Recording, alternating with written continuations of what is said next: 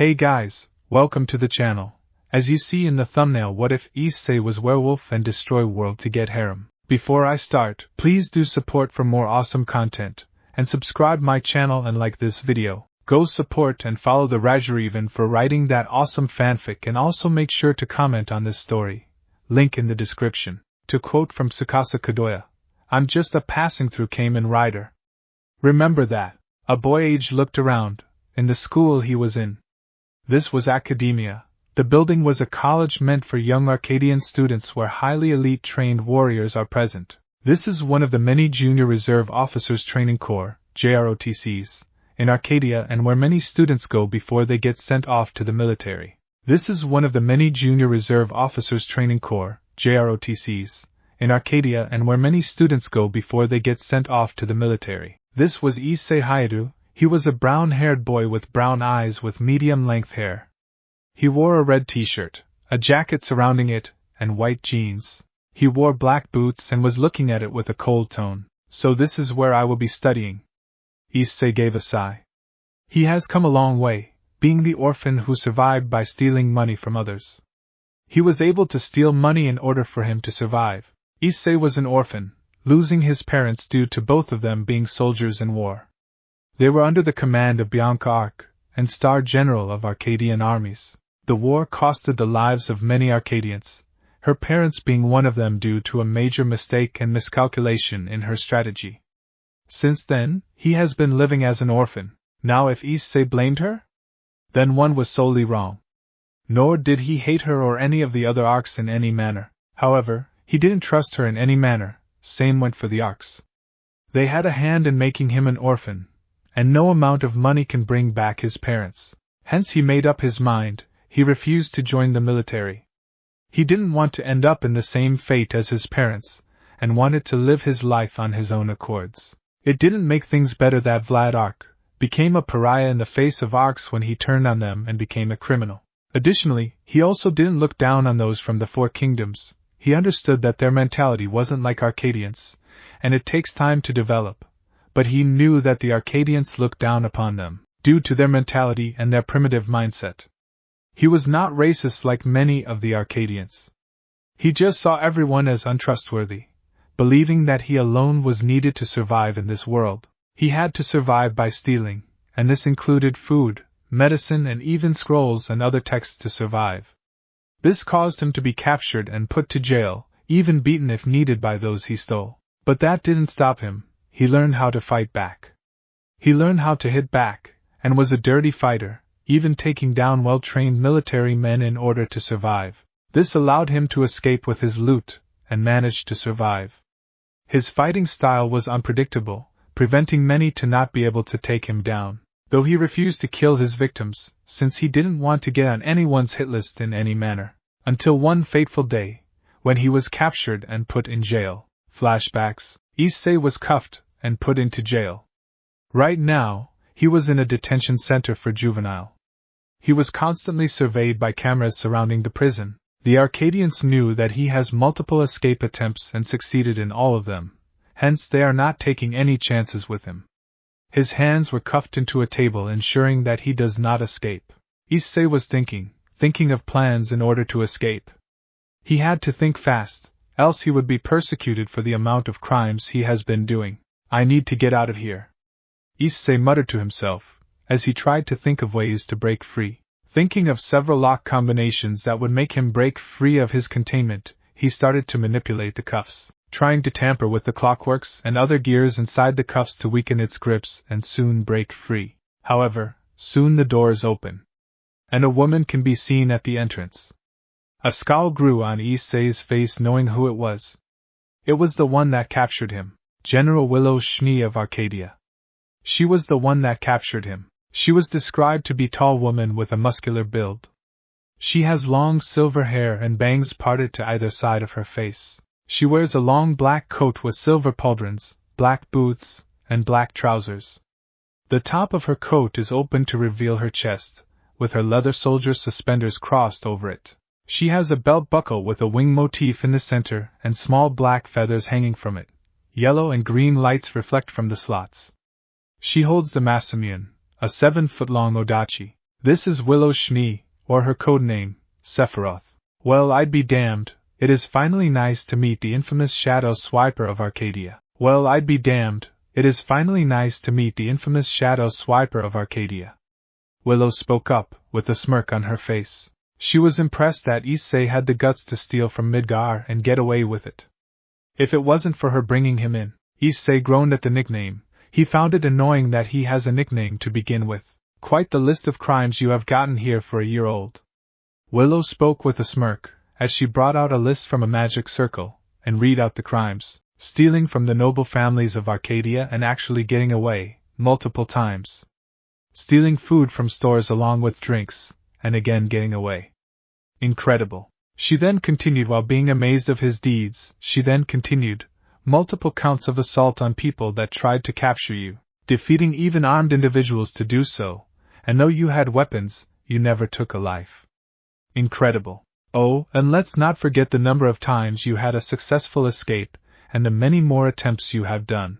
The food sucks, and Arcadians here treat us as nuisances. Some of them suck up to nobles who hate my guts. Issei responded with annoyance, making Willow acknowledge with a nod. She knew there are those that suck up to nobles so that they can get favors in the future. She closed his file, and speaks, your actions alone would have put a fully grown adult behind bars. But since you are a juvenile, and haven't taken a life or done something too wrong, you didn't steal everything, just a portion of the stuff needed. You will be kept in the center till you are ready to be released. So another imprisonment, eh? Issei responded with annoyance, to which Willow responded, that's what you would say. Willow responded, as she continued, but I saw immense potential, something that could be used for Arcadia. So for your release, you will have to do something, kid. Issei looked at her and responded, what? Join one of the academies, and then we decide on what needs to be done. The academy, papers and registration have already been filled, now all that is needed is your approval and signature. With that you will be an official student of the location. Willow responded, as she snapped her fingers and from a magic circle, a file came. She soon opened the file and placed the papers on the ground, which had all the details filled, along with an image of Issei that was present on it. And if I refuse? Issei asks with a serious tone, earning a chuckle from Willow, as she responds, it is obvious, you will stay here. Become the criminal that you were. Make the choice, Issei. Continue with the life as a criminal, or wish to make a difference. Issei narrowed his gaze. He looked at Willow for a moment, and responded, I chose to join, but don't expect me to make friends or work for the Arks in any manner. I will make my own life, not under them but by my own choice. Issei spoke his words very clearly, making Willow understand the thing. She read his biography and past and knew that he held distrust towards the Arks, due to what happened to his parents. He believed that they had a hand in his death and weren't punished, and didn't trust them in any manner. She closed her eyes, and spoke after opening them, fine, your choice. Flashback ends. Issei then spoke, after that, Schnee let me come here. I don't have trust in a lot of people, and I ain't going to trust her either. Who knows what her plan is with me? However, a voice soon garnered his attention. Perhaps to give you a different life. Issei was startled by the voice, only to narrow his gaze as he spoke. What do you want? Is this the way to speak to someone who got you released from prison, while clearing your criminal records? Willow responded with an amused tone. She turned to Issei with a smile, as Issei retorted, I would have escaped regardless. Arcadian prisons have a failed record of keeping me in juvenile for long. Issei retorted with a sigh, as he continued, plus, it was not like I actually killed anyone for them to keep me in a secure cell. Willow shook her head in amusement, and spoke, I guess so, but if you are wondering, I am just here to see you off. I am not your son, Schnee. Issei spoke with annoyance, as he spoke, besides don't you got a job to do, being the Supreme General of Midgar? I do, kid. Willow responded, as she continued, but I am right now on leave, seeing you to school is kind of my job. I have to ensure that you don't steal while you are out here. Who knows, you may even run, not a toddler, Schnee. That'd you would wish to babysit. Issei responded, as he walked further inside the school. He continued to watch, while moving his suitcase to his dorm rooms once he gets registered. Willow watched him leave, while speaking with a smile, "You are a tough one, aren't you, Issei? Well, I can only hope that you open up with these people." Once he entered, he could see several students already registering for their examination. He was able to get in due to special recommendation. He knew what this meant, and he had seemingly studied everything that he was able to get his hands on, primarily books and other magical scrolls to teach him anything he could. Turning his gaze, he could see a red-haired woman with blue eyes looking at the exams as well, with a determination to prove herself. This was Scarlet Madison, whom he was able to recognize when he stole some scrolls from her sister's library. He was able to hold his own against Holly, her older sister, till he made his escape and got the scrolls he needed, which allowed him to learn magic that was a struggle for even most magicians to learn, like psi-energy magic and telekinesis to name. He was able to hold his own against Holly, her older sister, till he made his escape and got the scrolls he needed, which allowed him to learn magic that was a struggle for even most magicians to learn, like psi-energy magic and telekinesis to name some. He knew that he didn't stand a chance against her at all if he were to combat against her. She was a prodigy after all. Guess little sister is following footsteps of her older sister, huh? Issei commented with no care, as he continued his registration. He spoke to the receptionist and completed the registration. She then spoke. "Your number will be #. Wish you best of luck, Hayato." The person responded, as he went inside. He waited patiently for it. He could see some of the people recognizing him and giving him glares, but Issei didn't care. He was going to win this exam, if it means living a peaceful life. Soon his number was called, and he walked up to go inside the chambers where he would be fighting against his opponent. He soon saw someone familiar, and he had a small scowl recognizing him. "I shouldn't be surprised that Ark's second youngest would be here," Issei commented, recognizing the boy being surrounded by people. He was none other than Jon Ark. He was described to be a blonde-haired man with light blue eyes. He wore a knightly armor and a blue shirt. He held a huge broadsword in his hands. Issei noted that he emitted a strong aura. "Prince Jon, tell us, how is it like to have a life of luxury?" "Yeah, please tell us. What is it like to serve under you? We want to ensure that we can serve you to the utmost." Being the popular guy that he is, he was unable to answer most of the questions. He could only respond with the words, "Guys." Issei could only shake his head. It was an Ark that got his parents killed, so serving under them was completely out of the question. He then spoke with a low tone enough so that no one could hear. "Idiots. Serving under him would only get yourself killed." He walked away. As Jon noticed him, he wanted to call out to him, but the man was long gone. He could feel annoyance coming from him, as he continued to answer the questions of the cadets. In the meantime, Issei was inside.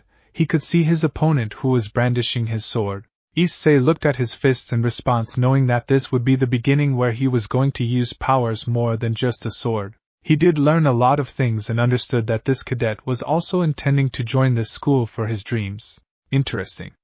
Issei commented to no one in particular, as the cadet soon noticed him and spoke. "Never knew that the infamous Shadow Swiper would be my opponent. You got some nerve of showing up here." The cadet responded with anger and annoyance, to which Issei only looked at him, blinked his eyes multiple times and responded. "Who are you?" Issei responded, causing the cadet to face fault, as he glared angrily at him. But before he could respond, the announcement happened. The match between Cadet # and Cadet # would soon commence. Opponents, take your position. The two got into their stances, with the cadet responding with the usual ox stance. Issei only took a deep breath, and cocked his fists, preparing for a brawl. He was ready to take his opponent down and secure the victory in any manner. One of the processes for this exam was to win against his opponent at all costs. The rules are simple. 1. You cannot kill your opponent in any manner. If you do, you will end up being disqualified, unless it is accidental. 2. You can use all forms of magic, tricks and abilities to win. 3. Judges will be deciding your prowess and your capabilities. Based on that, you will be admitted or tried for another round. 4. There are scanners that can identify help from an outside source. Any candidate caught performing such acts will be disqualified, and punishment will be decided according to the offense by the Arcadian command. And 5. Any weapon you asked has been provided to you. This includes even books of spells and magic staffs for any mages that are here. as well as batteries for any technological students. The announcer made his words really clear, making the two understand the situation. Issei brought out his fighting gloves and was ready for a combat lesson. So a brawler, eh? You will fall by my blade. The cadet responds with confidence, but Issei doesn't say anything. He cracks his knuckles and gets ready for a fight. Ready. The announcer responds, as the two get ready for a charge and fight. The cadet charged at him with anger, ready to slice off his head with his sword, but Issei only waited and dodged his first strike by moving to the side.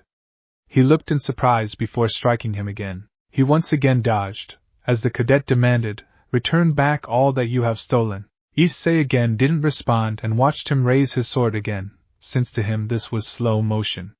He continued to strike him in various angles as Issei continued to dodge every strike. He ducked another strike which was raised towards his neck, and dodged a downward strike. The cadet could only scream with anger. As Issei waited, he waited when to give a strike. This cadet has no chance if he were to be sent to the streets, since that was how Issei was raised, and he was raised to fight with any means necessary. Though he had a rule of not to kill, he still would leave behind serious injuries if needed to protect himself and his loot. Once the cadet showed signs of slowing, Issei made his move.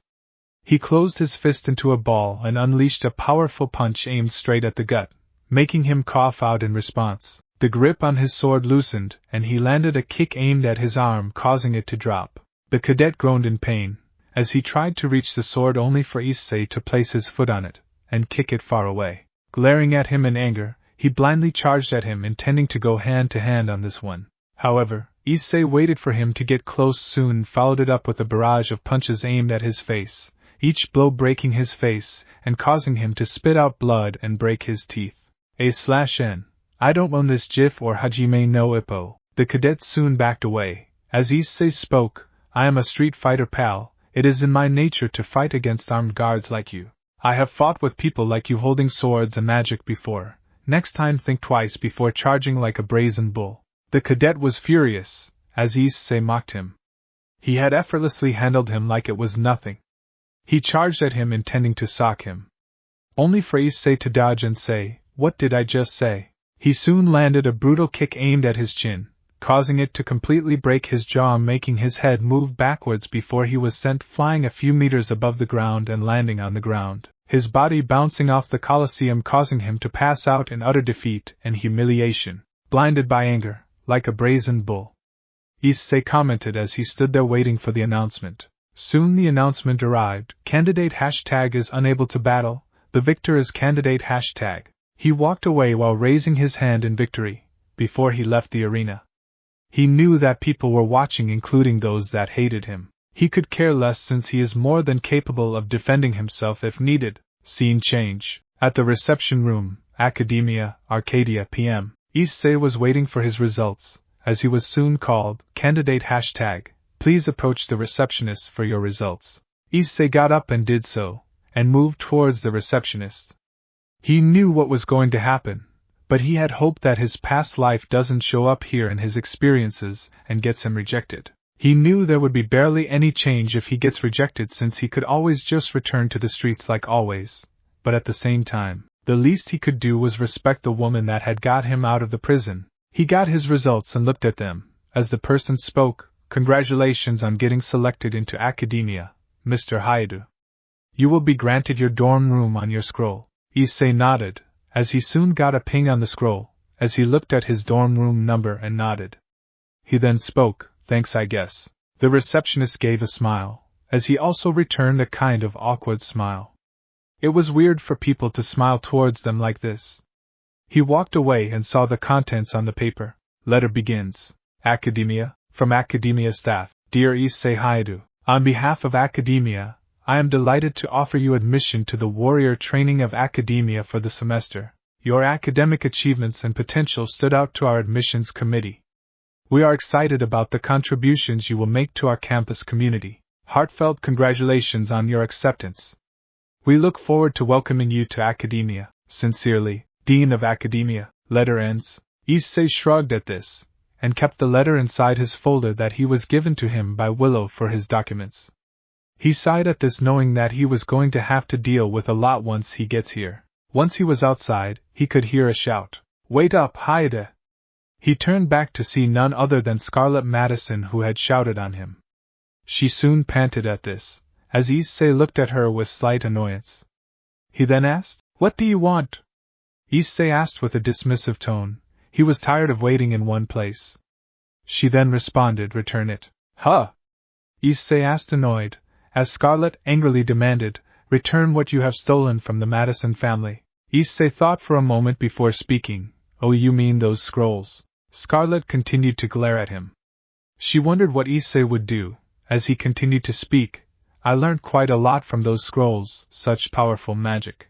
I kind of used it to accidentally burn down the warehouse that I was staying in." Issei spoke while rubbing his head, making her even more annoyed and irritated by this. As he spoke, "Sorry, but no, I need some more time.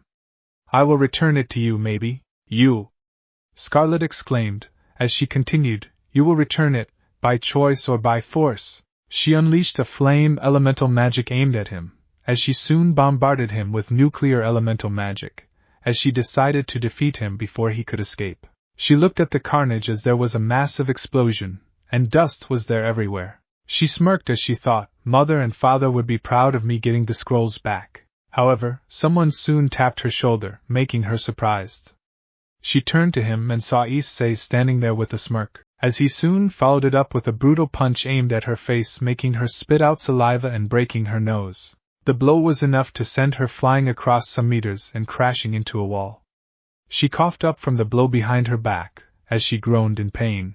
Issei then spoke, "Well, I had my fair share of mages trying to attack me, though if I were to grade you, I'd say C class." Scarlet gritted her teeth in anger at this, as Issei soon closed the gap and pressed his foot on her chest, making her groan in pain. Issei then spoke, "Maybe your sister Holly would have a better chance at beating me, but not you." He released his foot, leaving the bruised and injured Scarlet.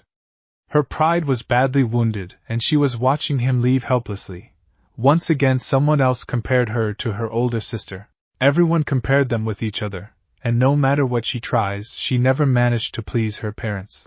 Issei walked away. He took one final glance at Scarlet, as he muttered, "Having parents must be nice to have a family. Can't ever feel that feeling due to being an orphan for most of my life." Issei walked away towards his new dorm, which was where he would be staying. He looked at the dorm that he would be staying in. Remembering the run-down warehouse he used to live in was quite the step up. There was a proper and neat bed, along with a television and a kitchen with all appliances, an air conditioner in each of the rooms and the hall, and finally there are 2 bathrooms for each of the people in this place. Each of the rooms and hall is well furnished, and the cleaning happens once per day. Additionally, the dorms had their own Wi-Fi connection which will connect to the scrolls you have, and the dinner and lunch times are present at the table on the fridge present. The television room is well furnished, and had an air conditioner behind the couch at the top of the wall. It seemed like a proper home with state-of-the-art technology. The door led to the balcony that showed the entirety of Arcadia. He then spoke, "I could get used to this lifestyle. Shame it can only last for years." Issei gave a sigh. He hoped that he would have enough funds to get by in life.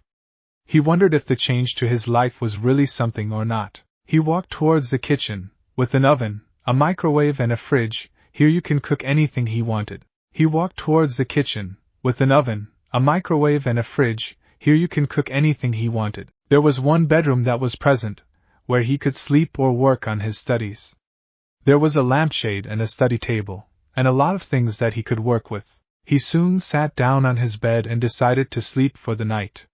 He was feeling comfortable since he used to sleep on some boxes with a pillow and quilt that he stole. It was not as comfortable as the dorm room but was manageable. Scene change. Time skip brought to you by Chibi Issei shouting on those that called his suit pink instead of magenta. Years later, Academia Cafeteria, Academia, Arcadia PM. Issei was working on his assignment, when he could see several common things, students chatting, others discussing and teachers having their own conversations. From the corner of his eye, he could see several students still hovering around Jon, asking him of his daily life, like a celebrity. He has gotten used to this new life as a student, but even then, it was annoying. Initially I got annoyed by this.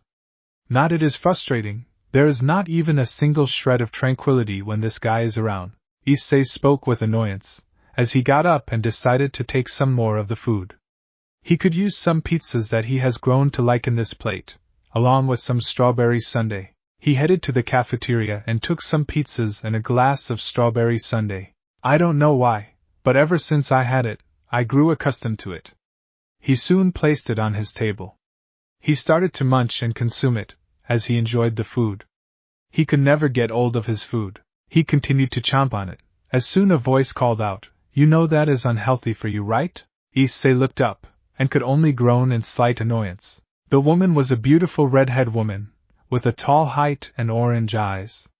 She wears a tailored black and blue jacket, reinforced at the shoulders and lined with bold blue accents, adding a heroic flair. The jacket is left open to reveal a tightly secured corset-style top with black straps and silver buttons, combining function and form. Supportive armor with a fashionable silhouette. The top is white and structured, enhancing the contrast with the dark layers around it. Her black shorts are paired with tactical white thigh guards and harness-like belts, suggesting agility and readiness for battle. These belts wrap around her thighs and hips in a crisscrossed fashion, serving both as armor fixtures and design elements, emphasizing her combat-ready look. She seemed to be holding her standard great sword. "What do you want, Murata?" Issei spoke with annoyance, as she gave a smirk and responded. "What do you want, Murata?" Issei spoke with annoyance, as she gave a smirk and responded. "You know, having that stuff is something that can cause you to put on some weight. It is too much calories." Himiko responded with a smirk, as she turned to him with a grin, and responded by giving him a glass of buttermilk. She then spoke, "Drink this instead of a sundae." Issei couldn't help but have a disgusted face. He always hated buttermilk on a personal level. As he spoke, "What's your damage? Let me have my food in peace." "Nope." Himiko spoke with a sly smirk, as she continued, "I am not going to leave till you drink this full drink." Issei could only glare at her with annoyance. He was tempted to get up, but he couldn't leave his laptop and other papers that he was working on, his assignments that he was working. Himiko noticed this, and spoke, "Also, you can't leave, and I am not leaving till you finish this buttermilk I ordered for you." Issei could only grumble in defeat. This woman has made it her mission to disturb his lonely life.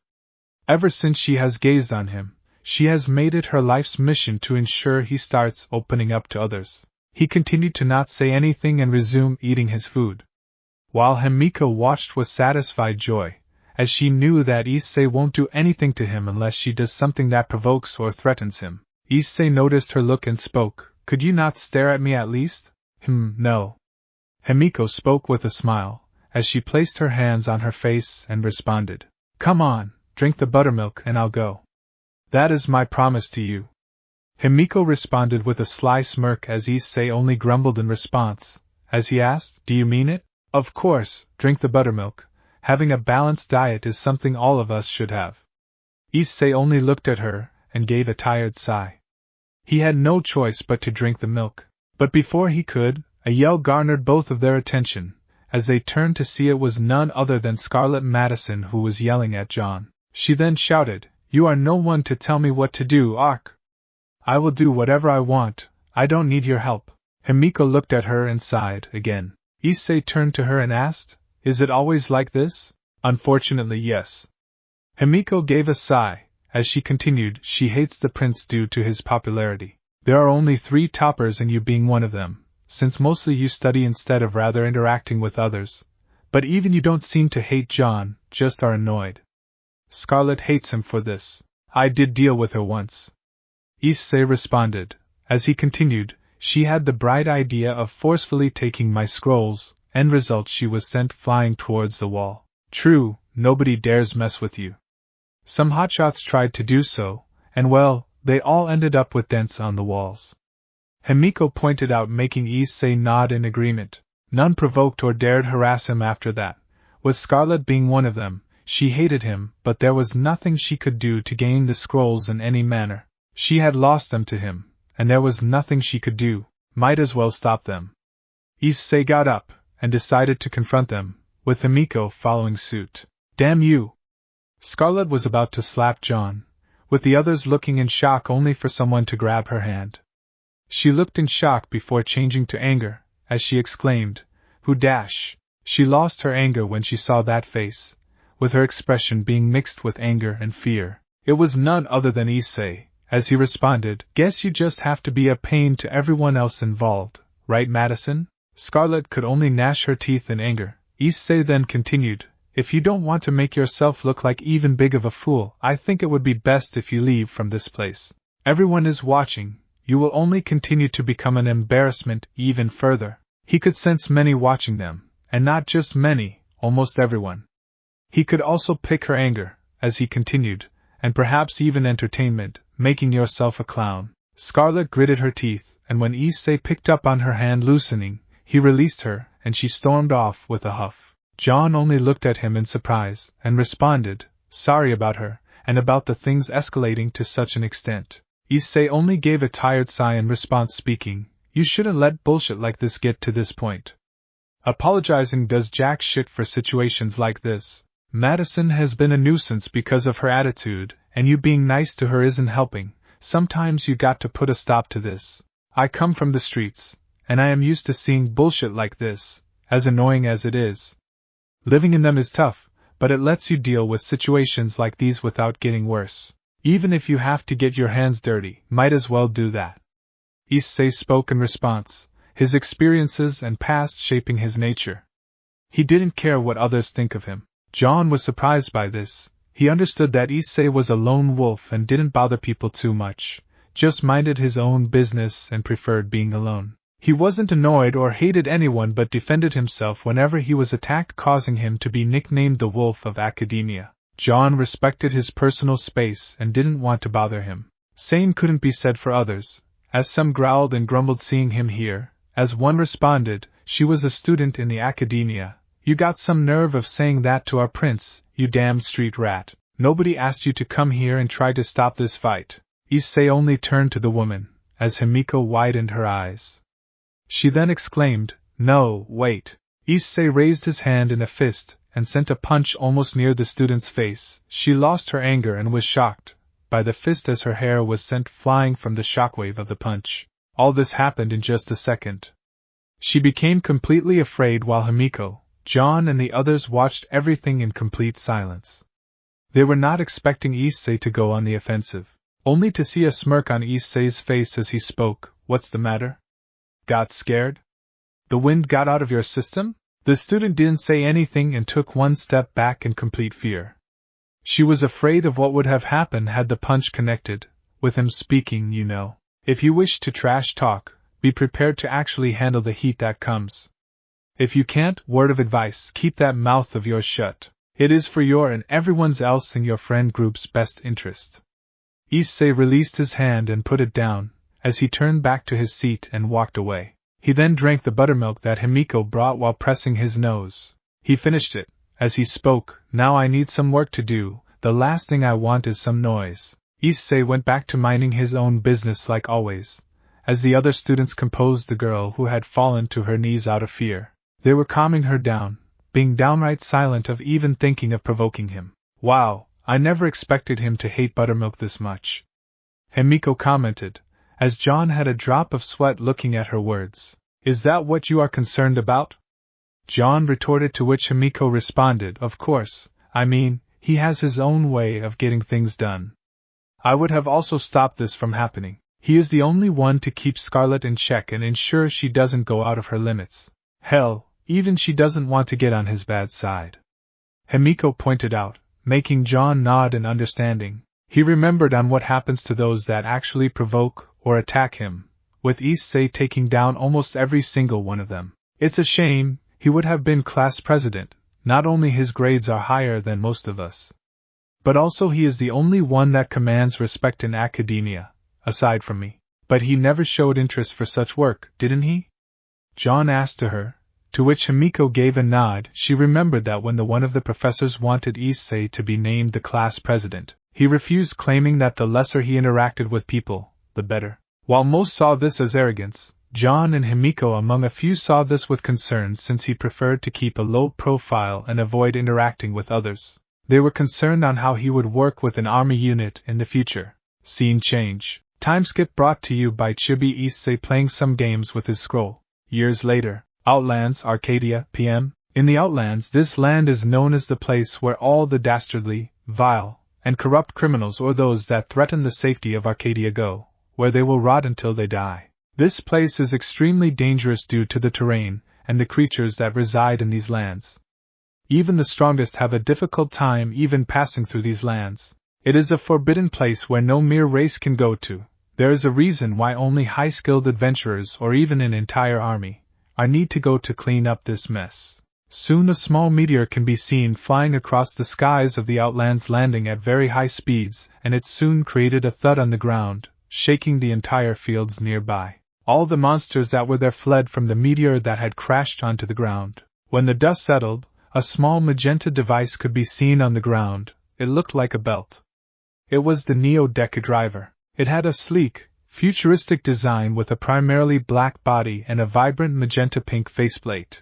At its center is a large, circular lens or scanner ring made of silver metallic material, which serves as the card reader for transformation. Surrounding the central lens are small, black symbols for something unknown.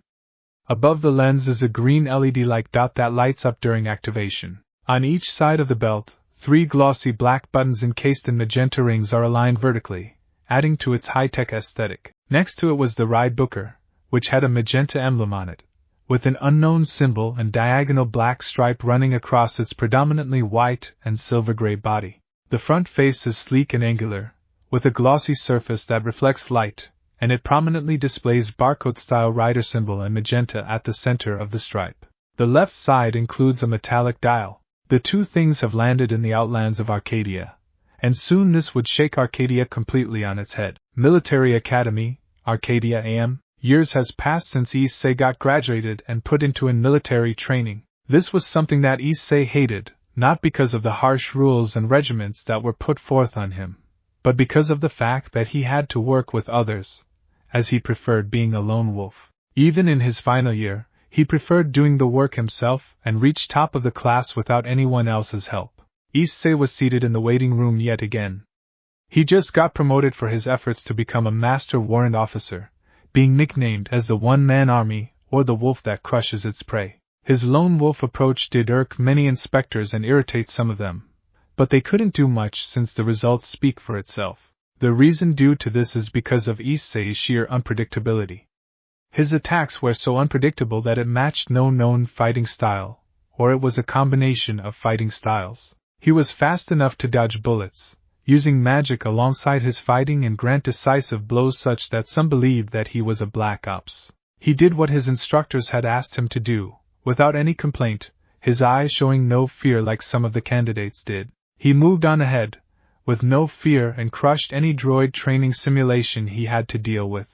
He turned his gaze to see Jon and his team members from the 1-5, celebrating like it was no tomorrow. He gave a sigh as he spoke. What's so great about this? Just a title, nothing more, nothing less. Issei found it annoying. It was not like they accomplished something big. Even if he was with them, it was irritating to celebrate like this. He shook his head at this, as he preferred celebrating with his usual stuff, pizza and strawberry sundaes. That aspect of Issei hasn't changed. He had gotten enough funds to buy a good house near the Wild West and preferred a pleasant and quiet life. He met with the people there and was acquainted with them, especially the William family, who was heartwarming, but he didn't trust them due to his lone wolf and street-type mentality. Not friends or allies, and definitely not a family with them. He preferred to remain a lone wolf and didn't bother people if it didn't need to do so. Due to the alcohol business of the William family, he plans on opening a bar and a restaurant once this is all over. Soon someone tapped on him, causing him to turn towards the location and shake his head, as he spoke. Only you can do this, Murata. It was none other than Himiko. She was still the same woman in the JROTC. Except she was much more different than before. She seemed more womanlike than before, and was less tomboyish. So? Still not wanting to join us? You are open to come with us, you know. Himiko pushed forward her agenda, to which Issei knew that Himiko just wants him to get along with the others. Issei spoke with a sigh. It is not that important. Like, sure, promotion is good, but it is not like you have to party like it is nothing ever. Come on, don't be a spoilsport, join us. Himiko pushed forward and Issei only gave a look of annoyance and responds, Nope, even if you and maybe Jon tolerate me, the others still hate my guts due to my thefts and my standoffish nature. Especially Evergarden, girls a pain to deal with. Himiko didn't deny it, the other members of the 1-5 weren't tolerant of him. He didn't get along with all of them, and they also didn't. This was primarily due to the multiple incidents of them trying to get back the stolen stuff that happened in the JROTC, causing many to be injured to the point of actual serious damage. Those that hated him held a grudge even more, and his lone wolf nature didn't make things favorable for his reputation. He was still hated by those that wanted their stuff back, but feared on his capabilities and powers. She took a seat beside him, and spoke, I guess you are right, still I don't understand, you didn't do anything to provoke or hurt them unlike Scarlet. Plus you were chosen to replace her. True. Issei responded, as he turned to some of the members that were enjoying with him, as he continues, but my introduction was not met with applause, you two were the only ones content that I was here, not the others. Is it because you stole from them? Himiko asked, pointing out his past, knowing he was called the Shadow Swiper in the past. She knew that he had to steal in order to survive since he was an orphan. He then turns back to her and speaks, Yep, especially from Evergarden. She was also one of the few that tried to get my stuff back, though she wasn't foolish enough to actually attack me like those hotshots. Same goes for Iron-Blooded, even her family was something I stole from. Primarily weapons for my defense, and the food they stored, and others followed on reputation, right? Himiko asked, to which Issei returned a nod. The mother of the 1-5 understood the situation and knew that Issei wouldn't be welcomed in any manner. However, she still wanted to make him get along with the others since he was going to be working with them in the army soon enough. So far, she and Jon is the only people he ever tolerated, after dealing with them for years. Since they didn't harass, bother or attack him in any manner. Issei, I know that you don't get along with them. But you need to know that they are going to be your fellow comrades. I totally understand that you aren't friends with them. However, you need to understand as well that they are going to be the ones you will be fighting with against our enemies. Issei looked at her for a moment, and even he couldn't deny what she was saying. She made several valid points. Issei wanted to deny her, but didn't know what he is going to respond by saying. She then added, Let's start with going to them and celebrating. After all, you are one of us, Murata. But Issei wanted to retort only for a voice to cut their conversation short. Himiko, what are you doing here? The two turned to see none other than Ferlin Church speaking to them. He was described to be a young man of average height with light gray eyes and dark blonde hair. His bangs hung over his forehead in between his eyes. And what are you doing with this thief? Ferlin's tone had an underlying tone of spite towards Issei, who could care less. He has been called worse and knew not to get aggressive when the situation doesn't call for it. I was only calling Issei to this celebration of ours. He is also one of us, and it would be nice if he were to join us. Himiko responded, as she continued, Furthermore, Issei has no record of stealing from anyone, it would be nice to not call him a thief. Who knows, maybe he has gotten unregistered records of him stealing. Ferlin responded with a scoff, to which Issei only got up and responded, I told you, Himiko, this was a waste. He turned to Ferlin, but not before speaking his words, and besides, I don't want to listen to the garbage from someone who is named after a religious institute. He was about to walk away, making Ferlin frown in response, as Himiko gave a sigh. However, soon another voice called out to him, Wait up, Hayato. He turned to see none other than Lily Iron-Blooded calling out to him, as she was described to be a tall, beautiful woman with long brown hair and blue eyes. She is wearing a variant of the cadet uniform they will use in their years of training. She is the childhood friend of Jon Ark. Issei only grumbled and responded, Iron-Blooded. He turned to see another person stand up, and this was Violet Evergarden. She was described to be a beautiful woman, but has some childish facial features, which give her a doll-like appearance. She has a slim build of medium height and fair skin. Her face is a little narrow and elongated, with large blue eyes and thick dark lashes. The blonde hair ends on her hips, but in front of her face she has a fringe that ends in the middle of the eyebrows, divided into 3 strands. One falls on her face, and the remaining 2 blend into 2 longer strands that end on the shoulders.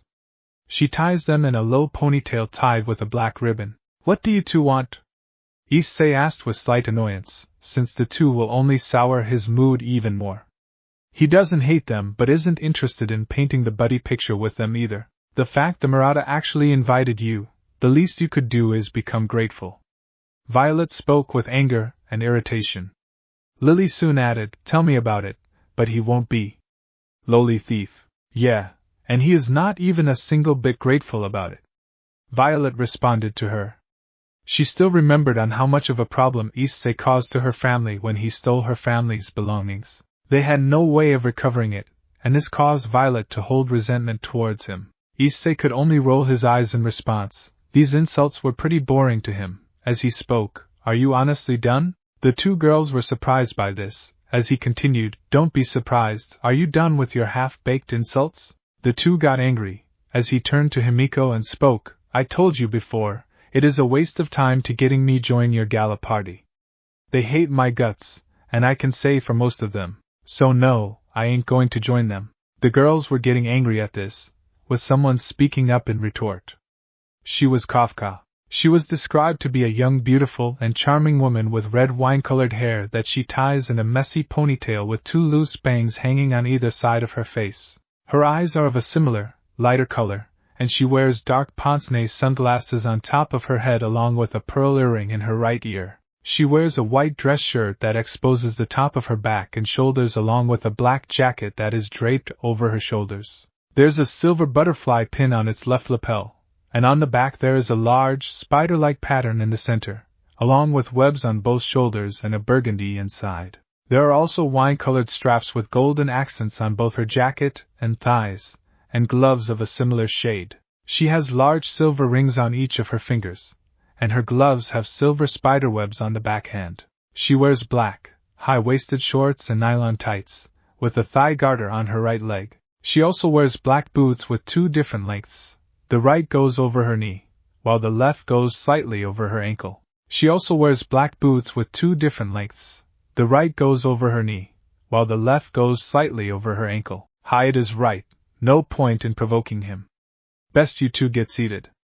Kafka responded to the two girls with a serious tone, earning a grumble from them. They glared at Issei, who had a serious look before speaking. Seems like someone smart. Issei commented, to which Kafka turned towards him and spoke. I also am from the street, but unlike you I don't mind having some company. Kafka responded with a smirk, earning one from Issei as well. As he spoke, fair enough. Shows that you are more mature than these guys. Issei pointed to the original, excluding Jon, Himiko and Kafka, making them really annoyed at his behavior. Kevin Kaslana was the first to speak up. You know, your attitude is the exact reason why people don't like you. He was a white-haired man with blue eyes. He wears a long black coat over his white turtleneck, with black pants and boots. There are splashes of blue here and there on his outfit. Issei only looked at him and gave a chuckle as he responded, When did I say I was here to make friends? If you don't like me, that is not my problem. If you hate me, not my problem. I am not here to make friends, just to survive in this world. I don't often gloat about my parents, but they died cause they served the military, which is why I want to leave the service as soon as possible, and live my own peaceful life. Issei responded to Kevin, making him silent. He didn't see the wrong in Issei's logic. He was not here to make friends. He was only here to complete his service and move on and settle in life. There was a tense silence between the two sides, before Kevin finally spoke. You know, it wouldn't hurt to actually make some bonds. You can't fight the world alone, and you need people whom you call comrades by your side. That is why you became a part of our team, and became a replacement after what happened with Scarlet. You will soon have to fight alongside people that you don't like, so I think you should be a little nicer. Issei only looked at him for a moment and spoke with a sigh. Not everyone thinks the same, Kaslana. I am one of them. I lived alone and by myself for years, and I don't see a problem with that. I have lived as alone as I remember. Best if you don't judge me. Kevin could only remain silent, as he was about to walk away yet again, only for someone to keep his hand on him. It was Ferland Church, who was clearly angered and annoyed by his actions. The least you could do is sit with us. We are in a single team. Issei only gave a glare and responded, hands off. Issei warned him once, as someone rushed towards them. This was Yoji Itami. He is a slender man with short hair who looks nothing but a slacker. He wore standard military uniform, which was a standard green uniform and has a black shirt underneath. He wore standard military uniform, which was a standard green uniform and has a black shirt underneath. Furlan, don't provoke him. He is not someone you shouldn't get on the bad side. Itami responded to him, making Furlan scoff in response, as he continued. It matters not, there is nothing that he can. Furlan was unable to complete when a brutal punch was sent towards his face, breaking his nose and some of his teeth with some saliva coming out of his face. He was sent flying towards the room, making a spider crack bigger than ever, as he coughed up in response, and was groaning in pain. I warned you. The one who punched him was Issei, as he turned to him, and spoke. Idiots like you take things for granted, and this is what happens. Furlan was soon knocked out, much to everyone's shock. They were stunned that just one punch was enough to knock them out. Like everyone else, the training made Issei even more stronger, with his attacks being more deadlier than ever. He was able to punch off the heads of training robots with just a single punch, showing that he was deadly in close combat. Itami was pale. He could feel the shockwave come from his hand, knowing that the punch was brutal even for him. He turned to Issei and Issei spoke, and that was me holding back. Guess my strength increased even more than before. Itami felt even more fear. He didn't want to provoke or mess with someone who was nicknamed the one-man army. Soon he could sense a strike coming from him, and this was Lily. He continued to dodge him, as he explained Yatuja, training that is considered powerful, but he soon got her into a handlock and slammed her on the table before she could respond, and this dazed her for a moment. He once again repeated the process, and dazed her even more. You damned. Lily spoke with annoyance and kicked him, and the attack hit him, but it didn't do anything much to her surprise. Issei only smiled and spoke, street toughness. You got to do a lot better than that if you actually want to harm me. Issei pulled her in the air, and kicked her in the chest, making her vomit out blood and being sent flying across several tables before being crashed onto a wall. She groaned in pain before passing out as well. Lily! Jon shouted. He tried to calm the situation down only for it to end like this. He glared at Issei, who had a smile. With him speaking, I told you before, if you are kind to this bullshit would only grow only more. The other members that hated him only grew angrier, with one of them Tallulah Artorias. As she spoke, if you had not been a jerk, this wouldn't have happened. She was a dragon faunus, and had horns characteristic of hers. She had a pale complexion, gray eyes and gray hair. She wore a soldier clothing which was pale white in color, looking akin to a maid costume. Tallulah, it's not worth it speaking to him. He will always be a lone wolf, and will no matter what, never have any friends in his life. Another one spoke, and this was Chn. She was described to be also a dragon faunus like Tallulah. Her hair was tied in a ponytail, and it was navy blue in color. She had dark crimson eyes, and also had 2 dragon horns like Tallulah. She wore a blue shirt which was folded at the sleeves, and had worn a shorts that extended above her knees. Additionally, she also had a small black tail coming out of her back. Himiko and Jon looked in shock, not realizing this was how much they truly hated Issei for his past, and it was not like he was supposed to change. Himiko and Jon looked in shock, not realizing this was how much they truly hated Issei for his past, and it was not like he was supposed to change. If he didn't like them, it was his choice. If he wanted to choose his own path, it was his choice. Guys, stop it! Himiko exclaimed, trying to reduce the worsening of the situation, as she turned to see the tensions rising. You all should be ashamed of yourselves, forcing your agenda onto him. He wasn't the one to attack or insult us in any way. You all were. Himiko tried to defend him, as Issei turned to her and spoke. It is pointless, Himiko. They are too blinded in their hubris and raising as loyal Arcadians. They can't seem to adapt for now. If they can't see that people change, then it is pointless to tell these dumbass. Issei retorted, to which Himiko could only avert her gaze at this. She was now starting to see why Issei didn't like them in any manner, and avoided them. They had to change their thoughts on him in any manner. Many of the Arcadians were even more angrier, with some like Yoji and Kafka attending the badly injured from Issei's blows. He was able to take down 2 members of their squadron like it was nothing. Even then, we have only been trying to be your friend. Is it too hard for you to understand that? We aren't behind your backs. Please, Jon responded with a pleading tone. It was like the Scarlet situation, but it was even more dicey. Back then Scarlet was the aggressor, while here, his own team is the aggressor, and Issei only defended himself though he was brutal.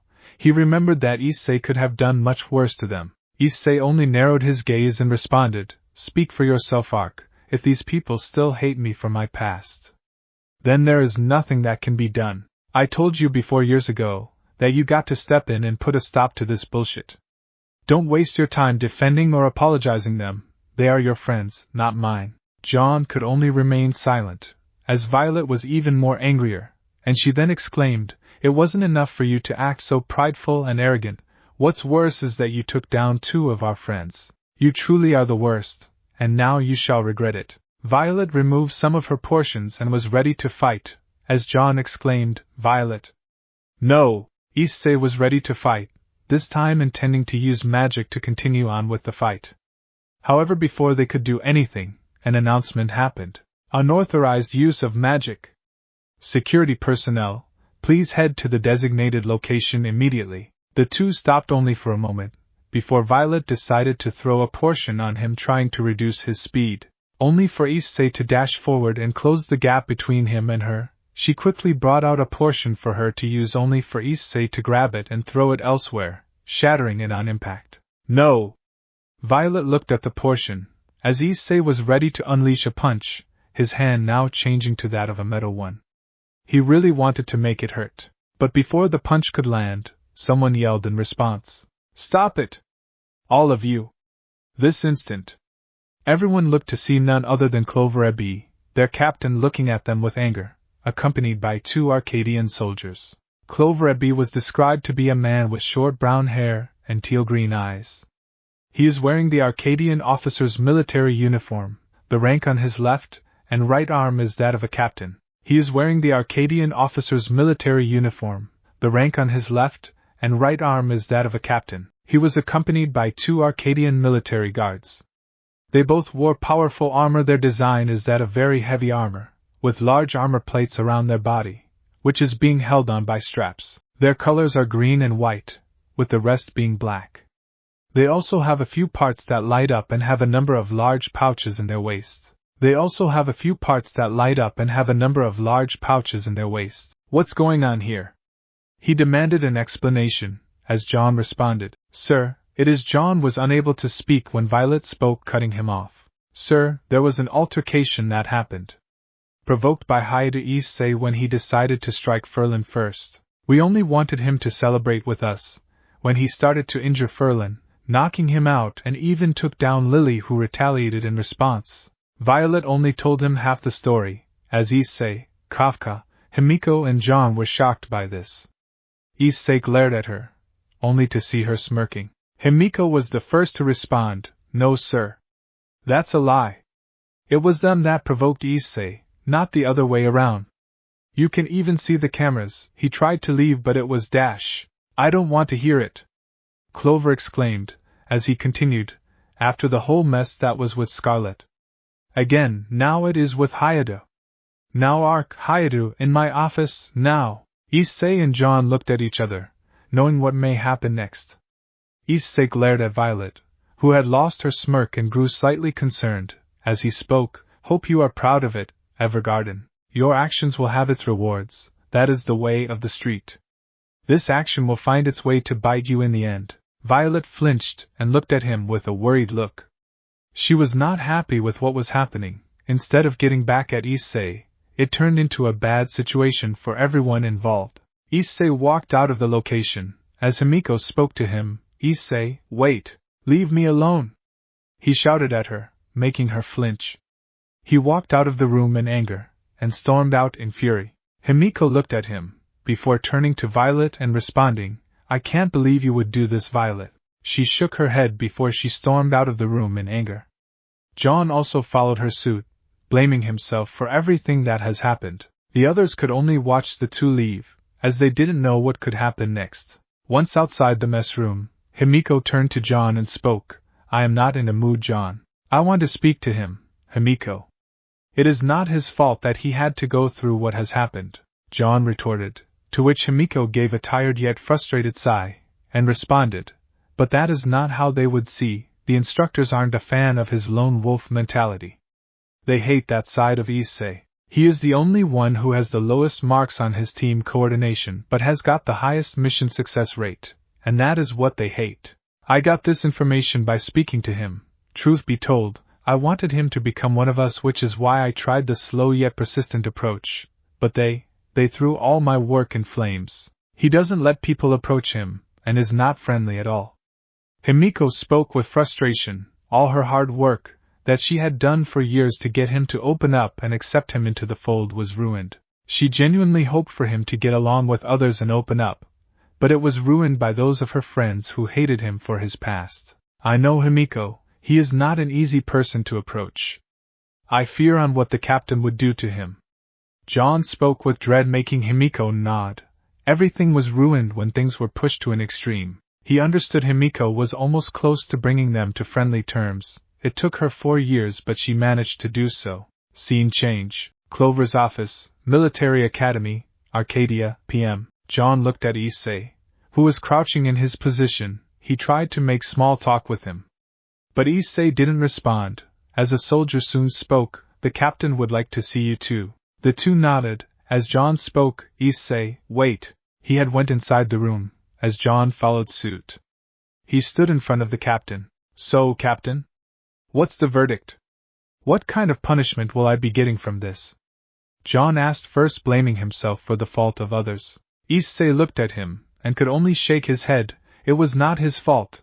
It was the fault of some stuck-up students who believed in their ideals. Clover took a deep breath and spoke. I have reviewed the footage and everything, and after a thorough investigation, I have made the choice. Mr. Hayadu, you are henceforth officially transferred out from the 1-5 and will be sent to a different unit in the army. Issei and Jon looked surprised, as Jon responded, but sir, it wasn't. Shut up, Jon!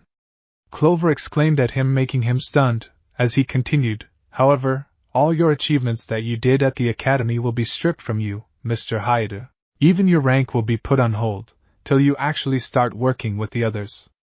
And there's more. Not only will you get transferred out, but you won't get any promotion or merits in this academy, and when you get deployed. At this point in time, you have no achievements in the Academy of Academia. The two were even more shocked, as Issei demanded, well, you can't do this to me. I very well can. Clover had a small smile, making Issei understood that he is no better than those people that can use their power to influence the situation of other people. He lost it and spoke. Let this be a lesson for you. Your lack of cooperation and team building was the reason why you lost them. I am tired of your lone wolf behavior and how it is damaging others. Even the others are sick of it. Issei only got angry at this. As he continued, every single one of us is sick of this attitude of yours. It is not welcomed here and never will be. You think this attitude of yours is welcome here? Well, the answer is no. Even if Jon recommended you, I will rip that paper in half. Issei was even more furious at this. As Jon tried to speak up and comfort, Issei, I will help you and, damn you! Don't you know how much I worked hard for them? Issei slammed the table in anger, causing several cracks in it which startled Clover and surprised him. He was not expecting him to possess this level of strength. As he continued, you think you can use, no abuse your goddamn authority to do whatever you want. You are no better than those street gang leaders who think they are hot shit. You are pathetic, Ebby, just like those thugs who I had to deal with. The guards came and tried to stop him from attacking by holding him in place with their suits. As Clover spoke with a shocked tone, Even Jon was stunned. He could sense Issei's fury from a mile away. Issei turned to the guards and moved up, speaking, I will see myself out. The guards looked at him, and once they saw him turning around they released him. He started to walk out of the room. Jon then spoke, Issei, I am, save it. Issei responded while stopping, as he gave a glare towards both Jon and Clover. As he responded, I will take my stuff back my own way, even if it means beating the two of you up till your bones break to do so. He pointed towards Clover, and spoke with a cold growl, remember that, Ebby. He walked out of the room and slammed the door, causing slight cracks to form on the walls. Clover gritted his teeth in anger, and responded, Damn street rat, sir, that was too far. He didn't even start the altercation. Only when my team provoked him and forced him to do what Murata wanted. He didn't deserve to be punished. I and my team deserve to be punished for this. Jon responded, as he turned to Clover with slight anger, believing that he didn't deserve this. He then continued, This is the same punishment you gave Scarlet, but the crime didn't match. Clover only took a deep breath and gave a sigh, as he continued, It's a lesson for him to learn. Now go back to your team, Jon. You are dismissed. Yes, sir. Jon responded, not happy or satisfied with the decision. He had to deal with his team for this action of theirs. They are not going to get away with this. Scene change. Military Academy, Arcadia, PM. Jon was in a discussion with the rest of the original, as they all got the news of Issei's removal, with many being relieved by his removal. The only ones not happy were Kevin and Kafka, while Jon and Himiko were annoyed by the outcome, believing that he didn't deserve it. So heard he got transferred out? Himiko asked, to which Jon gave a nod, speaking, Yes, Captain refused to listen to me. He was adamant on removing him. Serves him right, that is what he gets. Lily responded with slight joy, as Himiko responded with a growl. Shut up, Lily! Lily only remained silent, and turned her gaze. She knew that Issei would get his get back for this. He was able to subdue and take her down without any effort, and that alone was concerning. I am not going to lie, but there is nothing that we could have done. Captain made some points you have to consider, and that was he could have been a liability that could have gotten himself, and the others killed. Kevin responded to everyone, making most of the group nod. Jon then spoke, that is why he didn't want to be in the army. True, he never was interested in that stuff to begin with. He planned on living his life in peace. Himiko added in response, to which Kevin seemed to nod in understanding. He never was a part of the 1-5 to even begin with. Even then, he's a liability to the team, and we can't afford that. Hizuru Minakata responded. She was described to be a black long-haired woman with black eyes, and she wore black glasses. She wore a black t-shirt, along with a black blazer and gloves to cover her hands. She also wore black matching pants to complement her outfit. I agree. Bianca Adagina spoke, as she continued, it's good that he doesn't have the ambition to lead. Bianca was a woman with fair complexion, light blue eyes, and strawberry blonde hair that fades into a light pink at the ends. She often wears her hair down. She wore a tight black coat with streaks of teal and a short cape, a black military hat, brown leggings, and a pair of dark boots. She wore a tight black coat with streaks of teal and a short cape, a black military hat, brown leggings, and a pair of dark boots. He would get us killed, plain and simple.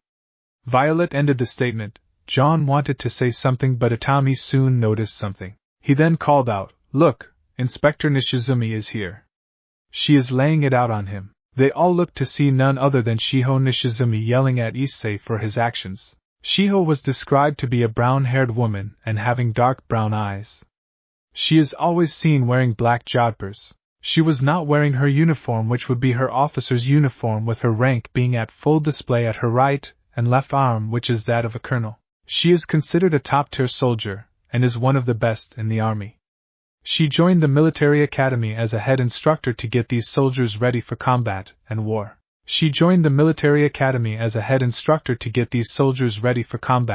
war. Guess he finally gets what he deserves. Lily spoke, as Himiko only glared at her, but didn't say anything. She knew Lily hated him, and she hoped that she would see her mistake in the end. The inspector is angry on Issei. She had seen a lot of potential in him. Despite his lone wolf attitude, safe to say, she is not happy for this. Hizuru responded, as none denied the statement. They watched him get yelled at. However, to their surprise, Issei showed no emotion. He was only serious, unaffected and unfazed by her outbursts. Much to everyone's surprise, as even Himiko and Jon were also stunned, she was not expecting him to be this resilient. How can he not be? Lily asked with surprise as she continued. How can he not be affected by her outbursts? "'Cause Lily, those eyes, they have seen a lot of things." Himiko explained to her, as she continued, Issei has been through this, and will fight back to get what is his. He has always been a fighter, no matter what happens. This was why many inspectors hate him, since they expect him to have total obedience, in some cases. Lily stayed silent, as she was about to watch when they all heard Shiho yell the loudest. Are you not listening? Do you think this is some kind of a joke? I had such high hopes for you, Hayadu. Saying this, Shiho attempted to slap him, but to her surprise and shock, she was stopped by a powerful force. She looked to see it was Issei that stopped her hand with his own, his eyes glaring at her with a fury she has never seen in him before. In training, he was able to handle her harsh training, even taking a few beatings. But this was the first time a cadet stopped her strike, or even managed to do so. Instructor Nishizumi, Issei declared as he continued, only reason I am not striking you back is because I respect you.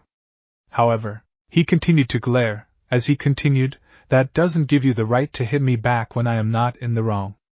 I don't care if you are a colonel, since to me, I see everyone equally. This is the exact reason why I didn't want to join this military school. I'm damned rigid officers trying to look great and powerful.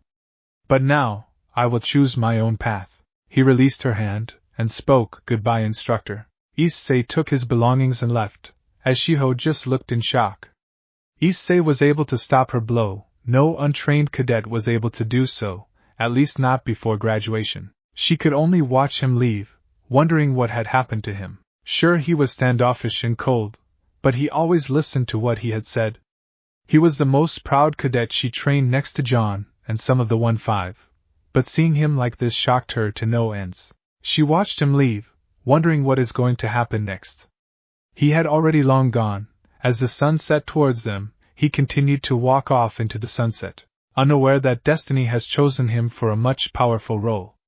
One that would shake the foundations of Arcadia. The next day, Outlands, Arcadia, AM, Issei was seen traveling to the Outlands. He had returned to his home after a while.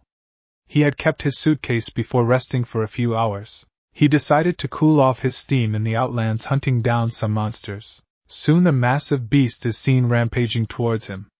Issei barely dodges the attack and sees on who is the one that sent it flying. It was none other than a Kirin. These beasts looked like a blue giant unicorn with a lightning horn and a powerful white mane that constantly radiated electricity. The Kirin neighed as it once again charged at Issei, unleashing a thunderhorn charge at them, unleashing voltages of electricity everywhere it goes.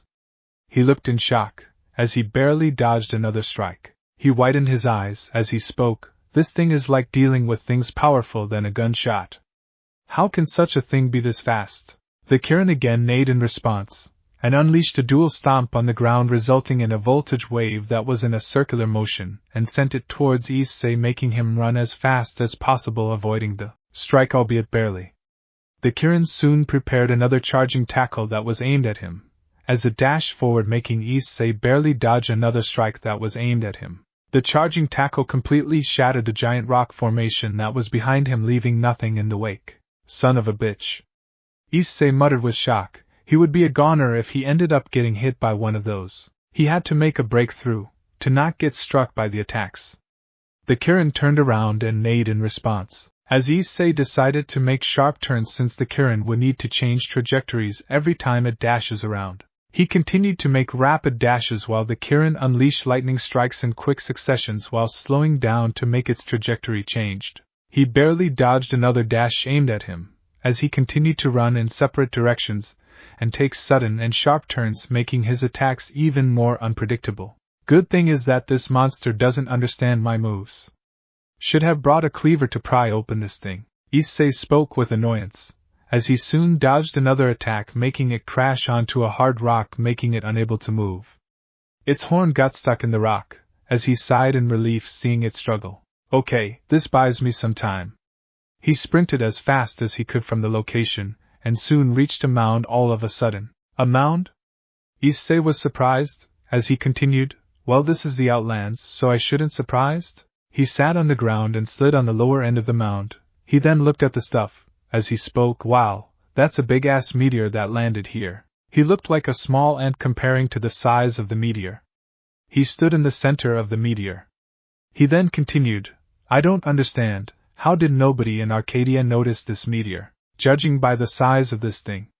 I thought it'd be great news by now. He decided to investigate the meteor. As he continued, my guess is it must have been far away from the scouting party. He continued to check it out, and saw two things inside the meteor. He had to investigate what is it, before someone else from Arcadia does and finds out about this. He could probably find something rare and sell it in the black market to earn some money. He picked one up, as he looked at it and spoke. A toy? A freaking toy came from a meteor. Issei spoke in confusion and shock, as he continued, that's something? He looked at the stuff, and soon opened it, making a car-like sound which caught him off guard. He has seen a lot of stuff in Arcadia and this doesn't surprise him in any manner. But a toy being sent by a meteor was something that even he couldn't imagine in his wildest dreams. He soon took notice of the ride booker, and opened it. He could see several cards inside it. How do I play with this toy? He removed one of the card and it said the following, Kamen Rider, Gav. Issei looked surprised. He could see the front and back of the card. It was something that was intriguing even to him. Now how do I play with this? Issei responded, as he soon placed the card back inside. He could see that there are many more cards inside the ride booker. He then continued, do I need to find a manual, or something? He continued to check to see if he could find a correlation to this thing. He had to think on something. He could see the Neo-Deca driver having a very small slot that could fit something very thin. This could fit in these cards, so do I need to insert this card here? Issei brought the Deca driver closer to his waist, and soon it formed a strap around him, much to his shock. He then exclaimed, what the hell? He was surprised, as he continued with the same tone, this thing's a belt? What is this, a superhero transformation gadget or something? Issei once again sat down, and tried to understand the situation. He saw the cards that were present in the ride booker and knew that there was a connection between them. A powerful connection between the two things. Okay, calm down, Issei. This thing's a belt, like we wear when we transform into a superhero or stuff like that. And I think these cards. Issei holds the Kamen Ride Gav card, as he continues, might be the transformation trinkets or cards in this case needed to transform. Now that begs the question, what hero I am going to become? Issei asked to himself as he continued, am I going to be someone like Goku? Vegeta? Piccolo? What exactly will I become? Issei had so many questions, but before he could get any answers, something caught his attention. Something terrifying caught his attention. He heard the infamous sound, Nath. He paled when he heard this, as he turned to the direction where the sound came, and there was none other than the same Kirin that he had managed to evade for so long. He noticed the horn was broken, implying that it must have broken the horn to escape from the rock. He could sense the Kirin was furious for this, as it soon charged towards him. Issei barely had time to react, as it sent a charging tackle aimed at it coated with electricity striking straight at his chest. It also struck him at the same time. Issei coughed up blood, and his ribs were fractured. The electricity made him scream in pain. He was soon sent flying, and the attack created a crater. He was groaning in pain, and was bleeding from his mouth. He was using healing magic to heal his wounds. He could see the Kirin ready to deliver the finishing blow against him. He cursed his state, knowing that healing magic would take time to recover his fractured ribs. The Kirin was charging a powerful attack aimed at Issei, as he prepared for a charging attack by dragging his legs and hooves, as he unleashed electricity and sent them towards Issei, making him grit his teeth in pain. He could feel the electricity badly injure him. Issei gritted his teeth in not only pain, but also anger. He knew that his haters from the academy would be laughing at him if that was the state, especially Lily and Ferlin, who would enjoy his misery, while Clover and some instructors would taunt him, stating they had warned him about dying alone. No. Issei responded with a tone that had a mixture of anger and determination. He had been in near-death situations before, and has been almost killed in the street, even almost left for dead in many situations. But he always survived due to sheer willpower and determination, as well as a powerful desire to see the next day. I won't give up. He started to move forward. He was pushing his body beyond the damage he had currently endured, despite the pain he was feeling due to his ribs being fractured. He coughed up blood yet again, and could see the Kirin starting to charge at him. I won't lose to this world. I will keep on fighting. I will defeat all those damned Arcadians, and anything that stands in my way of living a peaceful and quiet life. I will destroy everyone that wants to ruin me," Issei declared, as the neo-deca driver in his waist resonated with him, granting him enough strength to dodge the strike, albeit barely. It resolved with his determination and willpower of fighting against all odds and barriers to ensure he gets what he wants. Issei was able to move, feeling the surge of energy allowing him to evade the strike that would have definitely killed him. He looked at his hands, never experiencing this before. He looked down to see the neo-deca driver glowing with the same magenta color as his hands were. Is this really more than just a toy? Issei asked to himself, as he rushed towards where the rider booker is, while the Kirin was distracted and removed the Kamen Ride Decade card. He didn't know why, but something was guiding him to do it. He showed the card towards the Kirin, and responded with a phrase that only a superhero would say, Henshin. The Kirin managed to recover, and watched as Issei inserted the card into the neo-deca driver, as it announced, Kamen Ride. A blaring sound was coming, as he soon closed it with several cards forming around him, and a final announcement dropping in, Decade. Soon some of the cards were flung up, entering into his helmet. Issei had transformed into Kamen Rider Decade. Issei looked at himself and then his suit, as he kept his hands over him, exclaiming in shock, just what is this thing? It became an armor? What the hell? However, his questions were reduced when the Kirin once again made its halt, when he heard lightning crackle and saw the Kirin once again make its attempt to charge at him. It soon charged at him. Issei was able to see the movements, and managed to dodge the attack this time, and looked at his ride booker. He opened it, revealing a sword. As he spoke, I never knew this thing was a weapon. Maybe I can stand a chance. Issei responded, as he could see the Kirin charging at him, his suit enhancing his already potent and powerful abilities, allowing him to leap and strike the Kirin straight in the eye, making it groan in pain. Nigai! It groaned in pain, as it raised its front legs and attempted to stomp, only for Issei to change to gun mode and fire several shots, distracting it. Try this on for size, bastard! Issei exclaimed as he removed the attack ride card. He inserted it into the neo-deca driver, as it responded, Attack Ride Blast. He fired several supercharged shots aimed at the Kirin, making it screech in pain, unable to do anything. He turned to the Kirin, and decided to see if there are any cards he could use that would counter the beast. He continued to check for cards until he found the one that he could use. The card showed a gamer rider that he could use. He seemed to be interesting for now. Xaid? Issei asked as he could see the Kirin getting even more angrier, and preparing for another charge. No time to discuss, here goes. He inserted the card into the neo-deca driver by first opening it. Kamen Ride? Kamen Ride? Issei asked, remembering that he already transformed once. But before he could do anything, the Kirin started to charge. Henshin! Issei exclaimed without thinking and closed the driver. Xaid! Mighty Jump! Mighty Kick! Mighty Action X! A gamer profile select screen appeared, stopping the Kirin momentarily, with many bricks made of chocolate get formed around the location, after which it transformed Issei into Kamen Rider Decade X8 Action Gamer level. The Kirin charged at him, as it tried to tackle him to the ground with another lightning charge, only for Issei to leap in the air much quicker.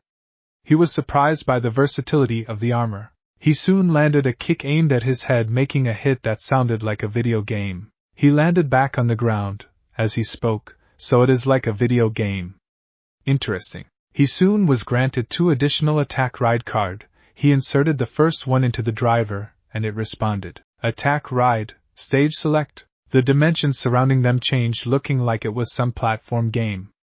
He looked up to see there were still the chocolate blocks that were present. He got an idea that it was just like the platformer game Mario, where he can change the level surrounding whenever he wanted to. So like VR, huh? Issei muttered, as he had an idea. He decided to break one of the chocolate blocks to release a power-up. Speed up. The power-up goes inside his body, substantially increasing his speed, as he declared, looking at the angered Kirin. I will beat you, with no continues. He soon smashed some more bricks with charged-up kicks as another power-up was revealed to him. The speed was much faster than before. Muscular. It went into his body, increasing his muscles by a lot. He felt even more stronger than before. The Kirin saw it charging yet again, As Issei then spoke, well then, it is time to end this. He brought out the final attack ride card for X-Aid. He knew that now would be the perfect time to end this since the Kirin could now be easily noticed due to speed up and muscular increased his strength. His speed and strength are increased times, albeit temporarily. He had to end this. It's over.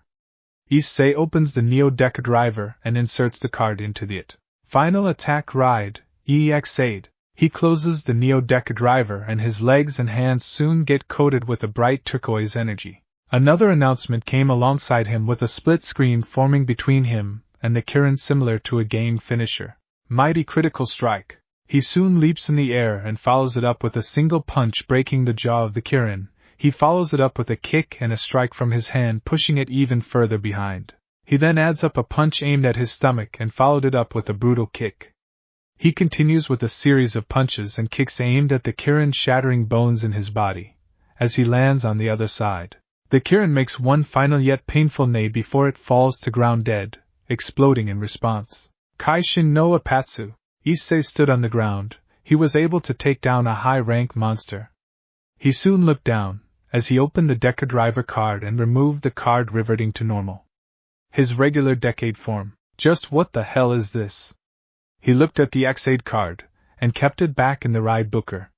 He understood this was a powerful weapon. The driver and the ride booker were really something powerful and they are not to be underestimated or falls into wrong hands. He removed the decade card from the Neo-Deca driver and closed it again, as he returned back to his normal human self. I must make sure it doesn't fall into wrong hands. Especially the hands of those Arks that would want to keep it in the safe lockup known as the vault. Issei commented, as he used a teleportation magic spell which he had learnt by stealing the scrolls of the Madison family. He then continued, let's just go home for now. Issei teleported back home taking the driver and the booker with him. He returned to his cozy house in the Midwest. The house is quite large compared to a standard home. The front part of the house doesn't show much, but it's connected to different parts which makes it big. Its design, from what they can tell, is a combination of both modern and olden houses, given it's made out of wood with a few areas that have stone in it. Its design, from what they can tell, is a combination of both modern and olden houses, given it's made out of wood with a few areas that have stone in it.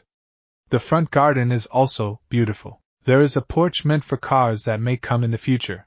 I do owe old man William for this house. I do owe old man William for this house. I was lost in the housing department, and didn't know what to buy. He recommended me this place since I didn't know what house to buy. Issei soon grew a bit depressed as he continued though. I had to starve for a few days because of that. Issei almost teared up at the thought of remaining hungry. He didn't want to remain hungry ever again, and was tempted to steal, but he refused to do so, since he had no reason to do so any longer. He brought out the scroll and scanned it, causing it to automatically open. However, just as he was about to enter, a voice called him out. Issei-kun! A female voice exclaimed, causing him to turn around. He saw a female standing there. She was a woman with bluish-white hair and blue eyes. Like in the Midwest, she is donning a cowboy hat, a white blouse polo shirt that literally gives a good view of her chest, a cowboy-style leather jacket, a coat that looks like it's only half of it, a skirt, a holster around her waist, stockings, and cowboy boots. This here is Casey Williams, the oldest daughter of the William family. Casey? What are you doing here? Issei exclaimed in confusion and concern since she would have seen the driver on his waist. Casey? What are you doing here? Issei exclaimed in confusion and concern since she would have seen the driver on his waist. How many times have I told you? Casey gets him into a headlock, as she demands, call me Big Sister Casey instead of my name. She speaks with an annoyed tone, as Issei, who was weakened from his fight against the Kirin, was not able to pull her from her headlock. He then demands, let go of me. She looked at him in an annoyed tone, as she soon sighs and releases him. Issei soon groans in pain, as she looks at him and responds, I see, what happened? Nothing much, just got into an accident. Issei groaned as he seemed to struggle in walking in. The fight against the Kirin was more taxing than he realized. He didn't realize that it was a stronger Kirin than most Kirins, and if it wasn't for luck that he had found the Neo-Deca driver, he would have been done for. This gives him an even more reason to keep the driver with him. To ensure that it doesn't fall into the wrong hands, he will fight even if it costs him his life. Casey rushed to him in concern, as she exclaims, Issei, what the hell happened to you? He then spoke, I went to the Outlands and... Issei trailed off. As he passed out on the ground, she soon exclaimed with concern and fear, Issei. Issei. Issei. Scene change. Time skip brought to you by Chibi Issei trying to make the Kuga pose and fail miserably. Days later, bedroom, Issei's house, Midwest AM. Issei jolted up, as he groaned in pain. He held his head in pain, as he remembered that he had passed out on the ground. He looked to the side to see the Neo-Deca driver and the ride booker on the table. He opened to see that the cards were arranged the same way that he had last kept it after the fight. It was not stolen, much to his relief. I am here. He looked to see on the side Casey Williams sleeping on the bed, tired from looking after him. Casey? He asked with a low tone. He understood she must have carried him to bed. Midwest people are naturally strong enough to easily lift people. He didn't know that Casey would have no reason to steal from him. He could still feel the injuries on his body. He thought that his body would heal up, but he didn't expect this to happen. Guess must be the adrenaline. Issei muttered to himself, his adrenaline being pumped into his body, allowing him to push his body towards overdrive. He often would pass out when this ends, and has ended up passing out before, so it was nothing new to him. Been a while since this has happened. Issei muttered again, knowing that it has been years since he last passed out. Now being years old, since this was when most students would become part of the army, with them graduating in this year. He clenched the bedsheets in anger. He vowed to get back at the 1-5 and Cloverebi for ruining his life. Once he graduated, he planned to settle down a normal life. But they just can't leave him alone. He wanted to make them pay, and make it hurt the most. Position and status be damned, he was going to make them regret it. He will take back what is his, no matter what happens, even if he has to snatch it from them, and he knew what he had to do. There was a dueling system placed in the military for spars. If he were to make them challenge them for a duel, he can get whatever he wants, if it is a sanctioned duel. And what he wants was simple. His achievements were meant to be returned without complaint. He would return to military only to finish his studies, and once he graduates, he will return back home. He also wants to see the fear in Clover's face, knowing that him getting in the way would only lead to his ruin. But for now, it would be best if he recovers. He gently tapped Casey on her cheek, and she responded groggily, "See, come on, don't wake me up." "Hey!" Issei muttered, causing her to become startled, as she turned to him. She grew worried sick, and exclaimed, "Issei? Yeah, it's me, I guess I am fine now." Casey didn't say anything and embraced him. She was worried sick for him and taking care of him, since to the Midwest, those that come here are seen as family. If anyone messes with one, they mess with all of them. "Thank nothing happened to you." She split up from him, and was deeply concerned for him. "I guess, but what happened to me? How did I pass out? I thought I was fine." Casey shook her head, when she had heard the reports. His whole ribs were damaged, though it was partially healed, which she deduced was obvious with Issei using healing magic. So much so that his lungs and heart were on the verge of being punctured. He also had broken bones around his shoulders and arms. Well, that was... Casey was about to explain when another voice came. "Issei, you were grievously injured." The two saw none other than Jonathan Williams leaning on the door. He was described to be very tall, in height, has long curly brown hair with a few gold strands on it, has blue eyes and a beard. He is wearing a white dress shirt, black bow tie, black cowboy hat, black vest and a very formal blazer. "This man right here is the father of Jessica. His name is Jonathan Williams." "Papa?" Casey asked with a surprised tone, to which Issei managed to get up due to the man that had shown up was none other than the one that suggested him this house. It was clear to the two that he was struggling. "Easy, kid, don't move a muscle, your injuries haven't been completely healed." Jonathan spoke, his tone filled with concern and worry for the young boy. He had to be healed with some of his known allies since he needed to repair his bones, though he was glad that his organs weren't damaged. "Just what happened, Mr. Williams?" Issei asked, groaning in slight pain. "Your ribs were broken, the bone shards almost piercing your lungs. Your bones near your shoulder, and the connection to your muscle to bones which is your tendons were shattered. But I am surprised, your body was able to handle the healing process without much complications. Jonathan ended the statement with a small smile. He was relieved that he was all right, as his smile soon changed to a serious tone, as he asked, "What happened, kid?" His tone was demanding, though he didn't show it. Issei sighed. He wasn't sure if he could tell them about the Neo-Deca driver and the ride booker. However, he could tell them on what happened. 2 days ago, I was stressed, furious due to what happened in the military. Issei responded, as Casey added, "Yes, I am aware of the incident. You were unfairly punished. Instead of the instructors dealing with the situation properly." "Yeah, that." Issei spoke with a grumble, hating the memory of it, as he continued, "After that I headed towards the Outlands to cool some steam off." The two became shocked and horrified by this. As he continued, "My luck turned out to be the worst and I ran into a Kirin." They became pale. Kirin is considered one of the strongest monsters in the Outlands. So much so that adventurers back away at the mere sight of the monster. Casey then asked, "I see, how are you?" "I barely survived, teleporting myself back home once I lost sight of it. That bastard tackled me, sending me crashing onto a rock. I guess that was what caused my injuries. If not for healing magic, it would have been much worse." The two Williams nodded in understanding.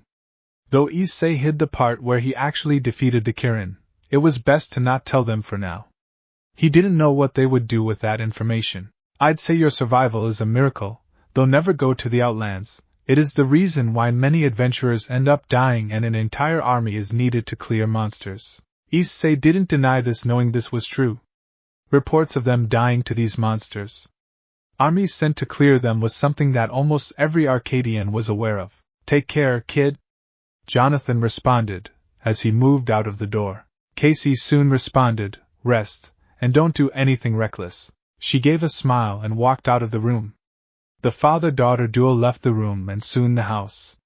They did see Issei as part of the Midwest and were concerned for his well-being. Issei didn't say anything and gave a sigh, as he continued, "Sorry, Casey, guess I am going to do something reckless soon." He hasn't been treated with care, not even by Himiko, since she used to mostly pester him with what she wants, though she did care for his well-being since she was the only one aside from a few 1-5 members that didn't hate him. But that isn't going to stop them from getting what is coming for them. And Issei knew who he had to challenge in order to get what he wants. The Prince of Arcadia and the popular rich kid, Jon himself. Going after him would prove to hurt not just the 1-5, crushing their form of arrogance and pride, but also hurt the instructors who secretly favor him by means of convincing others to serve him. This would show that Jon is not the strongest there is to them. Additionally, he knows this is going to hurt the Arks that cherish him, though he doubts they would let him get his promotions and achievements without hard work. He believes there is some form of nepotism that happens out here, since connections does help a person in the long run. Furthermore, Issei knew that the Ark's authority is the highest. If he does defeat Jon, then they must comply with what the duel results in, no matter how much they hate it. His instructors is to strike Jon, the 1-5 and Clover Abbey. If possible, the other Arks and the instructors. Though that doesn't mean he is going to be unfair and accept his loss if he does lose. He will accept any condition Jon puts on him. He soon could see himself struggling to move or walk, as he sighs in response. This was not the first time he has been beaten and is unable to walk, but it certainly hurts whenever he has to make the move. "Damn it, could use some pizza and sundaes to cheer me up," Issei commented, as he moved towards the fridge, though he was in pain. This was nothing compared to the pain he used to endure. He looked at the fridge, opening it, and saw leftover pizza and a sealed strawberry sundae he had left behind. He was relieved that there was something he could eat. He picked up the pizza and sundae and walked with the stuff and started to eat while watching some television. He then spoke, "I wish to try some more tactics with the Neo-Deca driver." He spoke to no one in particular, as he wondered where he should keep it. He finished having his food and decided to check his bank account, only to see it has been frozen. He growled, knowing Violet Evergarden had a hand in it. Before he sighed, the girl has been a pain to him, and her tendency to hold grudges against people. She may be sweet and caring, but she is known to hold grudges towards those that wronged her. Guess I have to deal with her as well. Issei gave a sigh. He didn't hold any grudges until now. Since in the street, holding grudges is what can get you killed. He had to make sure Violet gets the message of not messing with him. However, he decided to ensure that it was more painful such that she regrets ever messing with him. He had to instill that fear inside of her to do so, though first I need to remove the freezing from my accounts. He got up and decided to book a cab to the nearby bank. He walked into the room and took the Neo-Decker driver and ride booker and placed it inside his waist. He soon decided to put it in a dimensional space he had specifically designed to ensure that it doesn't fall into the wrong hands. The cab soon arrived and he headed to the Arcadian bank to unfreeze his account and clear any dues that he had. The account was made with Willow's help, so he had hoped that this would clear it, since in Arcadia, the age of consent was lower than most planets. Scene change. William family house, Midwest AM. The Williams family house, which is a large house that has one floor and is made out of wood, with a large front porch with chairs, tables, and a patio umbrella. He can even see a large garden up in front. Casey and Williams were speaking with each other on the things that have happened seated on the porch under the patio umbrella. As Jonathan spoke, never thought they would actually kick him out. He only had a few more months remaining from graduation. They do know of his past. Casey responded with a sigh, as she continues, but even then, past shouldn't decide your present. From what we could find, it was Violet Evergarden that claimed he struck first, when we have never seen him do this, since the 2 years he was here. And let's not forget since years, he hasn't stolen from anyone, almost now. Casey ended the statement. She knew that Issei hasn't stolen anything from anyone, since he steals for survival not to injure. He could have stolen from them, but he never did so. That is true, my dear. But people often hold grudges, Casey. Furthermore, on what we could find out, he was able to knock out 2 people, which includes Ferland Church and Lily Iron-Blooded. The latter was undergoing Yatuja training. The fact that he was able to take down someone like that didn't sit well with those that hate him. Jonathan responded to her, making her nod in response. He understood Issei's lone wolf mentality, and on how far it has taken him, making him the one-man army of Arcadia and the destroyer wolf of the military, as he excelled in combat areas where entire squads or teams were needed. She then continues, if only he opens up to us. Jonathan shook his head and spoke, those from the streets, don't open up. Arcadia is far from perfect. There are still areas untouched by the command and government. The streets are commonly known to be notoriously infamous for crimes and gangs ruling over them. They do such stuff under the darkness of the night, and get away with their actions. Jonathan explained, as he continued, Issei's mentality is that of a lone wolf. He is known to be alone for most of his life, and this was what gets by him. He knows the stakes and actions in order to survive such harshness, and will do what is needed to survive. Casey nods in agreement, as she responds, you are right, Papa. Even a wolf needs a pack to survive in this world. Jonathan returned a smile in response to his daughter's words, as Casey nodded. She then spoke, now I wonder where Jessica is? She would be on patrols like they usually do. She and the rest of her girls. Jonathan responded, earning a nod from Casey as they continued to discuss on Midwest and other policies that would be present. Scene change. Arcadian Bank, Arcadia Middle City, PM. Issei came out of the bank with a satisfied smirk.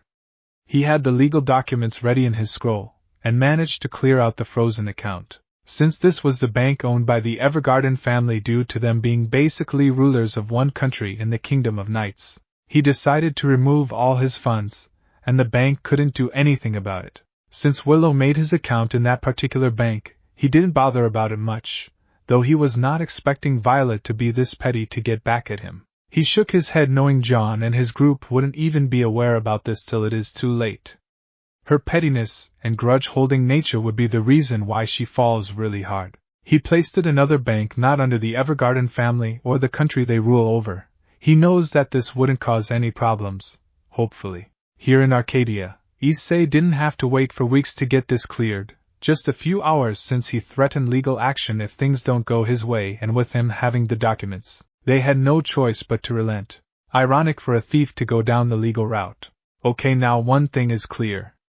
It is time to celebrate, Issei exclaimed with slight joy, as he headed to a nearby pizza shop to have his pizza, and this time, he tried a lemon mojito. He waited for minutes, till the stuff came to him. He soon started to munch on the pizza with enjoyment, and took a sip of the mojito, and became wide-eyed and pale at the taste. Inside his head, his taste buds started to shrink at the taste. It was cringe to him. A/N. I don't own this GIF or SMG. He looks at the drink, while thinking it to be nothing like strawberry sundae. He then speaks, on the bright side, it is nothing like buttermilk. He shuddered at the prospect of it. He still doesn't understand why people actually like that stuff. He drank his drink without complaint since this was what he had ordered, and he should have stuck to strawberry sundaes or something similar to it. Once he was done, he paid the bill as he walked away. Before he soon felt a looming presence above him. He stopped and took a deep breath. What do you want? He turned to see Willow standing behind him. She was not wearing her army clothing but instead settled in for casuals, comprising of a regular t-shirt and jeans, with a belt wrapped around it. She also wore shoes, years and still as brash as ever. Willow spoke with a smile, as she continued, good to see you I guess. Why are you even here, Willow? Issei asks, wondering what she even wants with him now. She looked at him, her feline-like eyes looking at his brown eyes as she speaks. I am here to speak, the incident that happened days ago. What exactly happened?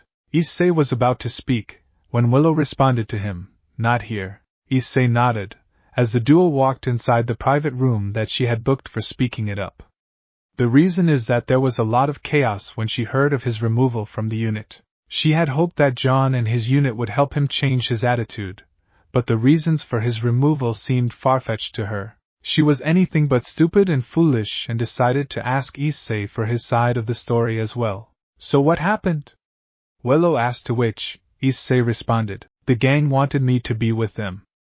I didn't like the 1-5 except for a select bunch of students who didn't judge me for my past. I left the situation not intending to deal with their bullshit, and then Ferlin had the bright idea to stop me in my tracks, forcing me to be with them. Net result, Ferlin and Lily got knocked out from my attacks, the latter joining after I dealt with her. The others continued to berate me, except for the select bunch. Violet tried to attack me, and this is when Clover and his guards stepped in. Issei explained to her, in the shortest manner possible. Willow seemed to nod in understanding, as she stepped forward, her hands on her chin, and continued, then what? After that, Clover, being the captain he is. Issei said the word, captain, in a sarcastic manner, not seeming him worth the captain. He found him irritating and annoying, especially since his target of bullying was Issei along with some cadets, since they weren't matching the army standards that several of the Arcadian army seemed to have and believe in. Decided to be an asshole about it, and punish me the same manner that Madison was punished, stripping me of my achievements and holding my rank. He even transferred me to another unit till he thinks that I have changed my attitude and behavior. The bastard was smiling when he made the decision. Issei spoke the last part with anger. He was going to make Clover so afraid of him that he would think multiple times messing with him. Willow could sense the anger, and knew that this was what happened to him. She didn't expect Clover to be biased, and gave a sigh, not out of anger but out of disappointment. She knew that Clover told her a different side of the story, but when she asked Jon in secret, most of what Issei said matched Jon's description of the events. She trusted Jon, and now she was starting to trust Issei. She could see that her efforts to actually change Issei has been working due to him not being found stealing in any of the 5 years that he was in academia or in the military academy. However, to her worry, his lone wolf persona still remained inside of him. She knew this attitude was frowned in the military since they believed that he would abandon his comrades. They are rigid that unity within the army must be there, else it would fall apart. She also knew that Issei was stated to be a one-man army and was against this particular belief of his. Very well, let's see what we can do with this. Willow responded, as she continued, I will speak to Jean about it, and see if she can do something. Don't bother. Issei spoke with a cold tone, as he continued, I already have a way to get back what I have lost. How? Willow asked, to which Issei explained to use the duel system and deal with Jon, their leader, to show them that he is not to be messed with. Seeing that he was willing to go that far made her shocked, but Issei spoke, I won't kill him, just beat him and use the condition to regain what I have lost. I want to see fear develop in the eyes of those 1-5 members and instructors that hate me, especially Abby. Willow grew even more concerned at this, since this reminded her of her younger days, when she was more aggressive and ruthless than today. Issei was following a similar path than her. Issei, think about this. Willow responded, as she continued, they would hate you even more for this. Let them. All I want is to see the fear in their eyes. They will think many times before messing with me. Issei spoke with anger, with Willow seeing his hands ball into a fist showing on how angry he was. She shook her head at this. She understood his anger, and had every reason to be angry, but this might make him public enemy number. Especially if he loses the duel. Issei, I am concerned for the Arks, especially his mother and sisters. They would hate you even more.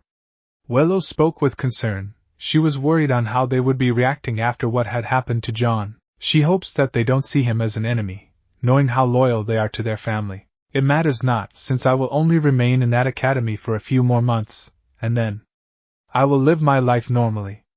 Plus the duels are totally legal and even an Ark can be challenged to a duel, right? Issei said in response, making Willow nod, albeit in a reluctant manner. She gave a sigh, and understood that Issei was determined to deal with them once and for all. Well then, I guess I should get going. Could really use some rest after what Evergarden did. He walked out of the room. Willow tried to call him asking him what she did now, but he had already closed the door, which made her lie in the couch. She couldn't help but groan in frustration. Had it not been for them provoking him, none of this would happen. I hope this doesn't end badly, she commented, before she also decided to take her leave, knowing there is nothing she could do here. She had hoped that things don't end badly for him, unaware that Issei has access to a powerful device. He will reclaim his things, one way or another. Military Academy, Arcadia AM. Issei looked at the military academy. He had recovered from his wounds completely, and knew that today was the day. He was determined to actually deal with Jon today itself. He looked at the neo-decadriver on his waist, and took some cards that would be needed for the battle. Let's go. Issei responded, as he barged into the academy, and continued to move inside. Nobody stopped him anyway, since he was not expelled from the academy, only transferred to a different unit. He could hear people talk about him. He knows they are talking something insulting about him, but he doesn't care. He is determined to actually deal with him once and for all. He could see Jon interacting with the 1-5. He couldn't help but clench his fists. They were enjoying after taking away what is his. He hated this, not because of the people involved but the fact that they are enjoying after ruining his standing. Soon a smirk grew on his face. He was going to turn their day of enjoyment into a day of despair, fear and dread. He removed the dual glove, remembering the history behind this thing. He remembered that this system was in place for a very long time. A very few centuries after the founding members established Arcadia, the king of Arcadia at that time created this system to settle disputes without leading to intense conflict and destruction. He knew this system was done between two duelists, both having opposing ideals, thoughts and opinions. The rules were simple. Duels can be done in any manner, and even deaths can happen in them. Accidental deaths are not out of the list. In such a duel, anything goes. Winners can get the losers to do anything they want, and the losers must accept any condition that they are granted to them. Only one exception was there to this rule, and that was that they cannot demand the throne or demand Arcadia's destruction. Anything else is fine. And Issei's achievements does come under anything else. Taking a deep breath, he loses his smirk and his look changes, not that of anger but that of determination. He was not going to let the higher-ups ruin his life for their own selfish gain. In the meantime, Jon was having a conversation with the other members of the 1-5. Memories of what many of them did to Issei was not even present. They didn't seem to recollect on what they did several days ago to Issei. So what is the plan? Ready for our inauguration? Jon asked, to which Lily responded, Of course, who isn't? This is the day that we all enter into the war and ensure that we defend Arcadia like we always are meant to be. Lily responded, with Violet adding, True, we all will be fighting for our homeland. Indeed. The one who spoke was Hashiguma. She was described to be a green-haired woman with open hair, yellow eyes and a single horn. She wears a sleek black top with intricate, rune-like white markings that resemble a blend of tribal tattoos and coded symbols. These patterns run across her arms and sides, almost like ceremonial ink or magical inscriptions, giving her an arcane, otherworldly presence. Her right sleeve is long and form-fitting, while the other arm is partly exposed, enhancing the asymmetry and layered detail of her design. Her lower attire features a kimono-style wrap skirt combined with modern, printed fabric panels. These panels are emblazoned with a collage of graphics, logos, text, and urban iconography, displaying her faunus heritage. The dominant red and black color palette of the skirt, a yellow-orange ribbon tied in a side knot, adds a sharp pop of color. She then continued, "We all are looking forward, let's hope that our efforts don't go to waste. They won't, Hashiguma." Jon responded, as he added, "We all have worked hard for this day, we all made a promise that we would come out alive. Yeah, let's all make the best of that promise." Himiko added she focused on other things. Though she never forgave Violet for having a hand in Issei's removal, she had hoped she could see the error of her ways. Unaware that Violet tried to jam Issei's bank account to try and ruin his life, Jon gave a nod to Himiko's words, as Itami asked, "Speaking of which, how is the progress on the Lucky Squadron going on?" "Oh those cadets are performing pretty well. Soon, once our rite of passage is complete, we will all be joining the war for our kingdom together." Himiko responded to him, with her knowing that these new cadets would be in the war for the Empire of Arcadia. She was hoping that they would survive what the war has to throw for them. "Yeah, I can hope." Jon was unable to complete when a glove was thrown at his face, pushing him sideways. Everyone else was startled, as he looked at the glove that had fallen on the table, as he demanded, "What the dash?" He picked up the glove, with Izuru walking forward and checking it, as she grew surprised, speaking, "A duel glove? Here? What? Someone challenged Jon to a duel?" Lily asked in shock, as CHN responded, "But who?" Jon looked in the direction where the glove was thrown from, and was surprised to see who had challenged him to a duel. He widened his eyes to this, as soon the others also saw who it was and were shocked. Emotions ranging from fear to anger to shock were present on the 1-5's face, as Himiko muttered, recognizing him, "Issei." "No way!" Lily exclaimed with anger and fear, knowing it was the same person that had knocked her out cold and took her down effortlessly. They all looked at Issei, who had a smirk on his face. "I'm back, my friends," he declared as he turned to Jon Ark and spoke, "And to you, Jon Ark, this is my challenge you to a duel. Dueling room, Arcadian Military Academy, Arcadia, AM." Jon and Issei were on opposite sides of the dueling room. The former then asks, "Are you sure about this?" "Definitely, I wouldn't fight you for no reason," Ark. Issei spoke with controlled anger. He then continued, "You know the deal on what happens if I win, right?" "I do," Jon responded. He wished to surrender right away, but decided to fight since the latter was determined to fight him.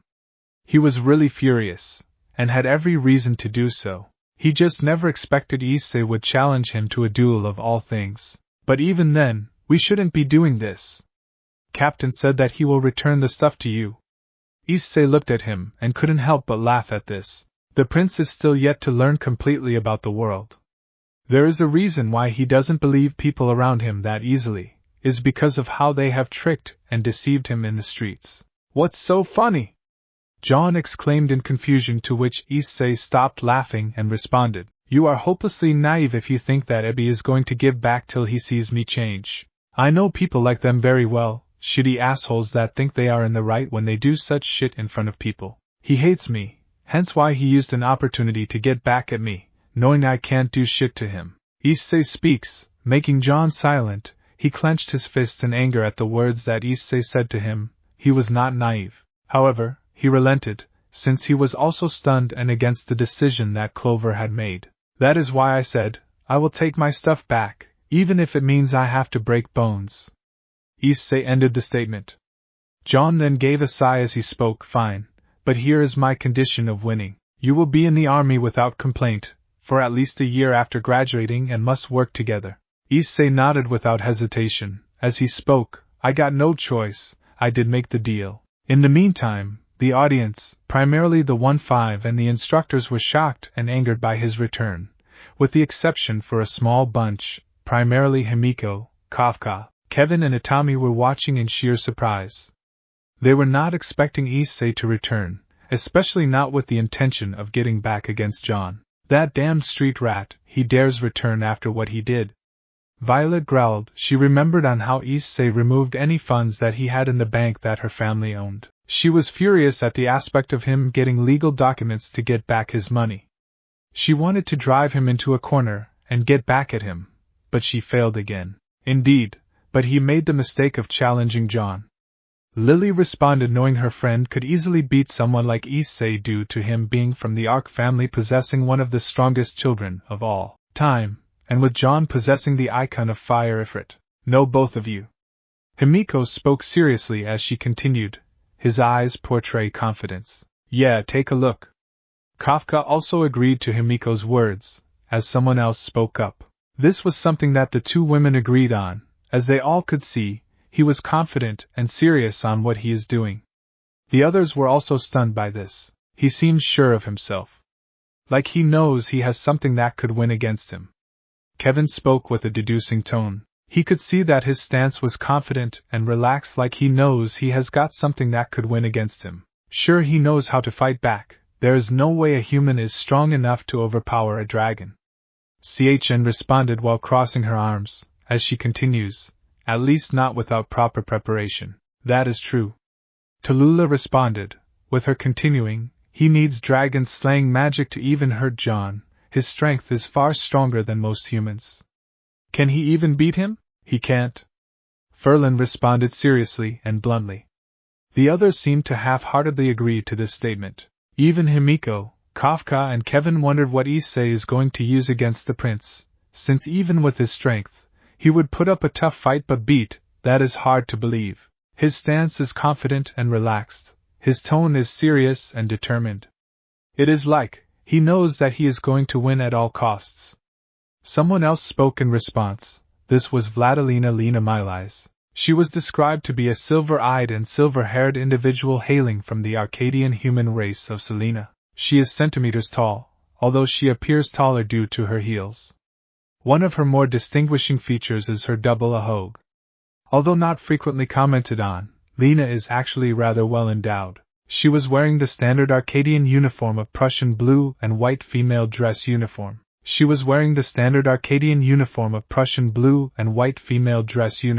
I have an inkling that he has found a way to actually beat Jon. Lena ended the statement, to which Violet responded. No way, there is no way he can beat Jon. Violet responded with anger, as Lena shook her head and spoke, let's see then, I want to see what he is going to do. And how he plans to beat Jon.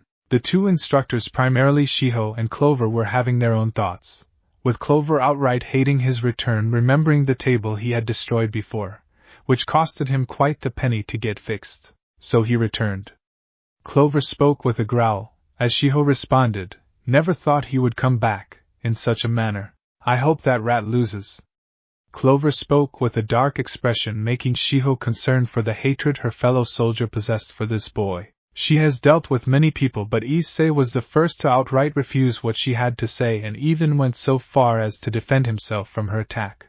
She was a genetically modified soldier with a terrible past, making her stronger than regular normal humans. The fact that he was able to block her attack shows that he is far stronger than a regular human, which makes sense since Issei was considered a one-man army. Clover, I doubt that is going to happen. You and I both know that is not the case given his stance. Shiho speaks, pointing out to his stance and how relaxed he was in the fight, making Clover grit his teeth in annoyance, and turn his gaze away. She shakes her head at this, not understanding why he held this much of a hate towards him. At the fight, the announcement began. The duel between the Issei Hayabu and Jon Ark shall begin shortly. The rules are well known to both duelists, so it won't be explained. Are the fighters ready? Jon brought his weapon out, which was a sword, while Issei only brought out the Kamen Ride Decade card, which made a car-like sound. And begin. Jon was ready only for Issei to show the card, surprising him, as he soon exclaimed, Henshin! He opened the Neo Deca driver, inserting the card and closing it. Kamen Ride Decade. Issei transformed into Kamen Rider Decade, like he usually does. Everyone was surprised seeing this armor before him. What is this armor? Jon asked in confusion, never seeing this being used before. He then asks, where did you get this? I got no obligation to answer or respond to you. He brings out the ride booker, forming his own saber from it. As he continues, let's begin. He dashed forward and clashed blades against Jon, sparkles in response. As Jon followed it up with an upward slash with Issei blocking it, he changes into a gun mode, and fires several shots at him, forcing him to roll and dodge from the attacks. He responds with using a flame magic blast aimed at Issei. As he leaps in the air in response, he brings out his next card, which is the Attack Rider Blast card, and quickly inserts it into Neo Deck Driver, opening and closing it at rapid speeds. Attack Ride Blast. He fires powerful energy blasts in response, which forces Jon to block with the magic circle and manage to hold off enough, creating a dust explosion. However, the next thing he saw was Issei charging forward with the ride booker back into its sword mode, as he quickly inserted the Attack Rider Slash card. Attack Ride Slash. He unleashes a point-blank slashes, forcing him to defend from the attack, which he barely managed to block. The attack was an energy slash as he forced Jon back, who flipped to escape from the attack. He was surprised by how strong Issei had become, who had a look of a smile on his face underneath his armor. Not bad, I was expecting this from the future emperor, or our future emperor. Issei responded with a smirk on his face, to which Jon grunted in frustration as he asked, "How did you get this armor?" "Like I said," Issei responded, as he continued, "I am not obligated to tell you where and how I got this armor." Jon glared at him in response. Even with his draconic strength, he was still struggling against Issei. Issei could see scales and claws forming on Jon, knowing he must struggle to keep up with Issei.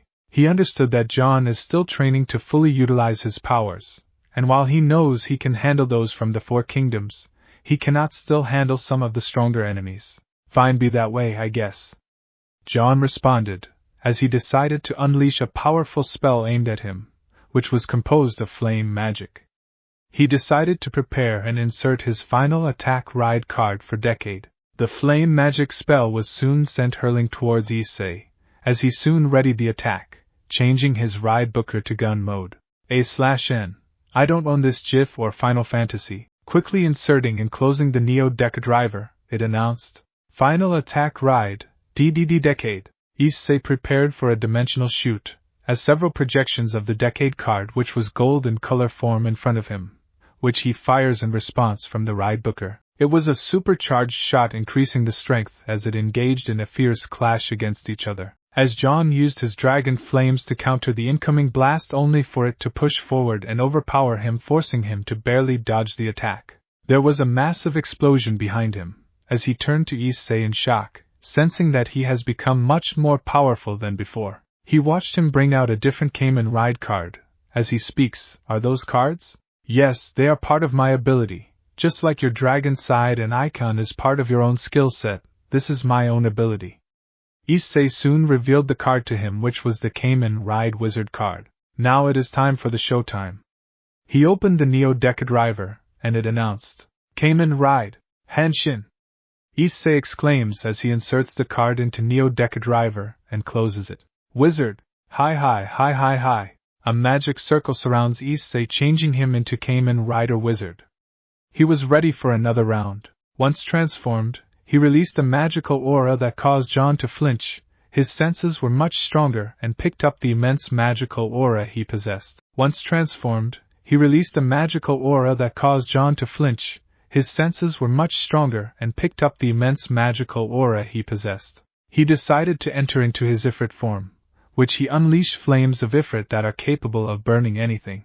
Issei only responded by unleashing a water magic circle to counter it, as he followed it up with a powerful wind magic circle from a different trajectory to hold it in. He knew that Ifrit's flames onto him, as he tried to take him down, but the wind and water magic were able to keep up and counter the attack. Issei then spoke, and the best part, I don't need to change forms to do so. Issei spoke referring to Wizard's earth, wind, flame and water forms. While Jon was struggling to keep up with the attack, even after entering into his primed form, he brings out the Wizard Sword Gun, which was the signature weapon for Cayman Rider Wizard, from a magic circle. He soon leaps in the air, and activates the finisher mode by lifting the thumb on the hand feature to make it open. "Come on, a shooting, shake hands." It loops twice, as Issei brings out the wizard water ring, and it soon responds after he scans his current transformation ring on the weapon's hand author to give it an elemental charge. Water shooting strike. He fires a barrage of water-based magic shots aimed at him, as it continued to announce, "Fui! Fui! Fui!" Jon groaned in pain due to the water attacks, as it soon weakened the flames that were sent, which were doused by the 2 magic circles placed early on. The magic circles soon dissipated in response, as Issei knew what he had to do. This time, he brought out an attack ride card for bind meant for Kamen Rider Wizard. "Attack ride bind, please!" Soon several red magic circles surrounded Jon, and created around him, which were made out of metal. Jon struggled to break free, even in his prime form. He looked at Issei, as he had to ignite these chains. He used flames of Ifrit to do so, to which Issei responded, "Oh no you don't." He unleashed the same magic circles, ensuring that he was kept from using his icon powers, which were that of water and wind. It continued to unleash the attacks to keep Jon from using it. As a result, he had to use whatever power he had to do so. Having no other choice, Issei brings out the final attack ride card for Kamen Rider Wizard. He opens and inserts it into the Neo Deca driver, and closes it. Final attack ride, WWW Wizard. He creates a portal forming a giant hand that grabs Jon, and slams him to the ground, making him groan in pain. A magic circle soon forms on his leg. Koin! Flame kick strike. Issei leaps in the air and does a backflip before he lands a flaming kick aimed at him, making him groan in pain. As the chains keep him in check, he continues landing another side kick aimed at the restrained Jon's chin, dazing him for a while. As he was sent flying, the chains breaking along with it, making him cough up. The flames weren't the problem, it was the 2 powerful blows sent towards him. Psycho. He looks at Issei with a pained expression, knowing that the battle is coming to a conclusion. Back at the audience, they were stunned by what they were witnessing. Even Himiko was stunned, seeing the fighting style of Issei do a complete change. How can this be? The first one to speak was Tallulah, as she responded, "How can Jon lose to this street rat? I don't know." Chn spoke with fear, seeing on how Jon was being subdued and beaten down, with Issei standing victorious against him. She didn't like this in any manner, and hated what was going on. It was no wonder he was confident. Now we know why he was able to do so. It must be that decade powers of his that made him do that. Kafka responded while noticing the complete change in his fighting style. Several days is not enough to change one's fighting style. She knew it had to be his new powers. Indeed, his fighting style has changed from a brawler to that of a mage. Kevin responded, looking at the massive amount of magic spells he performed, including a bind spell that restricted Jon's movements to only a small window, allowing Issei to finish him off. Either way, it is infuriating on how strong he has become. Ferlin muttered to no one, in anger. He had an even more reason to find Issei fearful, and he was powerless to stop him in any manner. Ferlin let it go. Hizuru responded with a sigh, as she continued, "He has become strong, and he doesn't wish to bother us." Even then. Ferlin huffed in response. He glared at Issei for a while. Himiko could only watch, seeing on how resentful Issei had become due to their past mistake. She tried to locate Lily and Violet, hoping they would learn, only for them to be missing. "Wait, where is Lily and Violet?" Himiko asked, to which the group were surprised by this. Lena then spoke, "Don't tell me they all realize what the 2 are going to do. They understood that they weren't happy with the results in any manner, like the most of them." Himiko could only pinch her nose in frustration. "Son of a bitch!" she exclaimed, knowing what these 2 are doing. It will only end worse for them. Scene change. General's office, Arcadian Command, Arcadian Military PM. Inside the Arcadian Military Command of Arcadia, an office can be seen. There are several chairs and a table made out of plywood, and had a portrait of an unidentified Ark. There were also large windows that allowed the sunlight to enter inside. Inside the office, a woman was watching the fight with fear and concern. This was sent by the security cameras to her office. She is a tall woman with brown hair and blue eyes. A part of her is braided up in the right side and has a small gold ornament on her left side that is tied to a ribbon. She wears platinum armor with gold trimmings, with an opening in her chest area. She has no armor in her waist area or the area near her thighs, and wears purple and brown robes, with a belt connected to a holster for her gun and sword. She also wears 2 purple robes as a cape. This is Jon's sister, Bianca Ark. She is also the oldest of the Ark siblings. What is going on? She heard of the duel, and she was not happy with what she was witnessing. The brutal beatdown that her brother was enduring should not have happened. Gritting her teeth in anger and frustration seeing on how Issei was tormenting Jon by using powerful elemental magic to restrain his abilities, and following it up with brutal kick ending the battle in a defeated manner, she closed the laptop and decided to research more on him. She knew that the boy she knew as just Issei Hayate had to come from somewhere. She had heard his name somewhere. She then spoke. His magic, it is endless. To perform a powerful water and wind attack to suppress an icon, you need a lot of mana. But here he is just spamming attacks, like nothing. Powerful attacks. Looking at the driver, she spoke. Is it because of the thing he is wearing on his waist? She thought, as she soon decided to do some research on the name Hayadu. But before she could press enter, a magic circle soon garnered her attention, and out came another woman. She was none other than Juniper Ark. She is described as a brownish golden-haired woman, wearing a dark-colored dress. She wore a hat like a hoodie that covers her hair, and a brown belt with golden ornaments holstered around her hips. Her sleeves are also well decorated. She wears white gloves, black leggings, and golden heels. Her sleeves are also well decorated. She wears white gloves, black leggings, and golden heels. Bianca, you called for me? What happened? She asked with a worried tone. Mother, you need to see this. I would have called for Aunt Jean, but it is best that the Empress herself sees this. Juniper only could give a nod in response. As she watched the fight from start to finish, her expression changed from worry to shock, and eventually she was downright furious. Hayadu? She growled, as she turned to Bianca for an answer, as she asked, so why is he attacking my son? From what I know, he was part of Jon's unit. Captain Ebby informed me that he was a lone wolf, and an altercation happened between him and Jon's team. Jon tried to defend him, but Clover finally removed him from his unit, the 1-5, and decided to take his achievements away in response for his actions. Needless to say, he was not happy and vowed to take them back by force.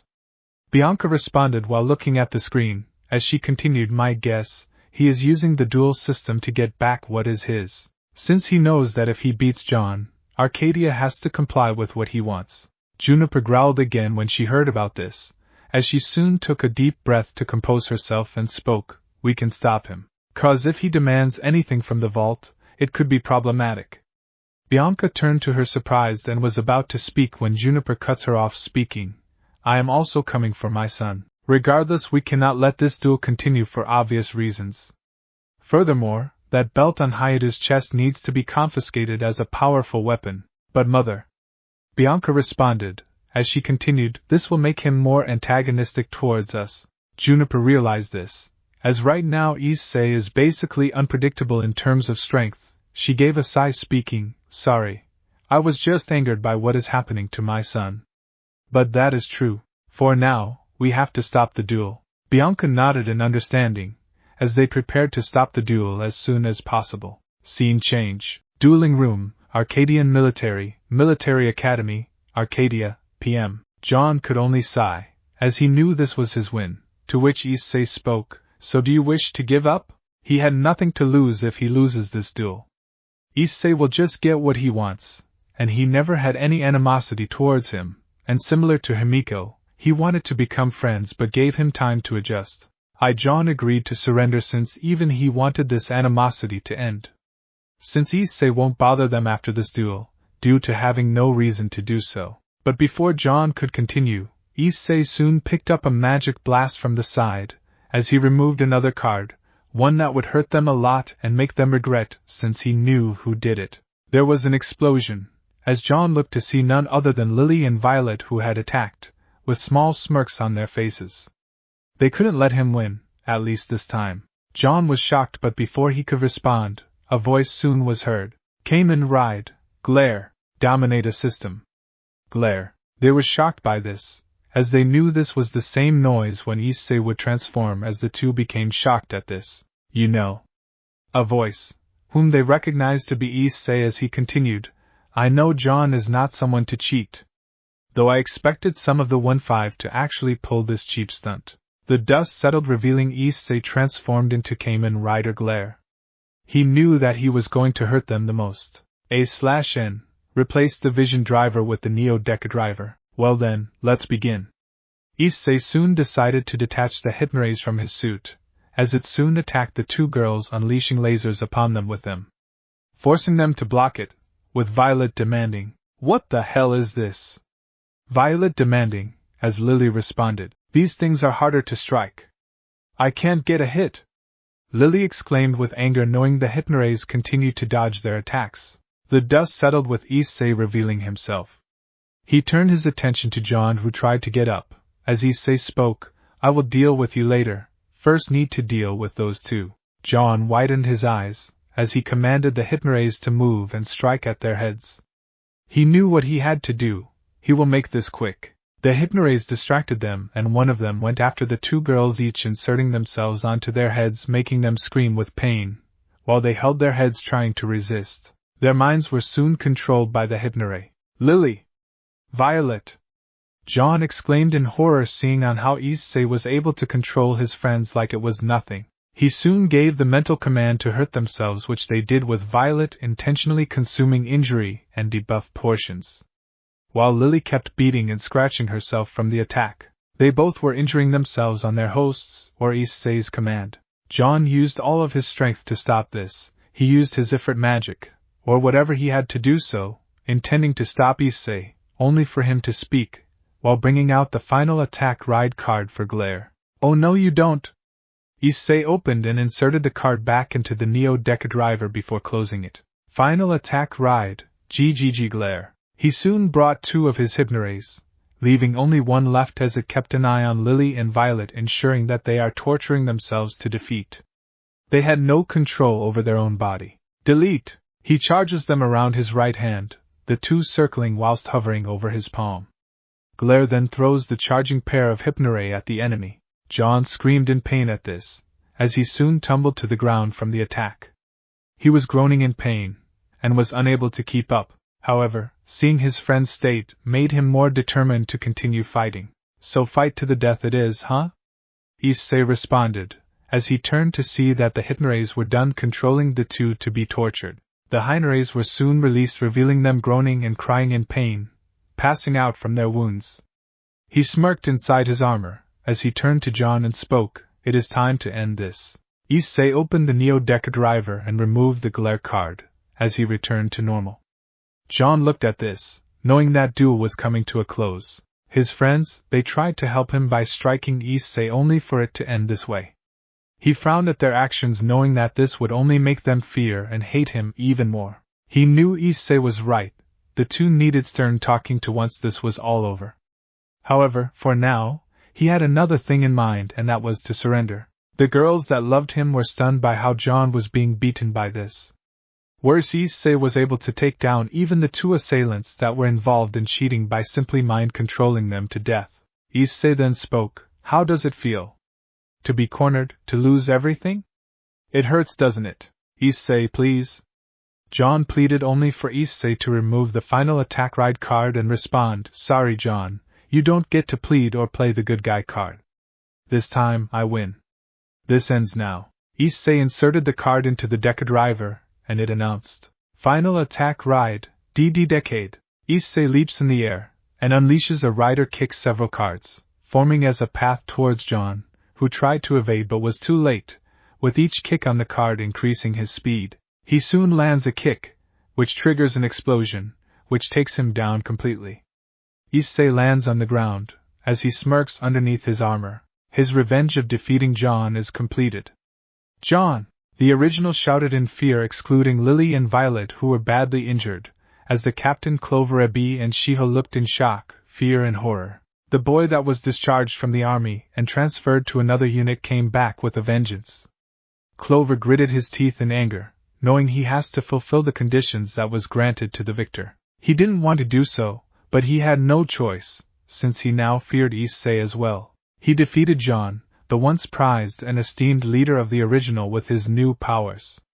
Jon was on the ground, bleeding and badly injured. He was helplessly glaring at Issei, who spoke, "It's over." He pressed his foot over to Jon, and was about to say something. In the meantime, Juniper Ark and Bianca Ark came inside. As Juniper ordered, "Cease this madness at once, all of you." Juniper was called due to the fight that had happened in the hall. She was called due to the fight thanks to Bianca Ark. She had to stop this fight now, since the challenge was forced and happened out of nowhere. Issei spoke, "So calling Mommy Empress to protect you, eh? This is why I never liked you." Bianca soon stepped forward, seeing the mess that was made. "You have done enough damage, Hayadu. It is time to stop." "Stop?" Issei asked in response, as he continued, "If Jon surrenders I will stop, if he doesn't then you know what this implies, right?" The two gritted their teeth in anger, knowing that Jon will be killed if he doesn't stop.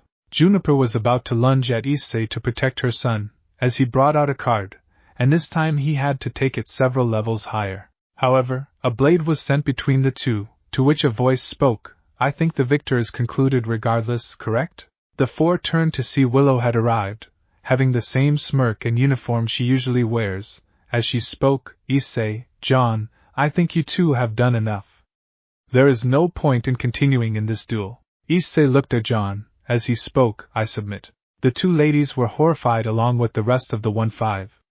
Jon was beaten by Issei, who had the power of the masked decade. He soon walked away from Jon, as Bianca and Juniper rushed towards their son, as they helped him get up, with the announcer speaking, "Jon Ark has submitted in battle. The victor of this battle is Issei Hayadu." Willow walked up to him, and responded, "So you kept your word, huh?" "I did, and had you not stopped me?" Issei spoke, as he showed her the card which he was going to use against Bianca and Juniper. She looked surprised by this. She wondered what this card was capable of. Issei had shown her the Kamen Rider Geats 9 card. "A fox?" Willow asked, to which Issei shook his head and spoke, "Well, yes.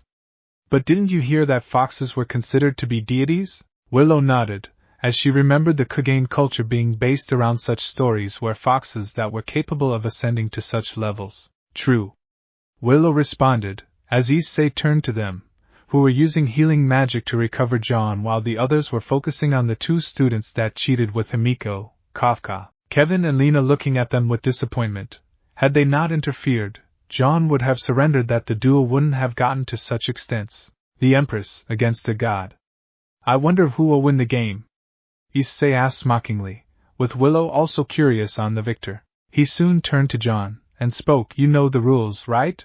"Why, yeah." Jon spoke with a weakened tone, as Juniper wanted to say something, but Jon spoke, "No, mother, I need to honor this." He looked towards Clover and spoke, "Bring the stuff that you have taken from him, including his current rank. It was not only unjustified, but also getting back at him. You need to honor the victor's request, and it is my order as the Prince of Arcadia to do so." Clover gritted his teeth but relented, as Juniper looked surprised and asked, "Wait, he didn't want anything from the vault?" "No, mother, Issei only wanted to get back what is his. Clover took it from him unjustified and wrongfully, using his position to do so." The two Arks were horrified before changing it to anger. Their son was almost killed in this action of Clover. Willow then added, "Jon is right, and I confirmed it from Issei." Clover wanted an opportunity to do so, and his actions at the hall provoked by the 1-5 members that did the altercation. Only a select few didn't do so. It was Violet that actually put the blame on Issei. Issei gave a nod of agreement, as the two were even more furious. Juniper then growled as Clover was starting to get afraid. Shiho could only look in disappointment. His reckless and hateful action costed him a lot. She shook her head at this. His petty and hate got the better of him, and he made an action that was costing him dearly. The Empress revealed her draconic traits, including claws, scales, and her eyes turning reptilian. However, before Juniper could incinerate him for his action, Bianca stopped her by placing her hand. "I will handle it, mother." "You better, Bianca. 'Cause if I do, I will kill him," Juniper responded coldly and sternly, as Bianca turned to Clover and spoke. "Clover Abbey will be severely punished for this. But before that, this is an order from me as well. Get his achievements and his rank badges from the office." Bianca responded seriously and coldly. As Clover refused to budge at first, he was frozen with fear, and stiff with anger due to what has happened. Angered by this, Bianca released her aura and demanded, "Now!" It was like pure darkness, as Clover flinched and ran as fast as he could to his office to get the stuff. Issei couldn't help but snicker at Clover's state. Good thing he didn't lose his shit like Madison. Mans would have gotten an early retirement if that was the case. Issei muttered to himself, which was heard by Willow, who couldn't help but have a smile understanding on what Issei plans on doing to him. Soon, he had arrived with the stuff, as Bianca took it. Juniper supported her son, and handed the stuff back to Issei while speaking. "I apologize for his actions. Here, this belongs to you." Issei took it, as he scoffed in response and spoke, "Exactly why I didn't want to join the army. It just didn't suit me in any manner. 'Cause once I am done with this, I will be living my life peacefully elsewhere anyway." Bianca didn't say anything and only acknowledged with a nod, as she soon asked, "Though, could you tell me who were the few that didn't provoke you?" Issei turned to the 1-5 members, and spoke, "The ones you see in front of you. Himiko, who supported Issei, and Kafka, Lena and Kevin, who were neutral, were horrified and worried on this. They feared that he hates the 1-5 because of their actions." He then continued, "I am not going to sugarcoat it, but except for Himiko, Kaslana, Kafka and Lena, who was not there. Instructor Nishizumi came to know of what happened later on. Everyone else provoked me, with Ferlin, Violet and Lily outright assaulting me first. This whole incident was me defending myself from the attacks." Bianca turned to Jon, who nodded in agreement. She gave a frustrated sigh to those, and finally made the decision. She had to punish all those involved. "Except for Himiko, Kaslana, Kafka and Lena, the rest of you. I want all of you in my office by today evening. Your punishment will be decided there, and you all will be properly punished. Even you, Abby." Bianca spoke seriously, making the ones conscious really afraid of what is going to come. She pinched her nose in frustration, knowing that the storm of paperwork she will have to deal with due to this whole incident. Issei couldn't help but be relieved at this, as he spoke, "Well, I will be leaving. There is nothing left for me here." Issei created a portal back home. As Juniper spoke up, "Issei, wait!" He turned to her, and looked at her, as she spoke with a requesting tone, "Your power, it could be used for Arcadia. Do you really wish to not serve us, and help the country? We could use your help to do so." Issei opened the card and removed the decade card dehenching in process, as he spoke seriously, "Sorry but no, I told you before that I want to be living my life peacefully, and being in the army is what got my parents killed, and I don't intend to go out like that. Goodbye, I won't be seeing you again unless it is on TV or we cross paths." He teleported back to home. Juniper wanted to speak something, but Willow shook her head, making her understand that Issei has made his choice, and he is not going to change it in any way. Willow could only watch him leave, hoping best for him. Himiko and the others who sided with him had hoped that he is willing to talk to them. They were relieved that Issei didn't hate all of them, just the ones who put him in this situation. Jon and Himiko knew that they had to find a way to make peace with him, and find a way to be friends. Even if it takes their whole lives, they will find a way to do so. Scene change. Outlands, Arcadia, PM. In the outlands of Arcadia, a gigantic dragon is seen flying across the area. It was a majestic and fearsome white dragon soaring amidst a celestial or high fantasy architectural backdrop. Its immense body is covered in gleaming, icy white scales that reflect the sky's blue light, while the wings stretch wide with intricate, feathery webbing that gives the creature a divine or holy aura. The dragon's head is crowned with long, sharp, backward-facing horns, and its glowing blue eyes and open maw, showing rows of jagged teeth, exude both intelligence and primal rage. Most strikingly, the creature's chest and forearms are armored with jagged, crystalline or metallic plating, glowing with blue energy lines that pulse. Most strikingly, the creature's chest and forearms are armored with jagged, crystalline or metallic plating, glowing with blue energy lines that pulse. The dragon roared in response, finally landing in the world known as Arcadia, as it spoke. The voice was feral but feminine. "So this is the infamous Arcadia. I wonder if I can find dragons that are strong enough to populate the Silver Dragon clan. I will scout more for potential allies for our clan." She soon roared, knowing that this land would be perfect for recruiting dragons to her side. She soon roared and made her appearance known, as weaker outland monsters hid away from her presence, She was strong and knew that she could get some allies one way or another. Issei returned back home. He finally felt at ease. He knew that he could settle in now that his life is almost going the way it is supposed to be. Lying on the bed, to use some rest, he looked at the Neo-Deca driver on his belt. The current level of his strength was unmatched, and the Deca driver still had a lot of powers he has not yet discovered. This belt.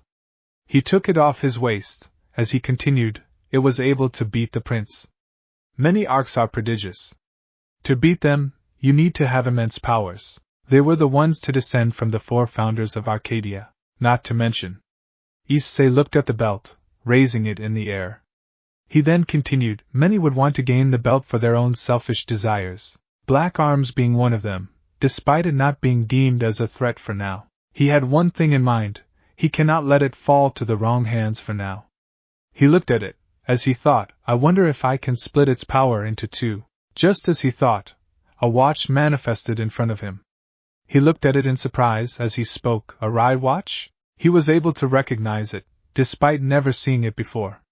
This was due to the Neo-Deca driver syncing him with the knowledge of important aspect of Kamen Riders, allowing him to remember certain aspects and trinkets that were useful to fight as a Kamen Rider, which was how he was able to use Kamen Rider Glaire's Hypnorays and Kamen Rider Wizard's Wizard Rings.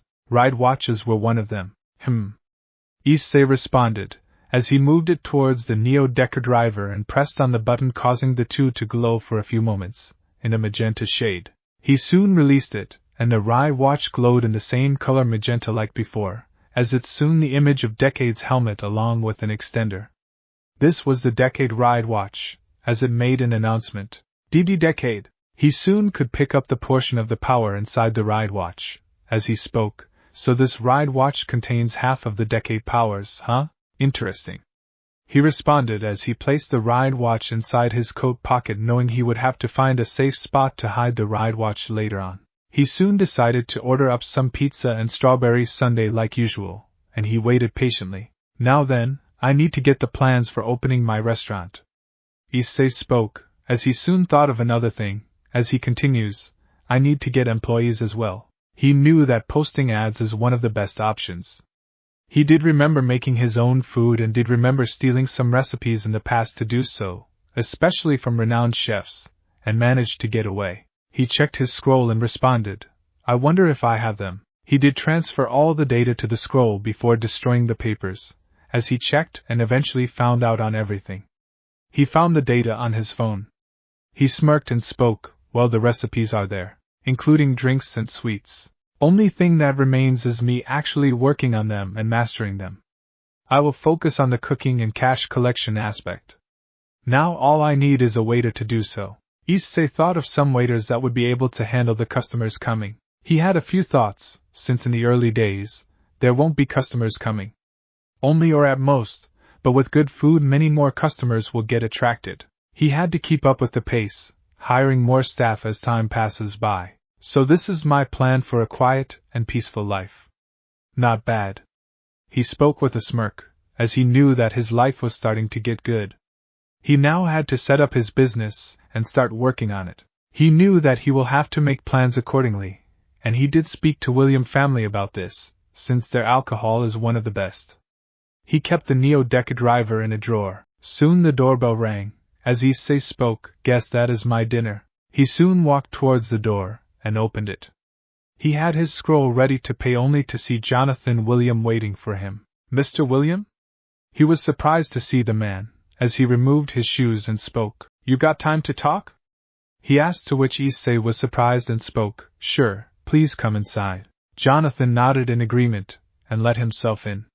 He soon took a seat on the couch, and knew he had to discuss some things, especially with the fact he dueled against the prince and won. Opening start. A/N. Lyrics will appear in the chapter. Opening ends. Bianca's office, Arcadian Military Academy, Arcadia, PM. Bianca took a deep breath. She first started with the cadets that were here, as she spoke with a serious tone, based on what is going on, and what I could find about what has happened. She saw Lily Iron-Blooded, Violet Evergarden, Tallulah Artorias, Seichen Huichi, Yoji Itami, Ferland Church, Hashiguma, Bianca Adegina, Bronya Zacic and Hizuru Minakata. I was able to find information and testimony from Captain Jon Ark, General Schnee and Officer Haidu, as well as see the surveillance feed that I was able to get, and I will be honest with all of you, I am disappointed in each and every one of you. Especially you two, Evergarden and Iron-Blooded. Bianca spoke in a very cold tone, as they all flinched from her tone, especially the two girls mentioned. She turned to the two and spoke, I still don't understand how did things even get to this point, both of you. The two looked at her, with Lily speaking, he is a criminal, that is why we thought that you would steal, right? Bianca spoke with annoyance, earning a fearful yet guilty nod from her as she continued while pinching the bridge of her nose, you know, Iron-Blooded, take a look at this. She soon typed a password on her laptop, and turned it around showing it to Lily. As Bianca continues, you all should also see this. They nodded, as they widened their eyes. They recognized what these documents are, with Bianca speaking, official court documents, and psychiatric tests. Even his ASFOB is present. She continued to move documents using the mouse, making them even more shocked, as she continued, he is a reformed criminal. Yes, he stole in the past, but court documents have already shown that he has been pardoned for his crimes. Psychiatric tests show him clear for attending the academia and the military academy, as well as proves that he no longer has a criminal mindset. Not to mention, he is the only one to get a near-perfect score in his ASFOB test. This alone shows proof that Haidu is more than eligible and capable of not only attending the academy but also of being a soldier in every single way. You have no right to harass him in any manner. This is not how a soldier behaves in the academy. Have you all forgotten that? Bianca exclaimed the last part in anger, making them all flinch and look down in shame and guilt. This was not how they were supposed to be soldiers. Bianca had to hammer this part into their mindset. Some were angry at this, like Lily and Violet, but also understood that he was a former criminal. The proof was already in front of them. Taking a deep breath to calm herself down. When I chose you for being with my little brother, I made sure that the best candidates were meant to be serving Jon. I believed that you all would be perfect for this, but I guess I was wrong. It almost costed his life because of this. I hope you all realize if Jon hadn't surrendered, Issei would have killed him, and what's worse, he would not be punished at all, since taking lives in duels is not illegal. Bianca spoke the last part with controlled anger, as they all looked down in shame, with many of them having tears. Just the aspect of Jon perishing is enough to make them tear up.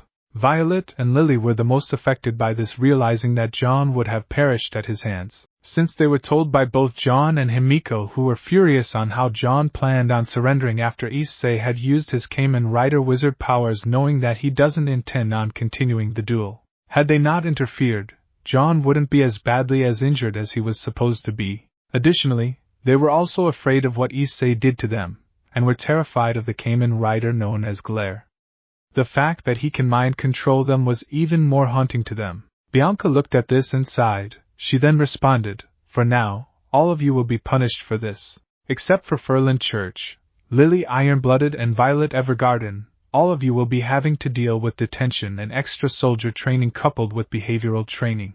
This behavior is absolutely unacceptable in the Arcadian army.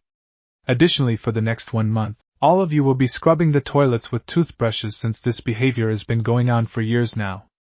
The ones mentioned nodded in understanding, as they all accepted this to be their punishment. They knew this to be true since they had screwed up big time. As for the 3 of you, not only you will be dealing with the punishment that the others are having, you will all be demoted. For Lily and Ferlin, it will be demotion by 1 rank, which means Lily is now a Master Sergeant instead of a SD Sergeant, and Ferlin will be SD Sergeant instead of a Sergeant Major. Additionally, for Lily, her shadow training will be put on hold till changes in her behavior is seen. Bianca spoke. As the 2 nodded in understanding, they removed their badges and handed it to Bianca, who took them and granted them their former rank badges. While Violet, she will be demoted by 2 ranks. Violet wanted to retort, only for Bianca to cut her off, speaking, no, Violet, not only did you assault Haida first without provocation and attack him, but also broke the rules of the duel. While Lily did the same, she was pushed forward by your convincing, meaning you struck him first. Furthermore, I also found out on how you tried to sabotage his finances by freezing his account. Violet became pale at this, How did Bianca know about it? She looked at her pale expression and spoke. I have my ways, but enough of that. Your new rank is going to be Chief Warrant Officer instead of ND Lieutenant. Violet gritted her teeth in anger, and responded, This is unacceptable. Bianca unfazed by her anger, and demanded badges, now. Her exclamation made her flinch before she relented, as she handed her badge, which Bianca took it. She then glared at all of them and spoke, Be grateful that I am not transferring either of you to another unit, nor I am kicking you out of the army in disgrace. They all flinched at this, as they became even more fearful at the prospect at this, as she handed Violet her new badge and then continued, Dismissed, all of you. They left one by one from the room, as Bianca stopped for a moment and asked, General, permission to ask a question? Bianca Ark, having an idea on what she is going to ask, responded, If you are wondering about Captain Ebby, Bianca, then he is put on probation for months. Unlike you all, he has been demoted by ranks. So his new rank is Master Warrant Officer. Supreme General Jean had personally dealt with him, since not only did he punish Hayaду in an unjust way, abusing his position and punishing him in a manner similar to how Madison was punished for doing something worse, but also defied an order from his superior officer. This is not acceptable unless done for a very good reason. Bianca gave a nod, as she walked out of the room. She then spoke, Thank you, General. Bianca only watched her leave, as she gave a frustrated groan. Now she had to finish the paperwork and her evening is ruined because of this whole incident. She had hoped they learned their lesson since she didn't want to deal with this again. This team is considered one of the best, and hope that doesn't change. Scene change. Issei's house, Midwest, Arcadia, p.m. Issei was with Jonathan as the two were discussing on what had happened recently. He then spoke, Kid, you know that once you graduate, what will you do? I did say I plan on opening a restaurant and starting up my own business. Jonathan nodded and responded, Which is why you wanted my alcohol. Correct, I wish to start slow since customers won't be at an all-time high. Plus this restaurant won't be just a restaurant, it would serve drinks and even desserts. Jonathan nodded, as he understood that Issei is setting up a business. He knows that there are a few things that need to be done before a proper business is set up. Well then, I believe you have everything ready, right? He asked, to which Issei shook his head and responded, Except for employees that I may need, that is all that is not there yet. Issei responds, as Jonathan was about to speak when they heard a doorbell. Issei then speaks, Guess my dinner's here. He walked up to it, and took his dinner. He brought his scroll with him to pay for it. He could see an Arcadian delivery drone bringing him the food with the scan code being present on its chest. Soon he scanned it, and the money was deducted from the account. His account. The drone dropped the food which he held it, and went off, knowing it was done with its task. He took the food inside and headed back to the living room where the two were seated. Jonathan then spoke, So the usual? Yep, can't live without my usual dinner. Jonathan gave a sigh in response, as he spoke, You should try our alcohol once in a while. It is healthier as opposed to the one you are having right now. And instead of pizza, try having roast chicken. Issei looked at him, as he told something alien, and kept his food back in the kitchen. He knew why Jonathan referred to that. Issei, don't be like that. I didn't say anything alien. Jonathan responded, seeing the look he gave, as he came back from the kitchen and responded, Makes sense, you would promote alcohol. After all, your whole family is into this. Jonathan only have a hearty laugh and responded, Of course, you can't be in the business unless you got a massive tolerance for it. Lightweights aren't deemed worthy in this case. Our entire family got that one in the back. Each of us has a powerful tolerance. Issei didn't say anything and gave a smile in response. He then asked, Speaking of which, is there an alternative? I need to work with no or low employees? Jonathan thought for a moment, as he spoke, Well, you could always serve the food directly. The restaurant building will be small establishment you could have with minimal space and tables, making it easier for you and any future employees that you have who can serve. He stroked his mustache and added, Furthermore, you can always upgrade the establishment in the future. That way, you can keep up with the crowd and eventually rush hours. That is fair. Issei responded, but before their conversation could continue, an explosion caught their attention. They looked surprised, as soon bell was being rang. It was being rung constantly as Issei exclaimed, Coming, geez! He opened the door and could only sigh in annoyance. As he spoke, "What do you want, Jessica?" Jessica William is the younger daughter of Jonathan William and the younger sister of Casey William. She was a woman of Issei's age with short brown hair and blue eyes. Her outfit, though, is quite unique, sporting a wide-brimmed brown leather cowboy hat, adorned with a feather on the side, instantly evoking the image of a gunslinger or western marshal. Her fitted blue jacket, tailored to her frame, features a short high collar and decorative buttons, serving as a striking contrast to the earthy tones of the rest of her outfit. Beneath the jacket, she wears a tightly cinched brown leather corset that emphasizes both form and authority. The corset is reinforced with black straps and metallic accents, reinforcing the rugged, utilitarian vibe. The sleeves of her undershirt puff slightly at the ends and are finished with white frills, balancing her tough demeanor with a touch of old-world refinement.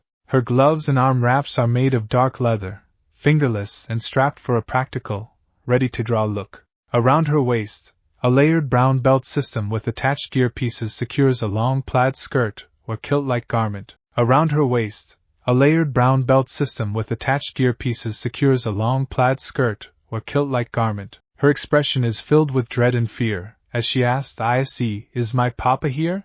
"What's the matter, Jessica? Why did you ring the bell repeatedly?"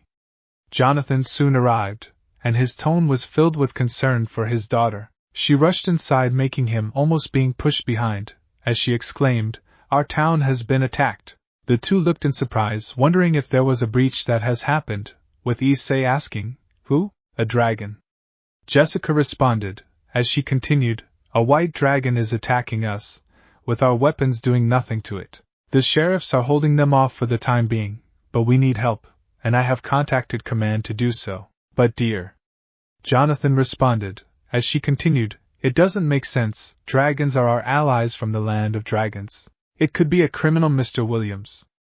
Issei added in retort, he knew that this dragon could be a destructive criminal that must have been creating havoc. "Or it could be a dragon that is not from here, Issei," Jonathan responded, as he continued, "There have been dragons that are making their presence known, that are not affiliated with the land of dragons, and it's from another dimension. They call themselves the Silver Dragon Clan, and are recruiting stronger members to their numbers." Jonathan responded with a serious tone, as Issei rushed inside his room and brought out the Neo-Deca driver, which was placed on his waist along with the ride booker in his hands. "Let's go," Issei responded. This action did surprise Jonathan and Jessica for a bit.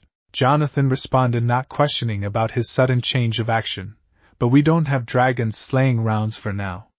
We need to get them, then we can go. That is why I came to you, Papa," Jessica responded with a desperate tone, as she continued, "The sheriffs won't be able to hold the dragon for much longer. We managed to evacuate the civilians down to another location where they will be safe." Jonathan nodded, as he looked at Issei, asking, "That belt, is it the same you wore when you fought against the prince?" "Yep, it was," and Issei was unable to complete when Jessica responded, "Come on, we need to go, now."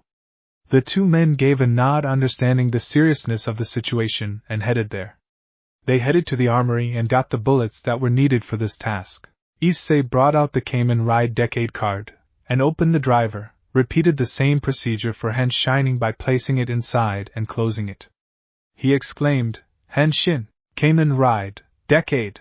Issei transformed into Kamen Rider Decade, with the two being surprised at first as Jessica asked, "So you were the masked rider that actually took down an Ark?" "Yep, and it has been a long time since someone surpassed an Ark.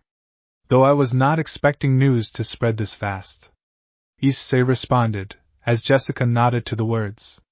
He was surprised by this incomplete sense. He was not expecting word to spread out this fast. "Yeah, and people's eyes will be on you for the next few months. So till your graduation, be careful, since they won't take kindly to a reformed criminal getting past the prince." Issei understood what Jonathan was implying as he nodded in agreement. Whoever tries harassing him will be dealt with properly and precisely. He was going to graduate no matter what happens. "Yeah, but for now, let's deal with that white dragon," Issei responded, to which the two nodded in agreement and left the location.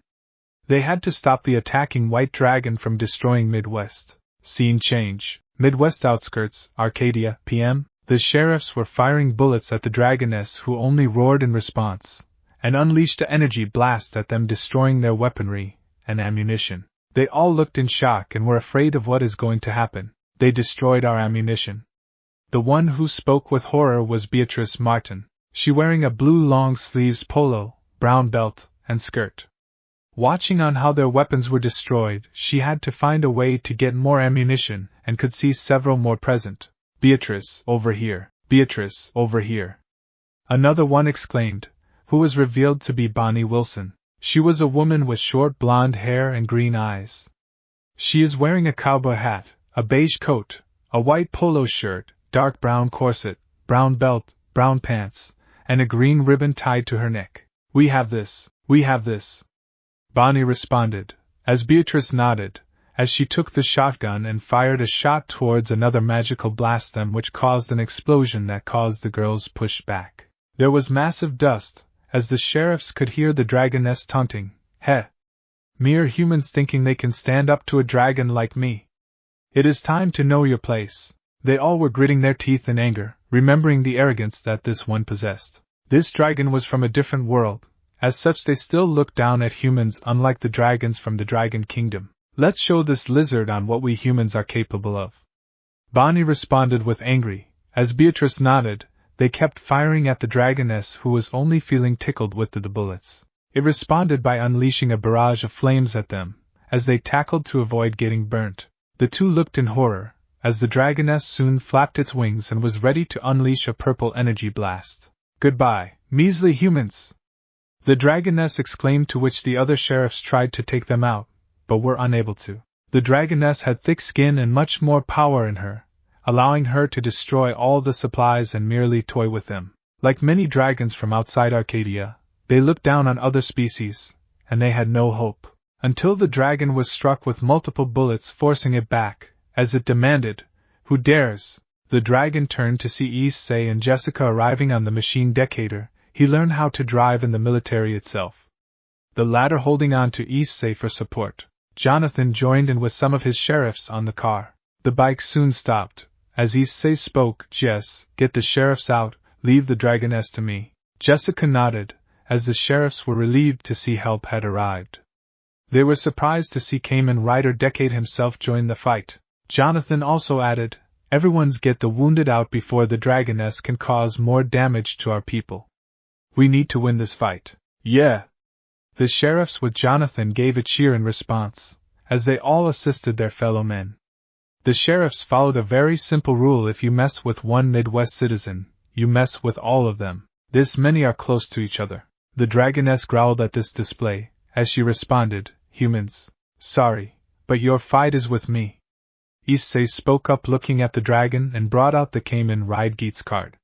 He decided to see on what the dragon is capable of, before taking it to the next level. The dragoness only gave a laugh, and responded, "You think you can stand up to me? You won't win. We'll see." Issei responded, as he opened and inserted the card into the Neo-Deca driver and closed it. "Kamen Ride, Geats, get ready for Boost Magnum." "Ready, fight." Two symbols of Boost and Magnum are formed near Issei, as he transforms into Kamen Rider Geats. Boost and Magnum form, where Magnum forms the upper half and the Boost forms the lower half of his armor. Issei looked at the dragoness, who was ready to incinerate. As he speaks, here comes the highlight. It unleashed its flames, as Issei used the Boost lower half generating boosters to easily and gracefully evade the attacks, much to her shock, and landed an E-strike aimed at the dragoness, pushing her back, as he soon followed it up with several bullets, making her slightly dazed. She responded with the incinerating him again, only for him to dodge with the Boost lower half to once again dodge the attack. She was soon landed with a jump kick, making her dazed even more. She gritted her teeth in anger, knowing that a human was able to overpower her. She unleashed a powerful burst of purple energy blasts aimed at Issei, who only brought out the Attack Ride card for Geats that was Revolve On. Attack Ride, Revolve On. His whole body rotated in a circular motion, and it soon changed its halves, with Issei dodging the attack due to the motion. The Boost became the upper half and the Magnum became the lower half. "Get ready for Boost Magnum." "Ready, fight." Issei soon leaped on the crevice, and used the Boost upper half to land two brutal blows aimed at her, making her groan, and continued to lay down a beatdown. She soon responded by firing a purple energy beam from her mouth, only for Issei to shoot her down in the mouth. Landing on the ground, he could see the evacuation process happening, with several of them marveling at the sight. As Jessica exclaimed, "Issei!" he turned to her, as she threw some rounds aimed at him. As he looked at the dragon's slaying rounds, with her speaking, "Use this, with that magnum of yours." Jessica had a smile, as Issei responded, "Thank you, Jess." Jessica gave a nod, as she watched Issei bring out his boost buckle and land multiple more punches towards the dragoness, as she continuously staggered in response, taking blow after blow. He continued with following another shot aimed at her, making her groan in pain, but that was not enough to beat her once and for all. He again brought out the same attack ride card, and repeated the same procedure to interchange the boost and magnum half on his body. Attack ride, revolve on. Issei's body rotated again in response, and it announced, "Get ready for boost magnum." Ready, fight. The halves on his body were restored back to their original version. He soon looked at the dragoness, who was recovering, as she growled and shouted in response, "You damned human! Die! Sorry, but I don't intend to die today."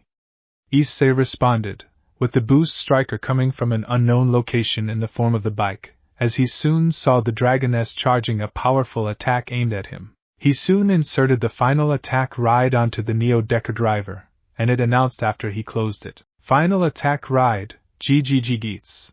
Issei leaped in the air, his right leg glowing with a powerful flame aura, with the boost striker also changing into its fox form, making a powerful call in response. He prepared up for his finisher. The boost striker runs up towards Issei, following it. In the air, Geats lands on the boost striker, before the two light up in fire. Magnum boost grand victory. Geats jumps off the boost striker while it runs alongside him. He inserts the bullets into the magnum and fires multiple shots aimed at her, which make her scream in pain due to the dragon's slaying element affecting her, making her weaker than before. She looked to see her wounds, sizzling due to it being considered of Dragon Slayer magic. "Dragon Slayer, this is bad!" the dragoness exclaimed. It had to retreat in order to find a counteraction against these humans. However, before she could, the two attackers crash into the enemy. Issei goes through the enemy, burning and destroying the enemy in the process. The dragoness screams in agony, as she soon exploded, with Issei's eyes glowing. He turned to no one and spoke, "The winner in the end is me." He looked to see the dragoness, barely able to stand up from the attack. She was staggering in response, as she soon screamed in agony, releasing a purple magical energy towards everyone, forcing them to cover their eyes. Soon enough, a woman fell from the location where the dragoness was. She had a visible white tail. She has long, flowing silver-white hair cascading down past her waist, glowing subtly under the soft sunlight streaming through a grand arched hall behind her. She also had pale silver eyes. Her attire blends elegance with fantasy armor design, a high-cut black bodysuit accented with ornate golden patterns and crimson gemstone embellishments at the collar and bodice, drawing attention to her noble stature. Flowing white cloak-like sleeves and draping outer fabric trail behind her, adding motion and grandeur to her figure. Her long legs are clad in white thigh-high stockings with golden trim, seamlessly transitioning into sleek heeled footwear. Her long legs are clad in white thigh-high stockings with golden trim, seamlessly transitioning into sleek heeled footwear. Issei rushed towards her, as she gritted her teeth in pain and anger at the humiliation, but before she could do anything, Issei pointed his revolver at her head, intending to shoot her if she even thinks of trying anything funny. "Don't even think about. I still have Dragon Slayer bullets inside my revolver." Issei spoke seriously and coldly, as she couldn't keep her consciousness for much longer, as he asked, "You got an aim?" Having no choice, knowing she would be captured or worse killed, she decided to comply with Issei's questions, with her speaking Rossweiss. Issei gave a nod, as she still continued to remain in a much beaten-up state. She was bleeding and was badly injured, especially around her face. She was beaten by a human, and being the next queen of the Silver Dragon clan, this was the most humiliated she had been. What will you do with me?" Issei was about to answer, when Jonathan spoke. "You will be imprisoned for your actions. We have cuffs encased with sealing magic that will prevent you from escaping." Jonathan responded with a serious tone, as he motioned Jessica to bring him the cuffs, with her nodding. Issei soon lifted her up with one hand, and she walked up to the two. She was soon cuffed in response, as she was taken in by the sheriffs to prison. She gave a glare to them before walking away in defeat. Well, that was something. Issei responded, to which Jonathan responded, I will contact the Dragon Kingdom about this. They have to deal with this problem. From what I know, that woman is the future leader of the Silver Dragon clan. The Arcadian spies in that location reported to us about her by image. The command will soon begin action against them, possibly leading to war against them. Jonathan added, making him nod in understanding. He then spoke to Issei. Thanks for your help, Issei. No. Issei responded, as he removed the card and returning to his decade form. It is the least I could do. Jonathan gave a smile, as the two watched Jessica pet the boost striker, who seemed to enjoy the company, as he spoke. Maybe I should keep that for a bit longer. Jonathan gave a chuckle at this and spoke, sure, why not? Not to mention, I was thinking, if possible, could you make her my employee at the restaurant? Dragons can be used for manual work, and she could attract more customers. Issei suggested, to which Jonathan was surprised at this prospect. He had to think about this. He then turned to him and spoke, I will let you know. Thanks, Mr. Williams. Jonathan nodded, as they watched the command arrive to help them, with supplies and other important things needed to repair the outskirts. They knew that a lot of things have happened, but fortunately no one died, and aside from property damage which can be recovered at any given time. Several weeks later, Hyderabad, Midwest, Arcadia, AM. Several weeks have passed, and Issei has long since graduated from the academy. He left with one final promotion to his current rank, which was the ND lieutenant. Though he was never interested in joining the army, or moving forward with the position since he had made his choice and stuck by it. Those that hated him had refused to accept his change. They hated his promotion but had no choice but to relent. They were still present amongst the army, but Issei didn't care. He knew that if they messed with him, they are going to get beaten up. They aren't prideful and have egos the size of babies like those in Vale, but still they are annoying and pretend like they aren't like Vale. He remembered Jon and his original, now dubbed, were going on war very soon, and he understood that this would be the time they would get their real taste of how reality works. As for Issei, he is now a bartender, and the owner of the bar and restaurant named after his family. He had to honor the ones that gave him life, and did give him a reason to live a life. He now had a different attire. He was now wearing a black jacket and red formal shirt. He seemed to be wearing black pants and shoes and was holding a cup to his hand and was wiping it, seemingly cleaning it off. He soon poured some alcohol and served to a bar customer by sliding it towards him. The man responded, "Thank you." The man responded, "Thank you." He took the glass and started to drink it. He enjoyed the alcohol since this was provided by the William family. They took only % of the price he usually charged due to them being good friends. He was close with all the members of his family, as much as he hated to admit it. I hope that Prince learns reality in this war. He gave a sigh, as he continued cleaning, otherwise he will lose his friends in the war. Issei looked at the restaurant, and knew that his earnings were decent. He was surprised by the fact that customers show up at his restaurant, which showed he was doing well. He theorized that it must have been the viral fight, and victory was even made more viral since in history to overpower an Ark is stated to be a legendary feat of its own, especially if that Ark is next in line to become the Emperor. Well, it is not my business, they aren't my friends to begin with. Issei spoke with a normal tone, as he hasn't forgotten what several of them had done to him. But he doesn't care, what they do now isn't his problem. They were his past, and they were not going to be his future. However, even he doesn't know what the future holds. He is no prophet. "Boss, you have an order coming up."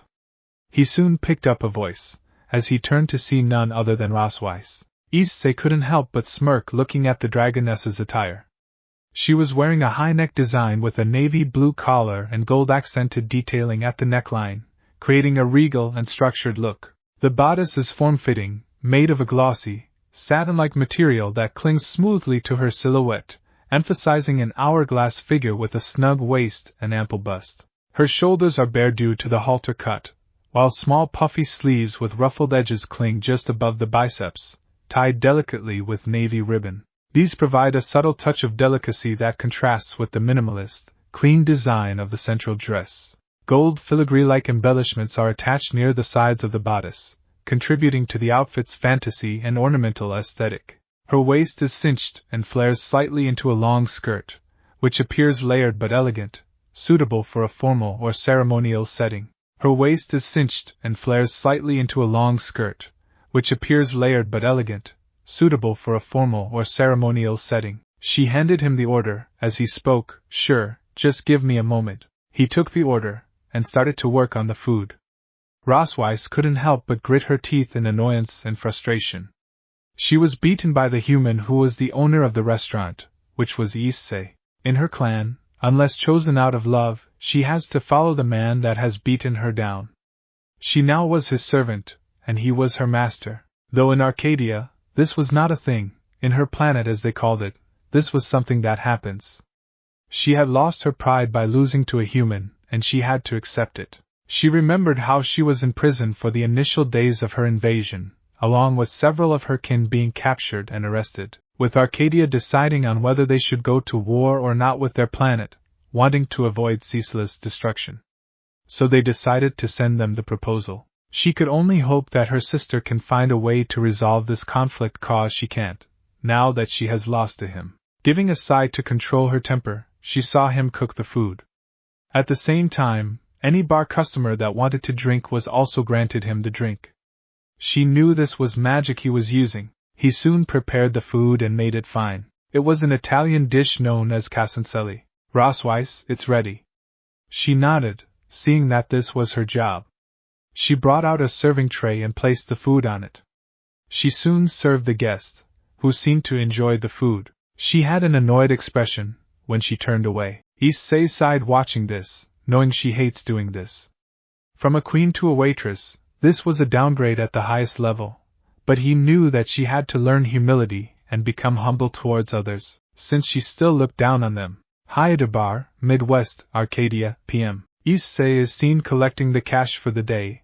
He seemed to have earned well. It was around lean.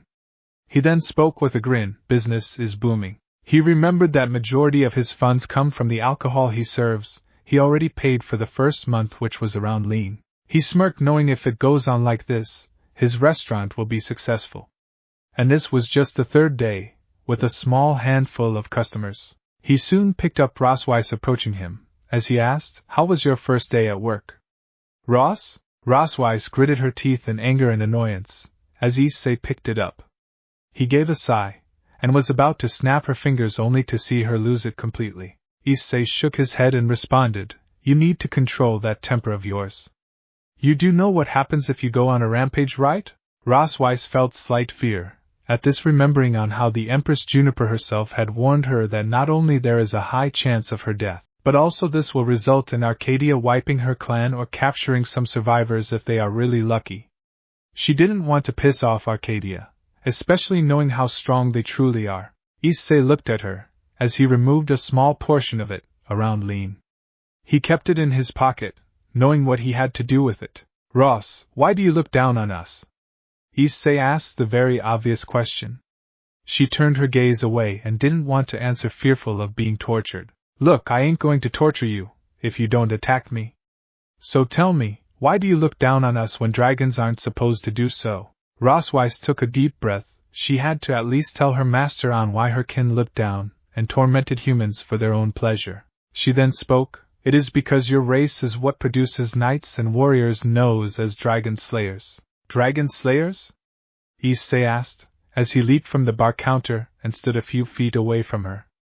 She was surprised by how athletic he was, but knew this was the same man that beat her as Kamen Rider Decade. "Yes, dragon slayers." She turned her attention to a seat, looking at Issei, who nodded, as she sat down and explained, "Our kind has been weary of humans for a very long time. We have been hunted. Since every single part of our body is valuable to the humans, who will literally sell them for billions, as you call it, the clan we come from, the Silver Dragon clan. Though we don't hate all humans, some of us actually like them and even have relations. We hate being beaten by your kind." "I see," Issei responded, understanding her situation. He could see knights hunting them down, and eventually be called as the privileged dragon slayers. It was a title of honor and prestige that these humans chase after. Then why did you attack the Midwest?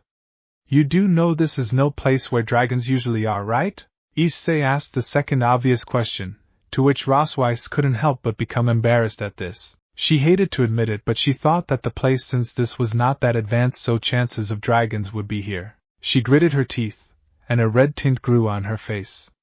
She was ashamed of making such a miscalculation. Well, I thought there would be some. Issei blinked twice for a moment, before responded. Wow, I didn't expect you to be this misjudging and foolish.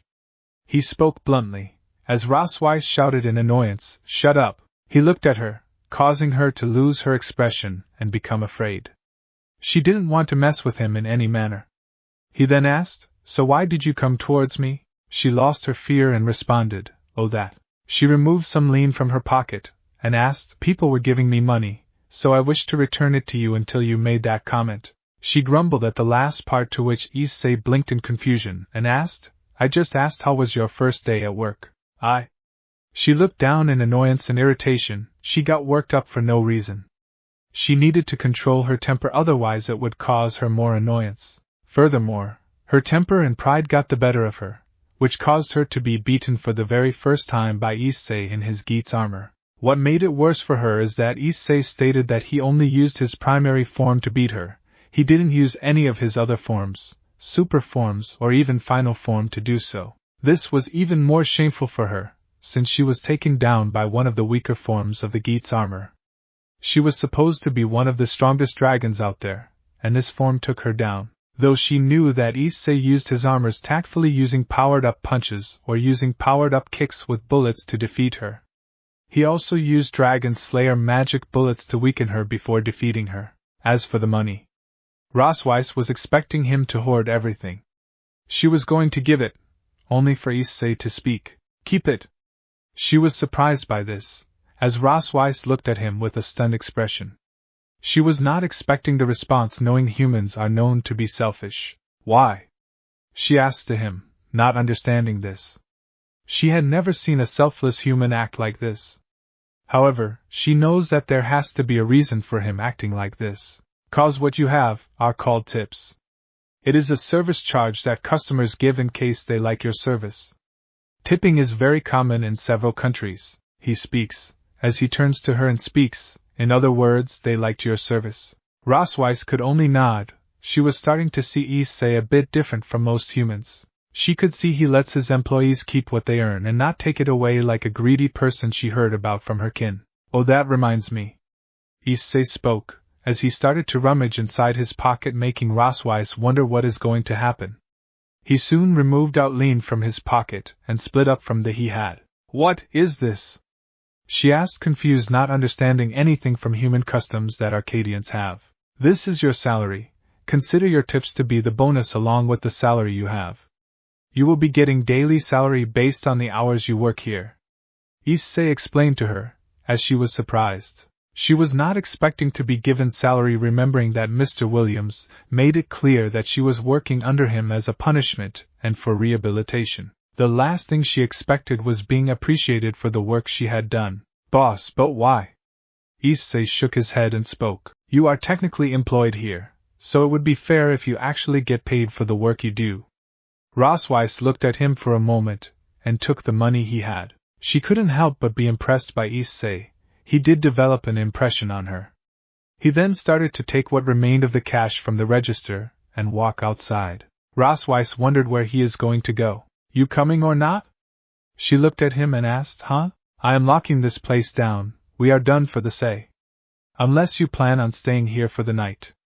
Rosweiss quickly realized this, and rushed outside the establishment. Once she was out, Issei brought out the scroll and went into an application. He soon tapped a button and in an instant, all lights were shut down, along with any electrical appliances that were on. All windows were also closed in an instant. All windows were also closed in an instant. A/N. I don't own this GIF. Rosweiss was surprised. She knew that the planet was advanced in all spheres of life, but she was not expecting it was this advanced. Issei looked at her and spoke. This is automation. Automation? She asked, to which Issei responded. Simply put, with the press of a button on my scroll I can control all the appliances or devices in this room. In just one press, everything turns on or off. Rosweiss was surprised. She never expected magic or science to be this advanced on this planet. It was like they were living in the far future. Soon the sliding doors were slowly closing down on the storefront, with it landing down shortly. As it soon revealed itself to be locked, a red light was shown at the location where the entrance was. Issei soon walked away. As she asked, "Where are you going?" "Home." Issei responded. As he continued, "Where else will I go?" Rosweiss responded, as she started to follow him, since she didn't know where she would be staying. She had been in a detention center ever since she was arrested and was in the Kingdom of Dragons for as much as she remembered. She hoped Issei knew where she would be staying. Scene change. Jon's base, Arcadian Command, Arcadia, PM. Jon gave a sigh, now dressed in Arcadian military uniform. It was his first time in war and he remembered a few things that have happened. Clover's departure from the military was a shock to him as well, but he knew this was his doing to some extent. He wasn't happy from this and was outright furious, but knew that there was nothing he could do to help the situation. Even Shiho was disappointed in his actions. She had hoped this would actually teach him a lesson that he would never forget. To not let his prejudices make the right choice. Just how did this happen? Jon spoke to no one in particular. He was questioning where he went wrong with his unit. He tried his best to lead them and not be defied by prejudices, only for more than half of them to turn out this way. He was relieved that Himiko didn't turn out this way, but was disappointed in both Violet and Lily, with the former being even more resentful towards Issei, though she accepted the punishment. Even Captain Jon looked down, remembering that Clover intended to be promoted sometime in the future, but now, his chances are looking even more less than before. He also discriminated against him.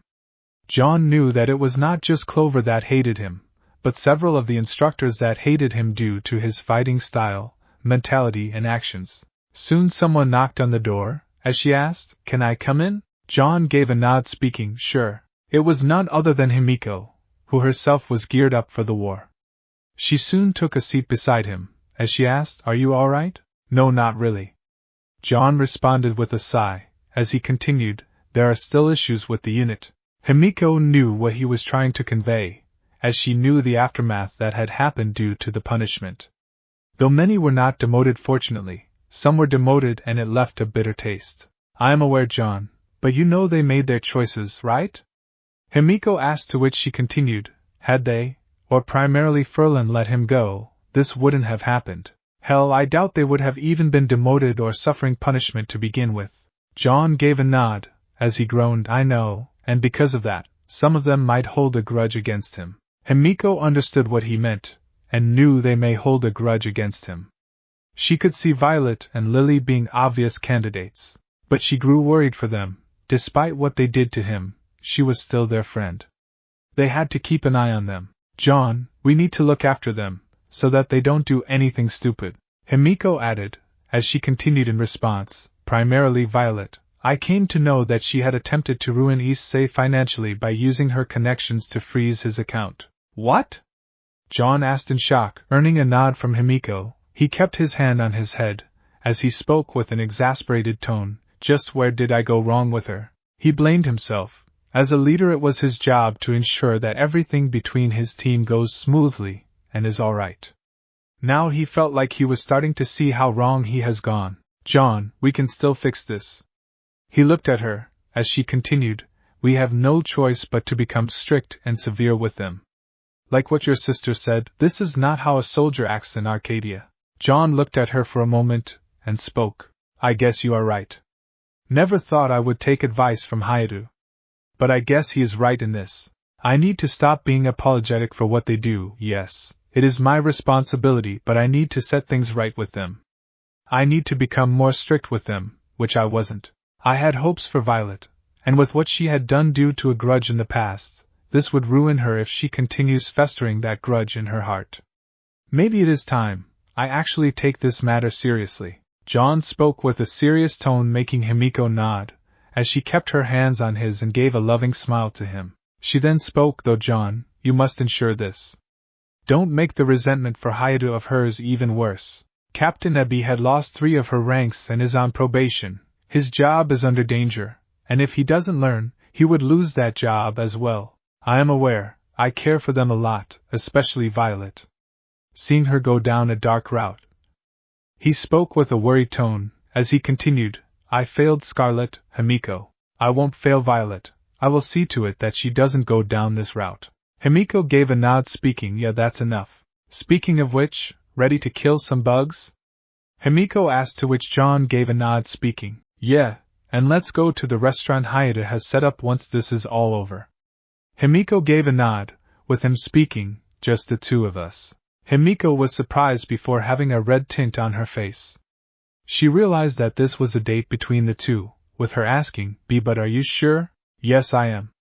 Jon responded, as he continued, it is just us that Hayate tolerates, there is no one else that he does. Himiko lost her blush realizing what this meant, as she spoke, oh, I see. She looked at Jon with a slightly depressed look. He still is dense on her feelings for him. Jon then stood up and spoke, let's go Himiko. We got a war to win. Himiko looked at him, and responded with a smile, right. She was happy with the fact that she at least got to spend some time with Jon, in private that is. She wished he'd actually take it like a date. Scene change. Issei's house, Midwest, Arcadia, PM. Issei had a look of annoyance, knowing what is happening to him.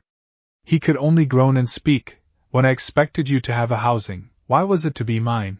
Behind him Roswise had a look of annoyance as well, with her speaking, look, even I was not expecting myself to be in your house, boss. I expected to have an apartment of my own, but never thought I would live here. Issei gave a frustrated sigh and pinched the bridge of his nose. He knew this was the William family that did this, since it was Jonathan William that suggested her to be watched over by him. Being a former criminal, it was perfect. The last thing he expected was to live in the same room as his enemy. He then spoke, fine. I will show you the room. Don't worry, we have ample of rooms for a lot of people. I only use one of them. So you can use the others. Issei turned to her, and continued, you got your stuff with you? She nodded and snapped her fingers, having 2 suitcases and 1 bag, as he spoke, excellent then. He brought out his scroll and pressed the button, and soon put it near the door lock. As it turned green, he soon opened the door, and saw the entrance opening. He soon walked inside, as Roswise saw him heading inside. He soon stopped and spoke, you coming or not? Why yeah, I am coming. She brought her stuff inside, as she was dazed by how much technology is advanced. Even the locks here is advanced completely. She hoped that they don't provoke him in any manner. She walked inside her room, holding her stuff with her. He continued to take her to her room. As she saw her current room, the room features exposed wooden beams on a vaulted ceiling, contributing a raw and organic texture that reinforces the rustic aesthetic. A large hanging lantern-style chandelier adds soft, ambient lighting and complements the natural tones of the room. One of the walls is constructed of rough stone, grounding the space with an earthy, timeless quality. A leafy green hanging plant introduces life and vibrancy, contrasting subtly with the stone and wood textures. The other walls are painted in a soft, warm neutral color, helping to reflect light and enhance the inviting atmosphere. The bed itself is a substantial wooden frame with a cozy mix of pillows and throws in earth-toned fabrics, creams, browns, and soft grays, emphasizing comfort and relaxation. A chunky knit blanket draped casually at the foot of the bed adds texture and an inviting, lived-in feel. Matching wooden nightstands sit on either side of the bed, each topped with classic ceramic table lamps that emit a warm golden glow. The floor is covered with a large area rug featuring a subtle, traditional pattern that adds softness and defines the space. To the left, a cozy reading nook includes a cushioned armchair next to a tall wooden bookshelf, neatly arranged with baskets, books, plants, and ambient lighting. The presence of the clock, framed pictures, and nature-inspired artwork contribute a homely, lived-in ambience. The presence of the clock, framed pictures, and nature-inspired artwork contribute a homely, lived-in ambience. Roswise was surprised. Though the room was small, it was far from being terrible. She looked at Issei and he nodded, while speaking, go on in, it is your room. Tea, thank you? She spoke with an embarrassed tone, as she headed inside. She checked around the room, with Issei leaving her be. He then decided to move around the house and get his dinner. There were recipes he wanted to try and use in the morning before making a part of his official menu. Rossweiss was setting up her room. She had kept her clothes inside her cupboards and kept her stuff on her table. She soon removed her clothes, and decided to take a bath. She seemed to really enjoy the ambience of the house. Ah! This is so good! She enjoyed the hot water of the house. Back with Issei, he was looking at his food and some anime. He was watching Dragon Ball Super, as he sighed. He pressed the television and responded, "Guess I got to read the manga then." He continued to eat his pizza and drunk his sundae. He had his food and completed his food.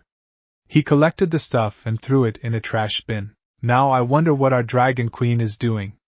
Issei asked. He was tasked with keeping an eye on her due to him being her master.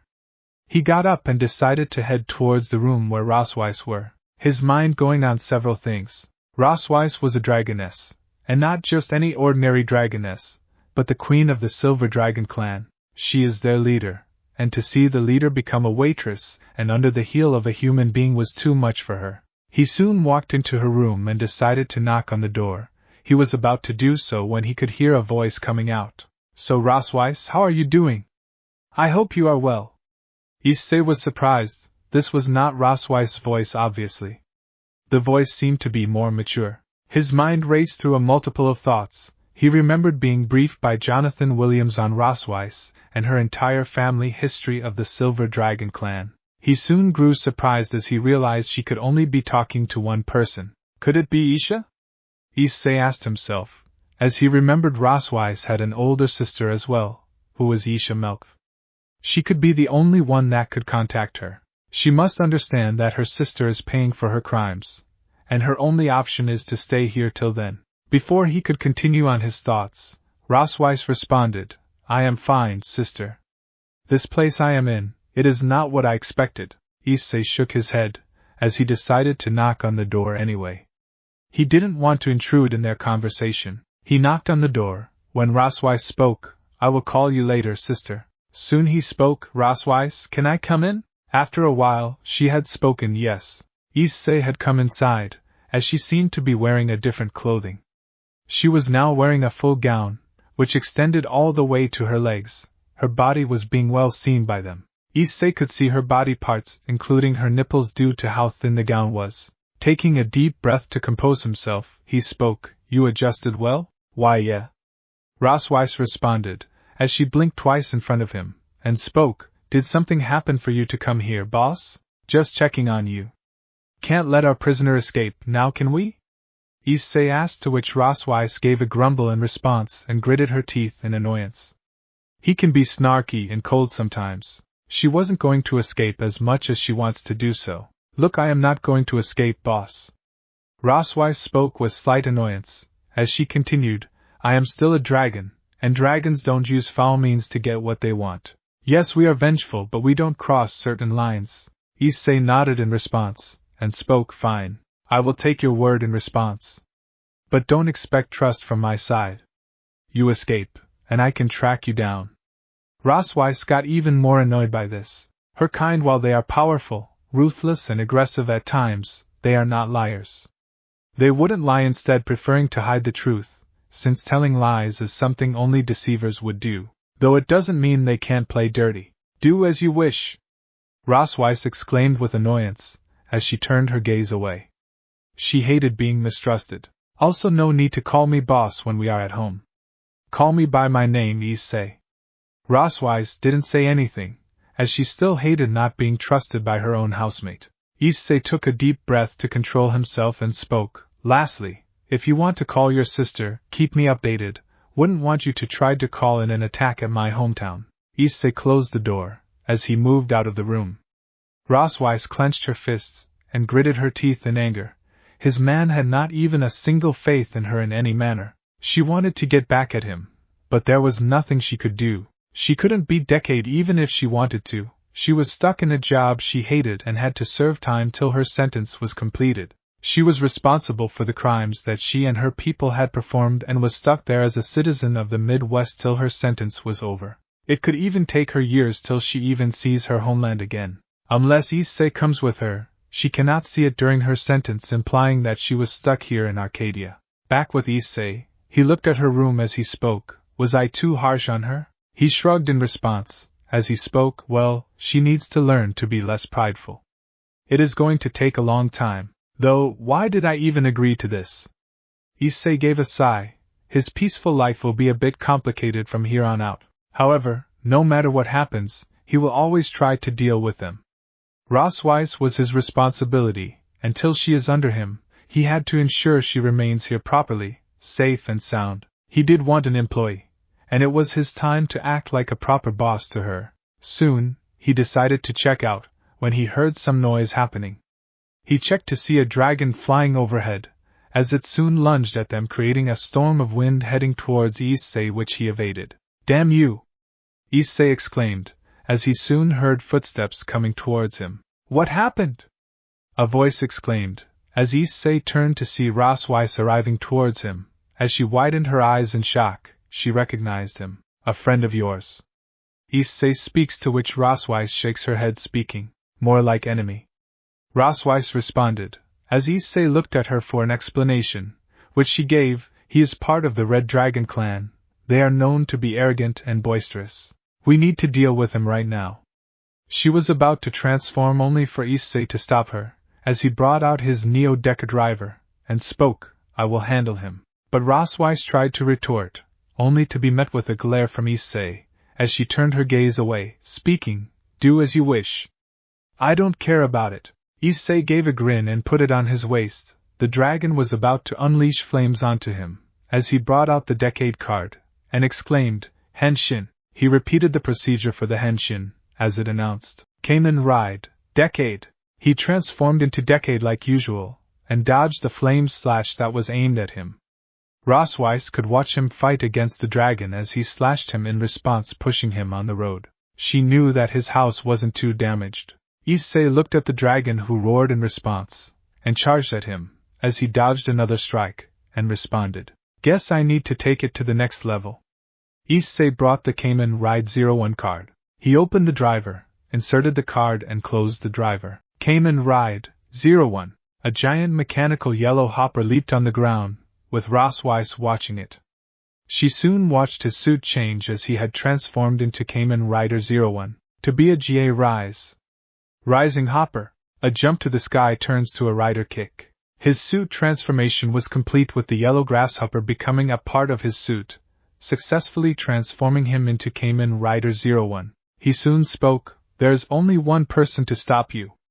And that's me." The dragon roared in response, and unleashed flames, as Issei easily dodged, releasing a streak of yellow lightning and struck the legs at his throat, and the dragon's jaw was moved to the side. It responded by unleashing several more wind strikes, as he evaded all of them, with each attack destroying the trees and other stuff in the Wild West, alerting all of them. Jonathan and Casey watched, joining Rossweiss in spectating the fight. "Just what the hell is happening here? Another dragon?" Casey asked with shock and horror, seeing on how Issei was happening here. Jonathan turned to Rossweiss, who was also looking at the fight in worry. He then asked, "Is this one of yours?" She shook her head and spoke, "No, it is from another clan. I am sorry for this." Jonathan looked at her and spoke, "No need to apologize, however you need to tell me more on who they are, and why they are attacking us." Rossweiss gave a nod, seeing on how Issei was dodging her attacks and striking him. She could see him using the attaché caliber and strike the dragon multiple times. The dragon was groaning in pain. It had multiple wounds. As he spoke, "Let's see if you can handle this." He brought out the final attack ride for 01, and repeated the procedure for the final attack. Final attack ride, ZZZ01. Rising impact. Issei first launches the enemy into the air with the upward kick that creates an energy projection of a grasshopper leg. He then jumps into the air and kicks the enemy downward. As the enemy falls toward the ground, Issei performs a final flying kick with an energy construct of a robotic grasshopper extending from his foot, and breaks through the target's body. As the enemy falls toward the ground, Issei performs a final flying kick with an energy construct of a robotic grasshopper extending from his foot, and breaks through the target's body. Rising impact. The dragon screamed in agony, seeing that there was a hole on its chest, as he glared at Issei with anger, who also landed a few feet away. He then spoke, "Guess you desire more?" The onlookers looked in surprise. They had never seen a dragon take a blow like this, with Rossweiss also being shocked, but not surprised since she knew that this dragon must be a lower-class dragon. Casey then spoke. I knew his strength was powerful, but I never expected it to actually breach a dragon's defense like this. Rossweiss turned to her and spoke. The dragon is a lower-class dragon. The two turned to her, and she explained, based on the power, dragons are divided into classes, with the lower class being the lowest, my guess. This one must be a spy for the clan, or worse, a scout to gauge what the enemy is capable of. This means we have to befriend all clans? Casey asked, to which Rossweiss gave a nod, speaking. Yes, you have to. Some clans aren't on friendly terms with our clan, so it would be wise if you do so. Our dragons are divided into clans, and I am part of the Silver Dragons. That one which Issei is fighting is part of the Red Dragons. Rossweiss explained to Casey, making her nod. Jonathan, who was also listening, decided to speak. In that case, I will report this to the command. They need to know of this. Jonathan spoke with a serious tone, making the dragoness nod in understanding. She watched Issei bring out another card.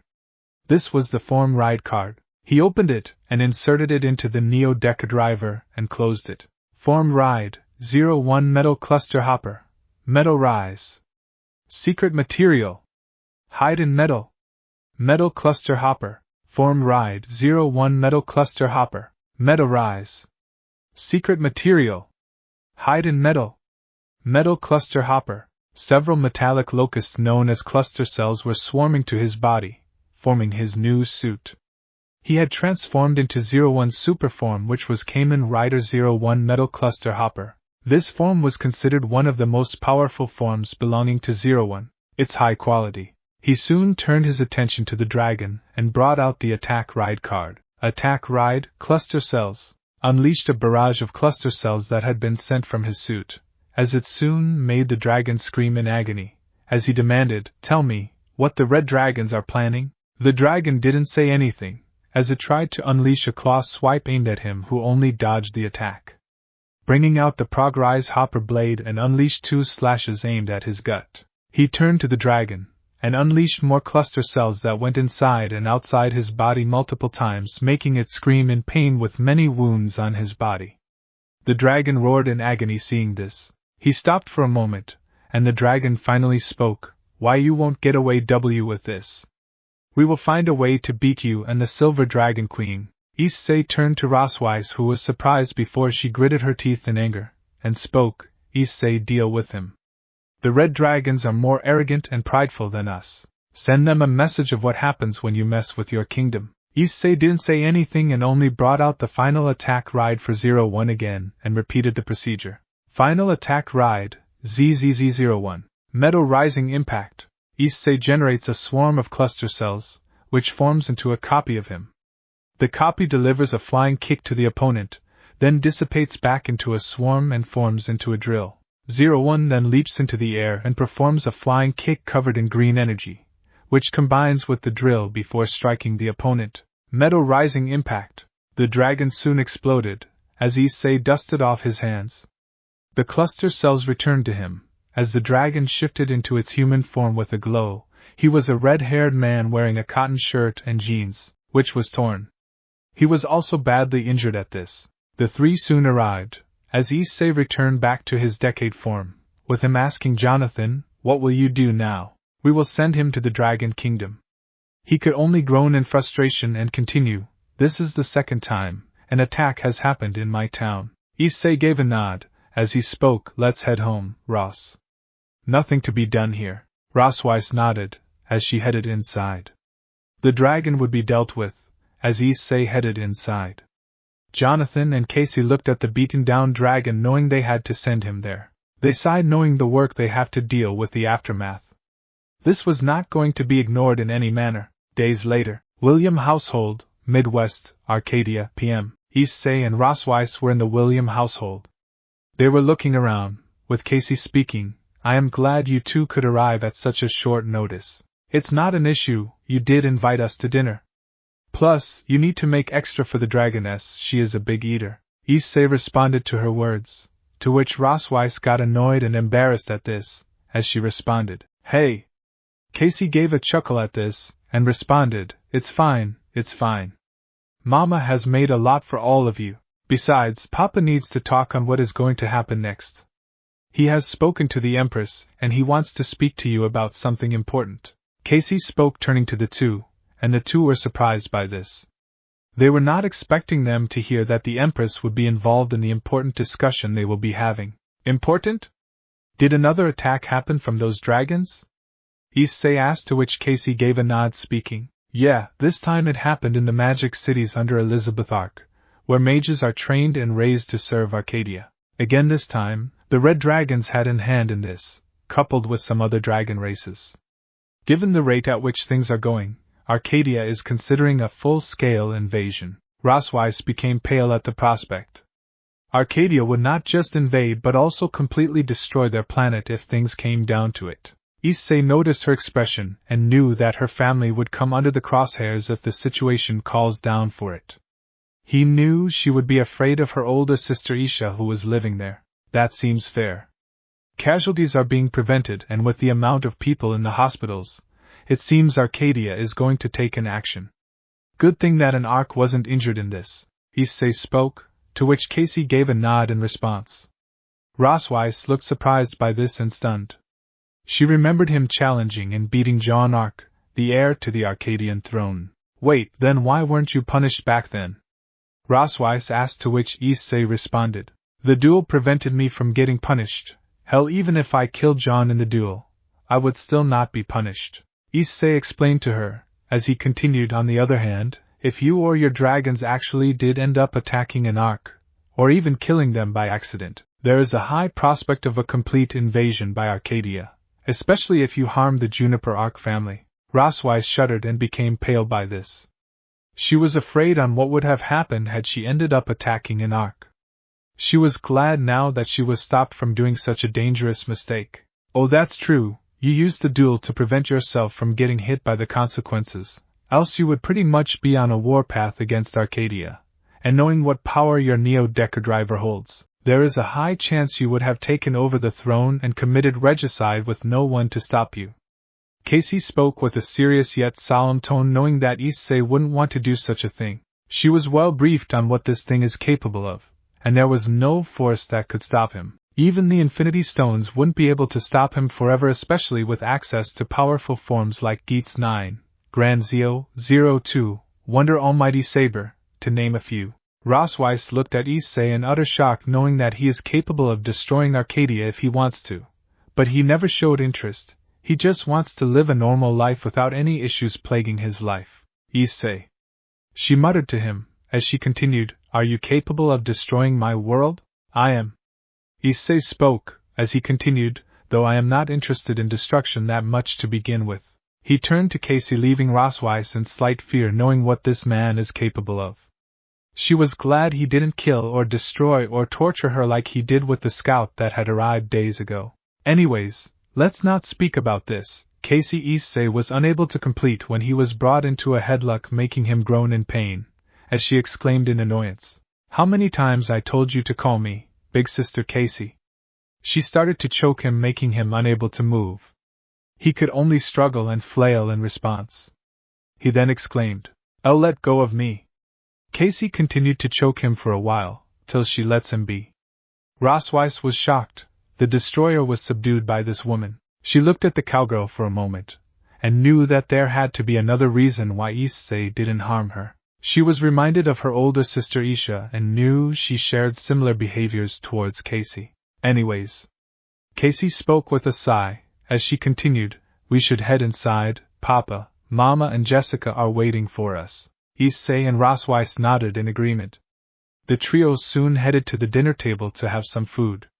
They all knew that this would be the time to discuss on the important matter. William household, Midwest, Arcadia, PM. Issei and the others were seated on the dinner table, as they were having a good dinner made by the mother of the household. This is good, Rosweiss exclaimed, as she had a bite of the chicken. She enjoyed having the food. I am glad that you liked it.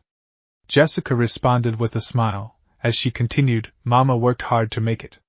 She knew that a dragoness was coming to eat, so she made ample of stuff, and she turned to Issei and spoke. She made Issei's favorite, which was his chicken pizza and strawberry sundae. They looked at Issei, who was munching a huge pizza without any care for anyone or anything, as he responded, "It's good, I like it very much." Issei spoke while having some of the pizza in his mouth, making Rosweiss cringe seeing his actions. While Casey shook her head in amusement, this was just the way Issei was. He loved his food and didn't hesitate to hide about it. Goodness, he has got no manners. Rosweiss spoke to Jessica, who turned to her, and spoke, "It's all right, Rosweiss, he is like that. He just enjoys pizza and his drink too much." Mama knew what he likes and made it accordingly. Rosweiss could only give a slight dirty look as she gave a sigh. She continued to eat her food, albeit with the proper manners. She looked at the others, who didn't seem to mind on how they ate their food.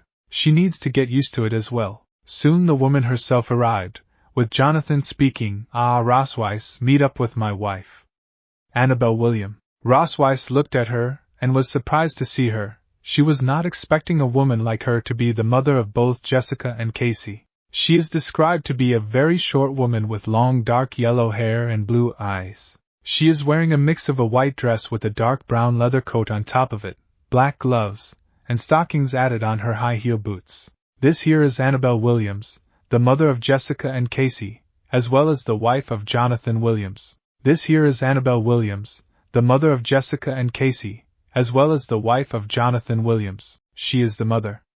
Rosweiss muttered. She was about to comment something on her height, only for Issei to hold her hand, startling her, as he shook his head.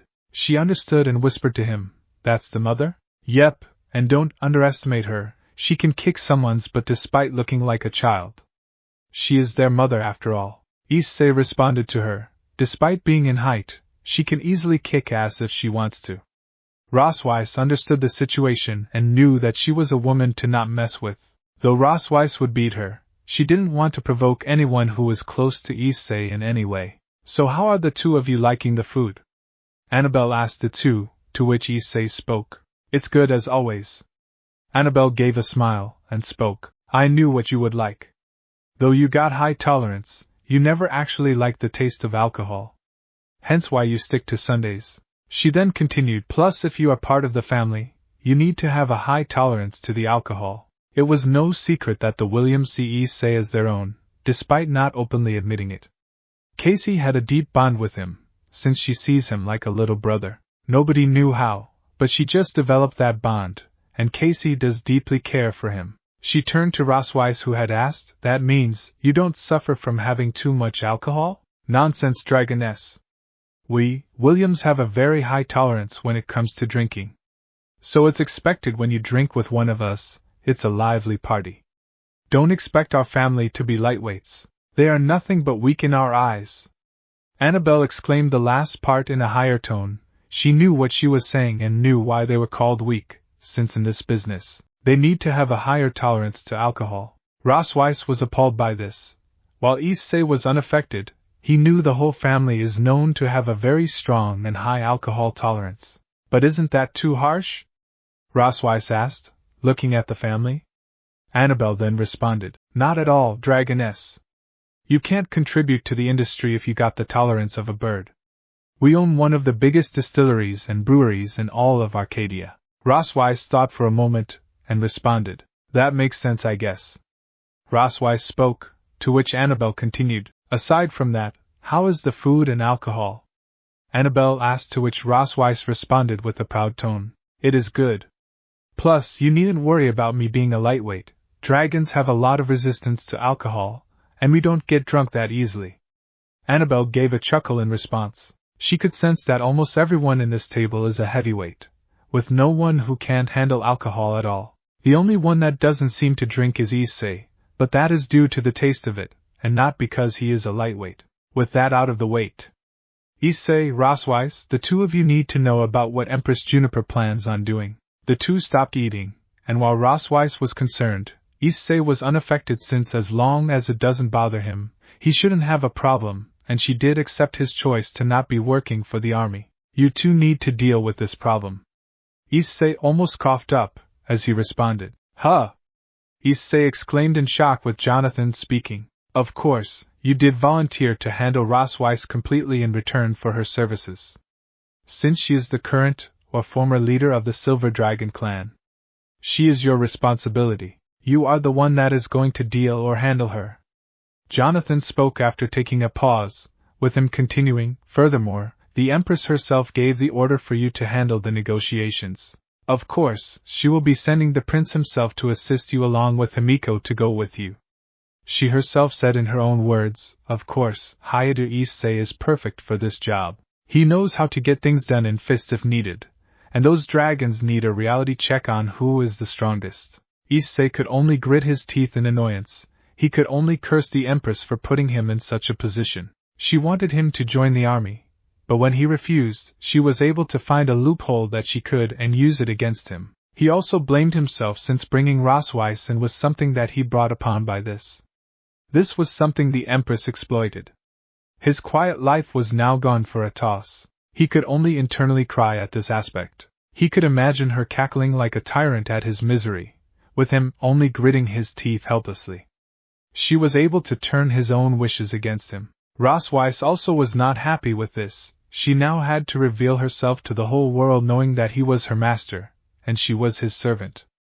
This was something that would bring shame to her completely. A human, who was her enemy, was able to overpower and enslave a dragon queen was not heard of, and was shameful.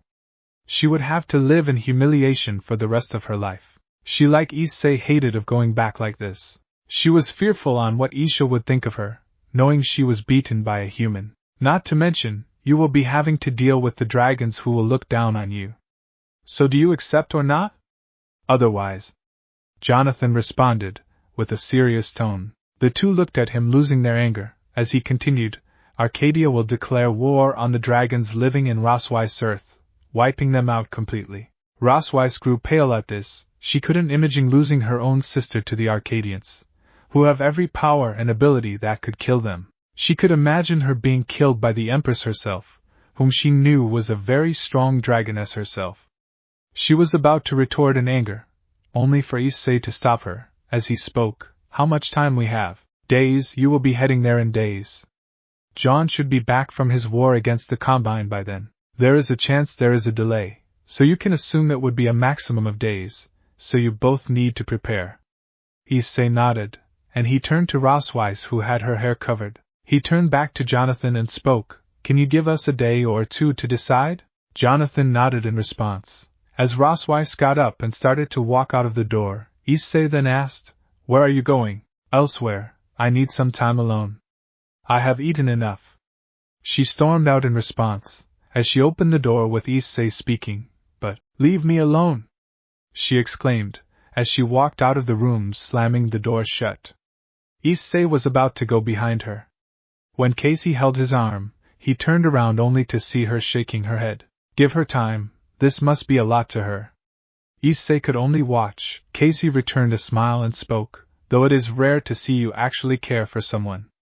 Mr. Lone Wolf. Issei became slightly flustered as he spoke. It's not that, she is just my responsibility. Fair. Casey responded while closing her eyes, with Jessica suggesting, We should probably finish our food. It's getting cold. The other family members seemed to agree to this.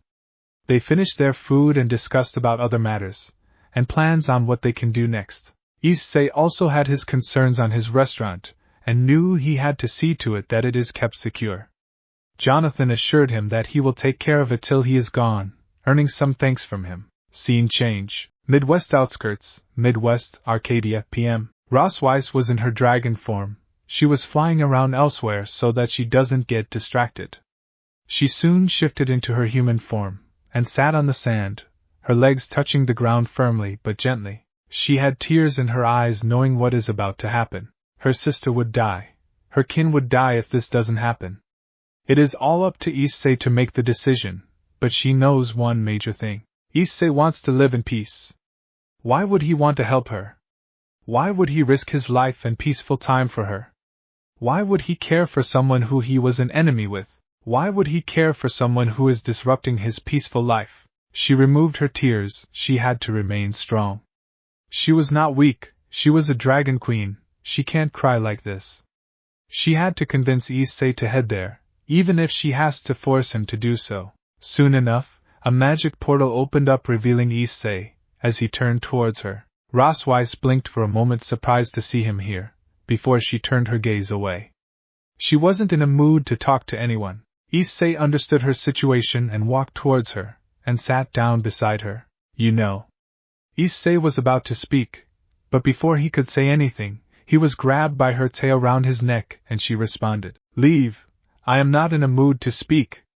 She angrily exclaimed, only for Issei to raise his hand, making her realize that he can still use the master's command to forcefully control her. She lost her anger, and became slightly fearful. However, to her surprise, he only gently kept his hand on her, as she looked at him in surprise. "Look, I am just here to tell you something.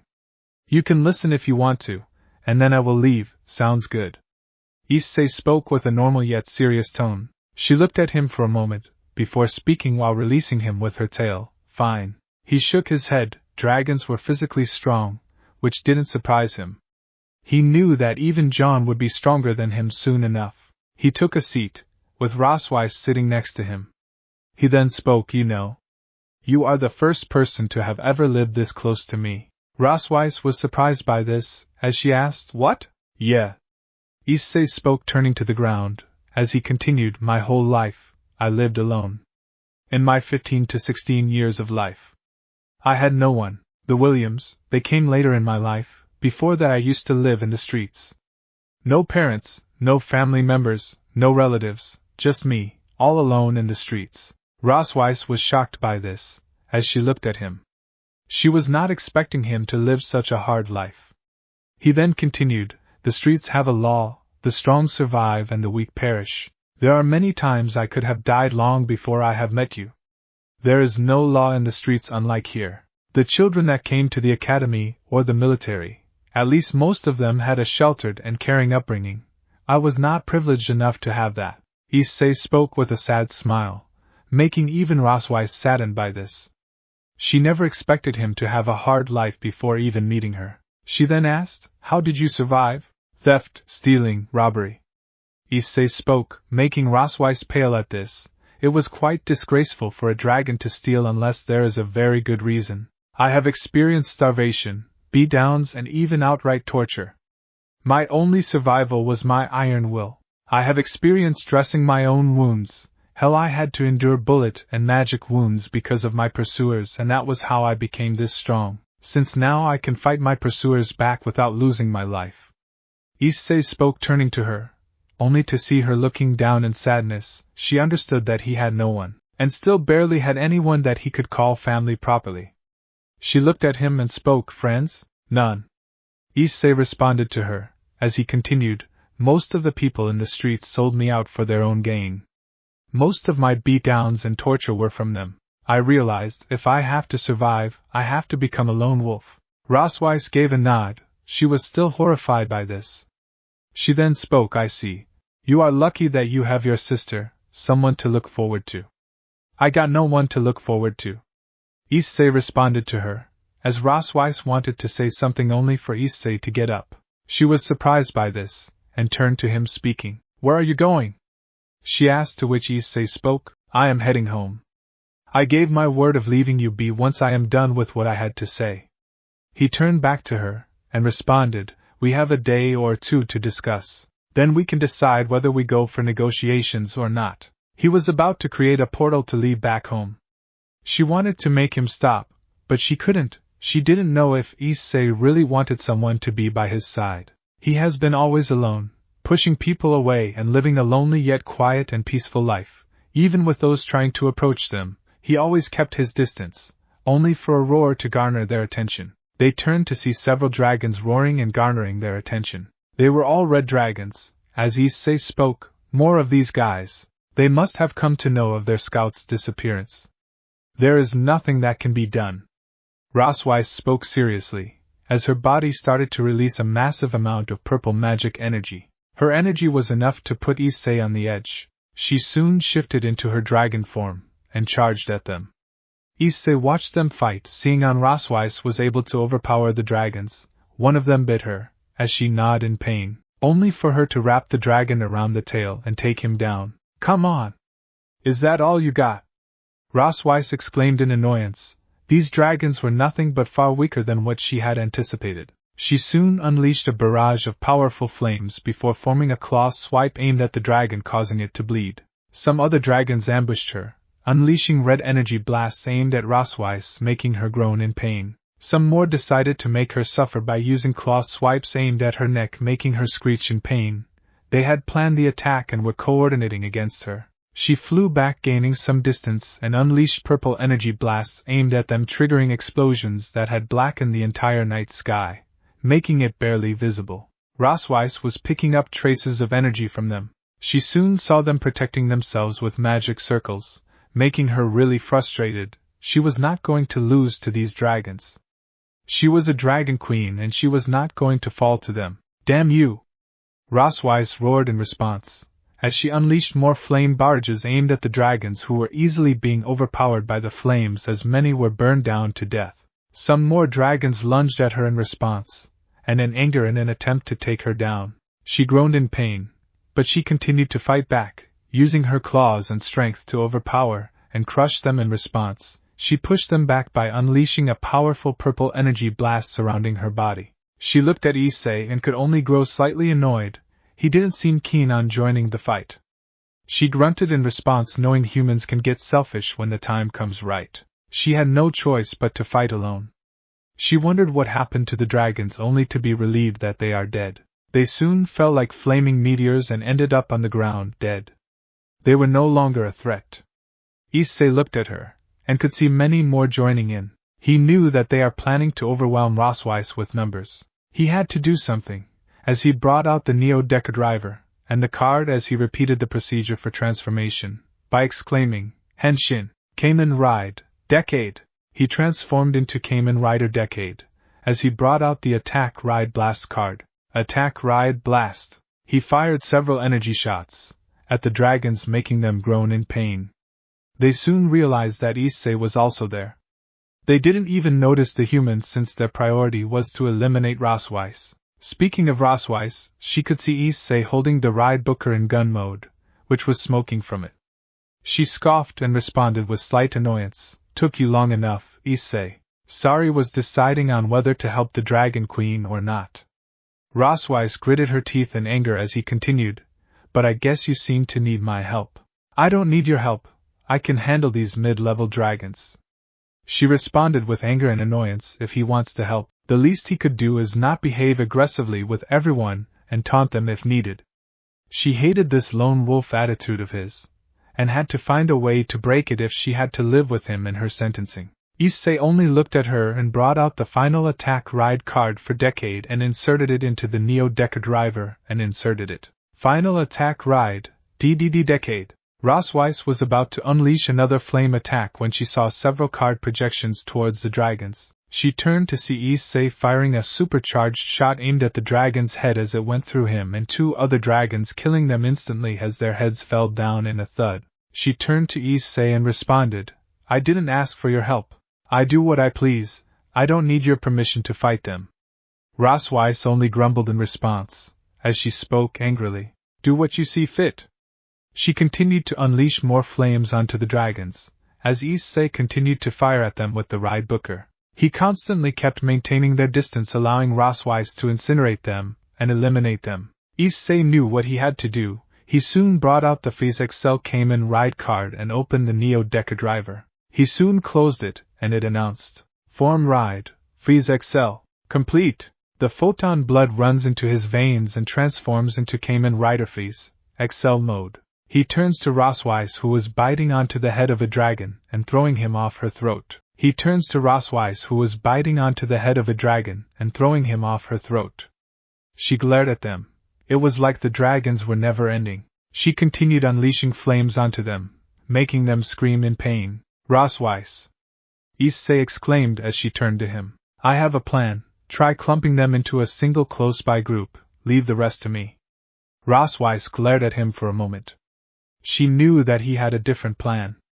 She then spoke. Fine, but if it fails, I swear. Rosweiss grumbled with annoyance, as she did what was asked, using beams of energy aimed at them, forcing them together. She soon followed it up with a tail whip, forcing them together. Some tried to escape, but she unleashed flames. She looked down, only to see him playing with his wristwatch and placing something on his leg. She gritted her teeth in anger, wondering if he had tricked her. Damn him. She could see the dragons escaping. As she continued with the plan, she had some faith in Issei. She unleashed some more beam blasts, keeping them in place. She turned down, to see Issei finally pressing a button. Start up! In just a blink, he vanished, startling her, and soon she picked up a red glow. She could see several drill-like projections on each and every dragon, marking them for elimination. They soon exploded right in front of her, much to her shock. She was terrified on what Issei was capable of. He took down several dragons like it was nothing. Soon enough, something landed on her back. Much to her surprise, as she turned to see Issei standing on her, she was surprised before she demanded, "How did you?" "Time out." Issei sighed in relief. As he spoke, "I will make it quick. When I activated my watch, I can move at speeds far above normal human beings, at least times faster. This includes my speed, jump height, my strength, everything. Which is why I can leap in the air effortlessly and even reach your height without wings. It also allowed me to use several final attack rides in quick succession for fees, that being exceed charge. Only drawback, it is only for seconds, was setting everything up, which is why it took time." Issei ended the explanation, making her nod in understanding. She still was stunned by what he was capable of. He then spoke, "Are we done?" "Hopefully." Rosweiss responded, as she asked, "You can get down if you want to." Before Issei could respond, he soon saw some more dragons approaching them. He then spoke, "Had to jinx it. Okay, new plan, listen to me. On my signal, I want you to grab me and throw at them." Rosweiss turned to him and responded, "Are you crazy? They will burn you." Rosweiss exclaimed with shock, as Issei responded, "Trust me, I know what I am doing." Issei responded, as he brought out a different ride card, this time belonging to Kamen Rider Kabuto. She looked at him for a moment, and spoke, "Fine." She responded with slight annoyance. She had hoped that he knew what he was doing.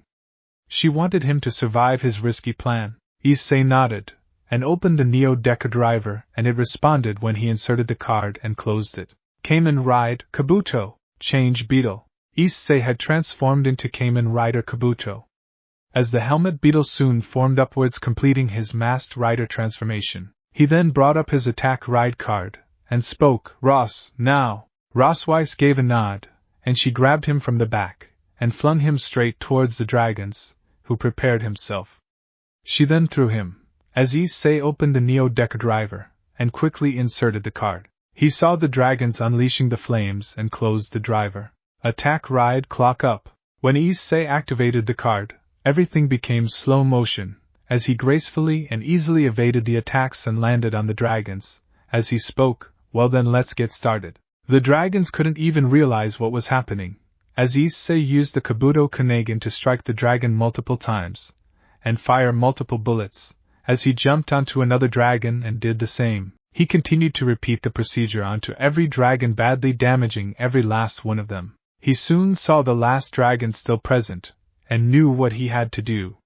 He removed the final attack ride for Kabuto and inserted it into the Neo-Deca driver and closed it. Final attack ride, KKK Kabuto, rider kick. He soon dashed forward and leaped in the air. He soon unleashed a flying side kick, sending the dragon flying a few kilometers and crashing onto a mountain, as the dragon soon exploded in response, killing it. Clock over. Issei soon realized the time is over, as the dragon started to fall down on the ground, with Rosweiss catching him before he could fall. The dragon soon fell down with a thud. The two watched the dragons plummet to the ground, with them succumbing to their injuries.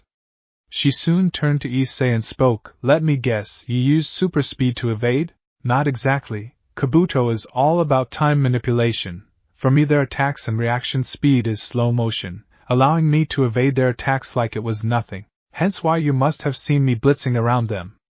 Rosweiss gave a nod, as she spoke in response. "You are one reckless rider, aren't you?" Issei reverted to his regular decade form and responded, "Well, I got nothing to lose, so it is no biggie." Rosweiss only huffed, and didn't say anything. She had hoped he could find a reason to live, since she knows he needs people in his life. Soon she decided to make the landing.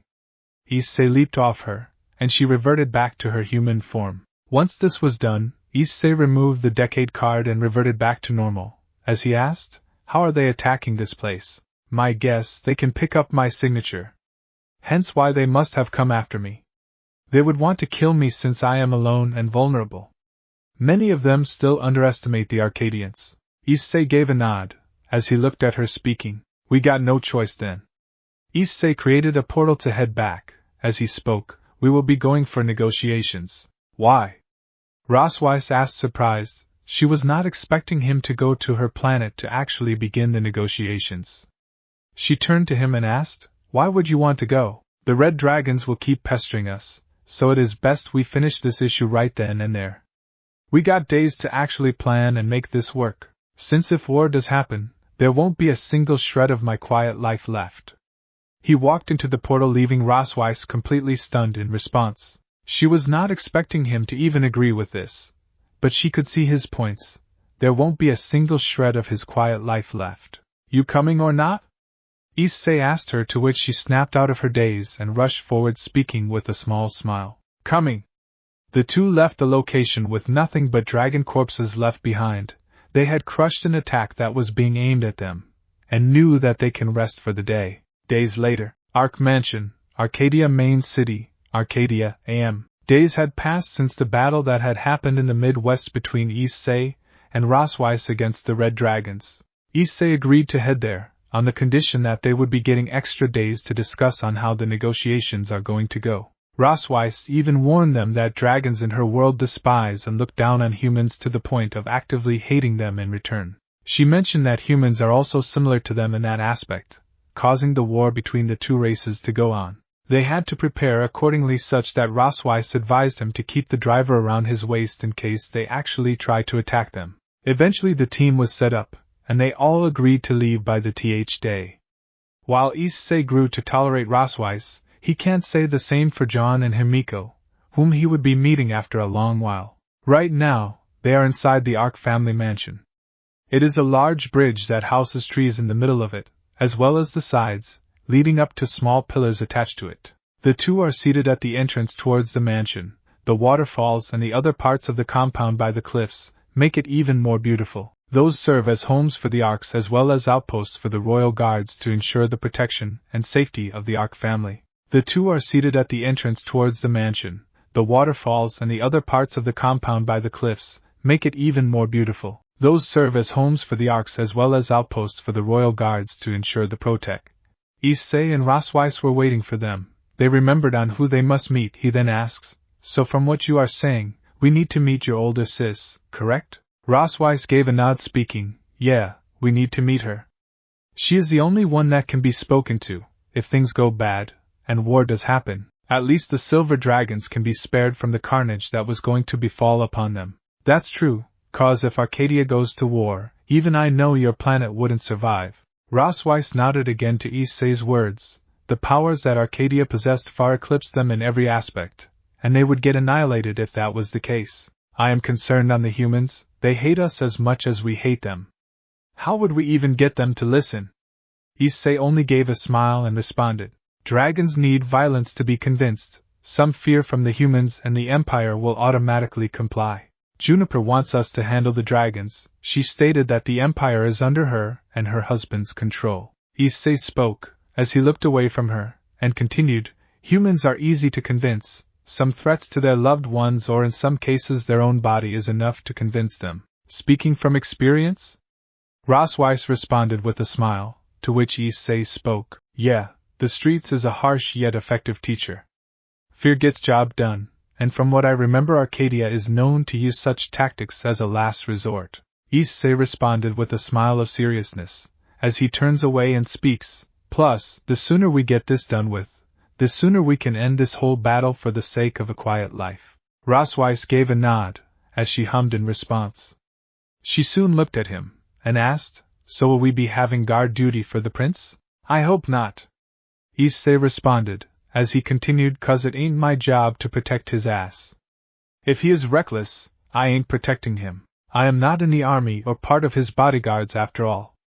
Issei responded, as he continued, "Plus he's half dragon, so I am pretty sure he can protect himself." Rosweiss nodded, and responded, Fair enough. So when are we leaving? Soon. Issei responded, as he turned to them and spoke, when they come, fashionably late. Rosweiss turned to the direction, where they would come from. Soon enough, she spotted Jon, Himiko and Juniper, along with another man. The man is none other than Jon Ark, the current emperor of Arcadia. Nicholas was described to be a tall man with long light yellow hair.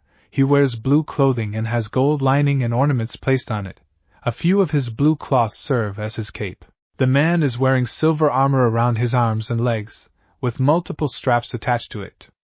He is also in possession of a bow and arrow, which he holstered in his back. Ah, guess they have finally arrived. Never thought I'd see the Emperor in person. He spoke, as he turned to Rosweiss, who was surprised by this. She then spoke, You never did? Only on TV I did. Aside from that, he never shows himself to the public, and only does so on certain occasions.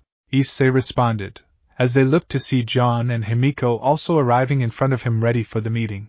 Ark Mansion, Arcadia Main City, Arcadia, AM. Meet my husband, Rosweiss Issei. Juniper introduced him to them, and responded, He is Jon Ark, the current emperor of Arcadia. The two nodded with an acknowledgement, with Nicholas speaking with a smile. It is a pleasure to meet the one called Decade and the one that actually managed to take down my son. Jon flinched at this, as Juniper gave a sigh speaking, Nicholas, stop. Okay, fine. Nicholas spoke while rolling his eyes. Juniper shook her head and spoke, Anyways, you two know what the plan is, right? We do. Rosweiss spoke to the two. She then continued, Our plan is to meet up with my older sister Isha Melkv. She is the one that is primary in convincing the dragons to not hold the war. But our main problem is the Red Dragon clan. Nicholas kept his hand on his chin and asked, Rosweiss, would you tell us on these dragons as well as humans from your world? Try to reduce the bias you have against the latter if you can. Rosweiss took a deep breath and spoke, Okay, the dragons are beings that have lived for centuries, and have lifespans of thousands of years. I myself am close to years old. We are naturally more gifted in terms of strength, stamina, speed and mana capabilities. Many of us are divided into clans, like Silver for mine, Red for another, Sky, Land, Water and several more clans. Several of us prefer to live by ourselves, but due to war, we have become more aggressive towards humans. Many even destroy entire settlements and have taken down several towns, villages and even cities of humans. Since we can take human form like you see in mine and the Empress's, we have two methods of reproducing. One is cocoon and live birth. The five were surprised by these variants of dragons, with Juniper and Jon being the most surprised, since they weren't aggressive and actually coexist with humans and several other species. I remember my father mentioning about cocoon birth dragons. It is rare but exists in Arcadia, and can only be formed when two pure-blooded dragons mate with each other. Juniper responded to Rosweiss' words, making Jon surprised as he asked, Mother? Did our family have this? We did only once, but it is way back in our lineage. After that, it was live birth, which is what all of us have been born in. Juniper responded with a smile, as Jon gave a nod. Rosweiss then spoke, Getting back to it, regardless of how we were born, adult dragons don't have differences regardless of birth, but when it comes to children, there is a difference. Cocoon-born dragon babies inherit strength directly from their mothers and have certain advantages in physical fitness and talents. Viviparous dragon babies need to grow and learn before they can master strength. Rosweiss explained to them, making them all nod in understanding from the dragon's side of things. So how long has this war been going on? Jon asked, to which Rosweiss responded, Long enough to no longer even remember. Rosweiss spoke, as she shook her head. She then continues, Humans, on the other hand, aren't like us. They are far weaker than us in terms of strength, stamina, speed and mana capabilities. However, what they lack in this, they make it up for sheer determination, persistence and tenacity, allowing them to overwhelm us with numbers. Humans that have managed to kill us, gaining the needed skill to kill us. Such humans are known as dragon slayers, and there is an academy made to train such individuals. Because of this, the humans led by the Emperor has been a thorn to our existence. I see. Juniper mused, knowing that humans would hate her if she were to expose her draconic traits, so she had to play her cards as she had to convince the humans and the dragons to end the war. Furthermore, heroes produced from said dragon slayers are even more dangerous. Hell, they could even clash with me in their full strength if needed. This is why this war is still going on, and both sides are enemies of each other. Personally speaking, either side is gaining victory, but there are those that are still living in peace. The Arcadians nodded in understanding to Rosweiss's words.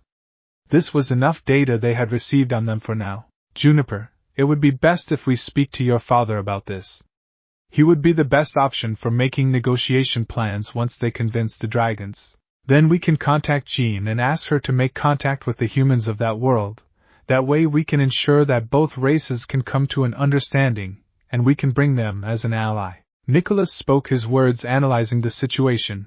He shared his son's tactical mind and knew that this would be the perfect scenario for this. But what about the fact on some humans or dragons, like the Red Dragon clan? Juniper asked, as she continued, we should make provisions for them as well. True.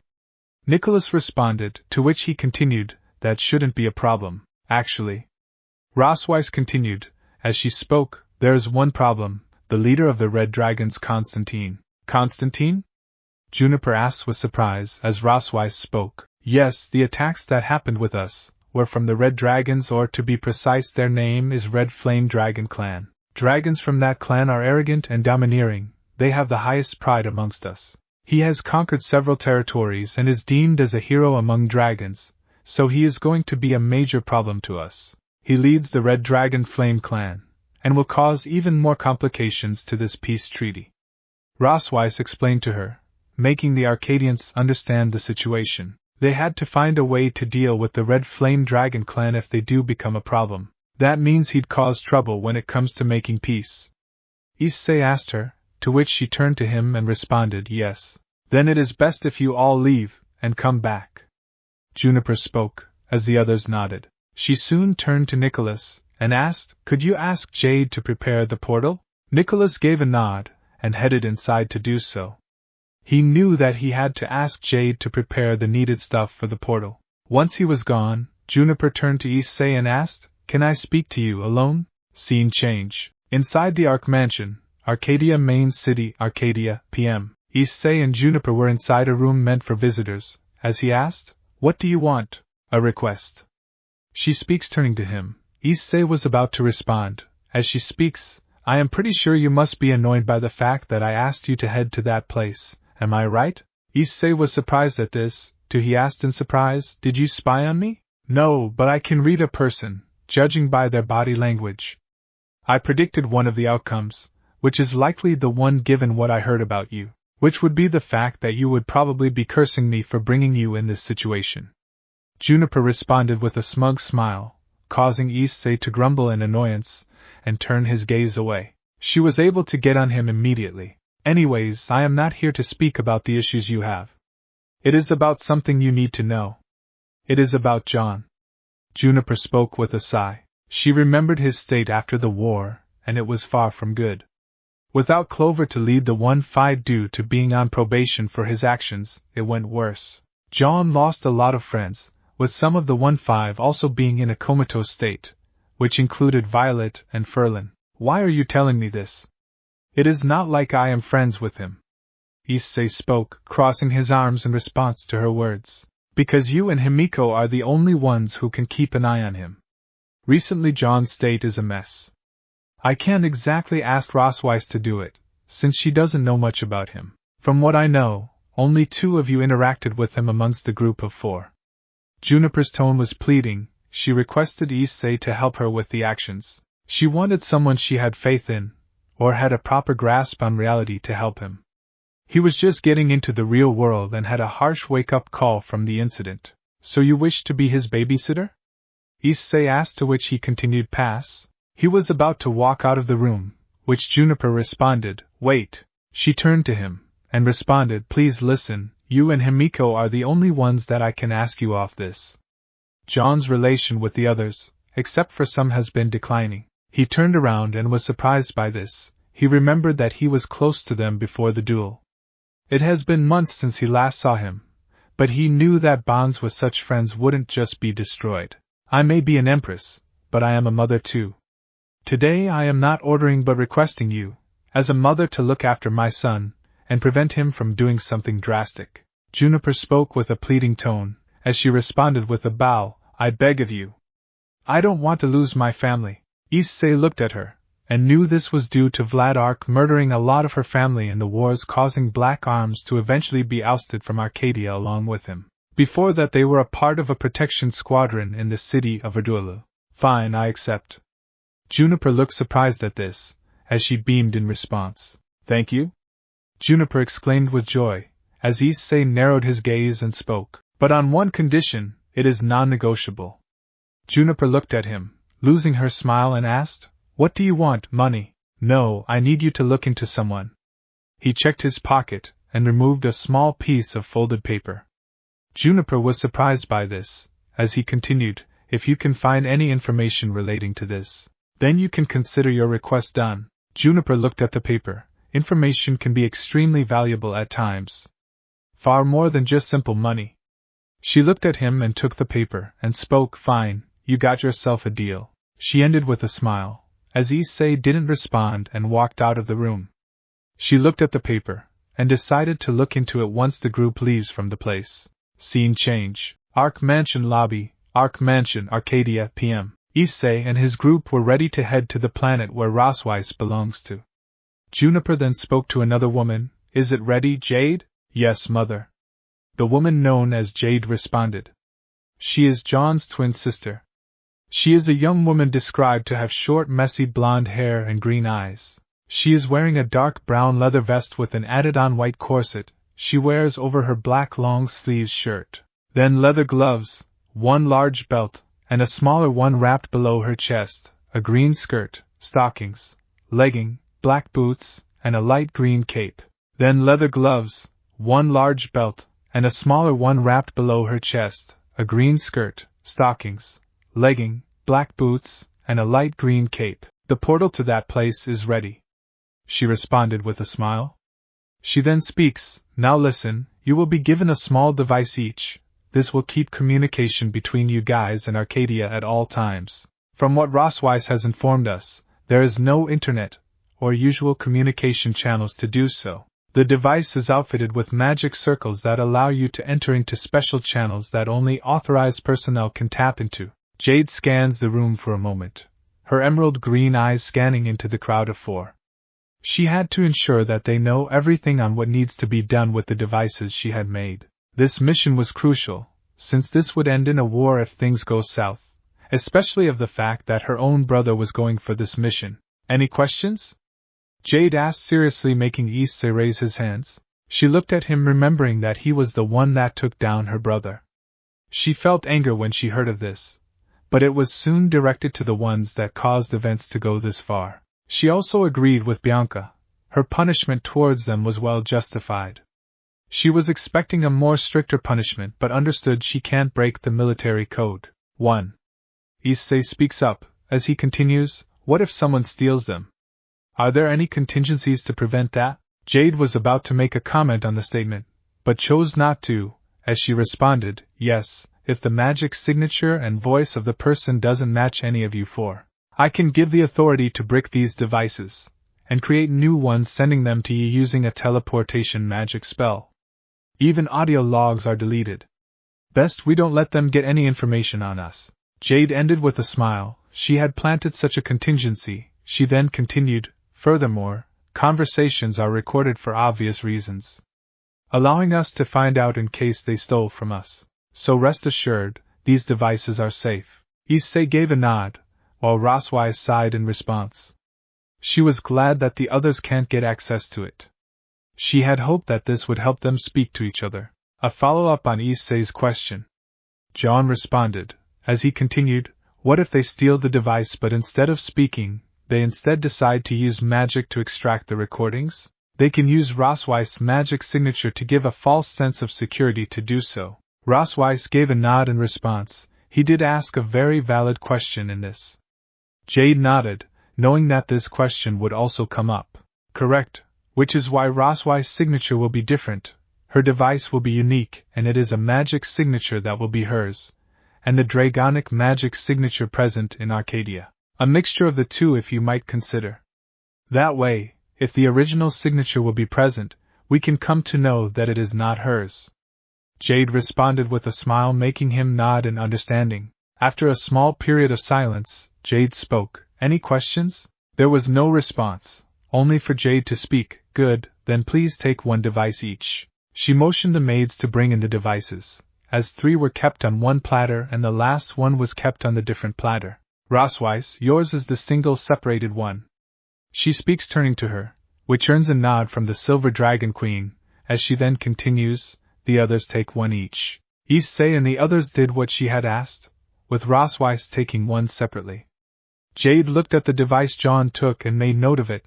She was eyeing the device Jon had taken. Issei picked this up, and she turned her gaze away. He had an idea what she was thinking and was internally stunned. He was hoping what he thought was not true. Once they took their device, they were ready to head into the portal, and Jon was about to speak when Juniper spoke her words. This is a message to all of you. Stay safe and keep contact with us at all times. The latter one, if possible. Your safety is your first priority, and keep yourselves safe and sound. Perform the mission, but like I said before, keep your health and safety as your first priority. The 4 nodded to the words of the Empress and agreed to it. They all were ready for their new journey. Is everyone ready? Himiko and Rosweiss gave a nod, while Issei spoke. Yeah, the sooner we get this over with, the sooner we head home. Issei speaks. They all were ready for their new adventure to a different world. Never change, do you? Himiko spoke with a tired expression, though she had a small smile. She then spoke. At least you are open with coming with us. I wonder what's changed.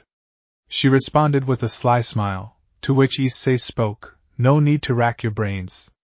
It ain't gonna work. Himiko pouted in response, to which Jon shook his head and spoke. Let's head there. I agree with him. Rosweiss spoke in agreement, as the 4 all headed to the place. They walked into the portal ready for their new journey. They headed inside and were ready for their new journey. The portal closed in, as they looked around completely in the dragon planet. It seemed nice on the surface.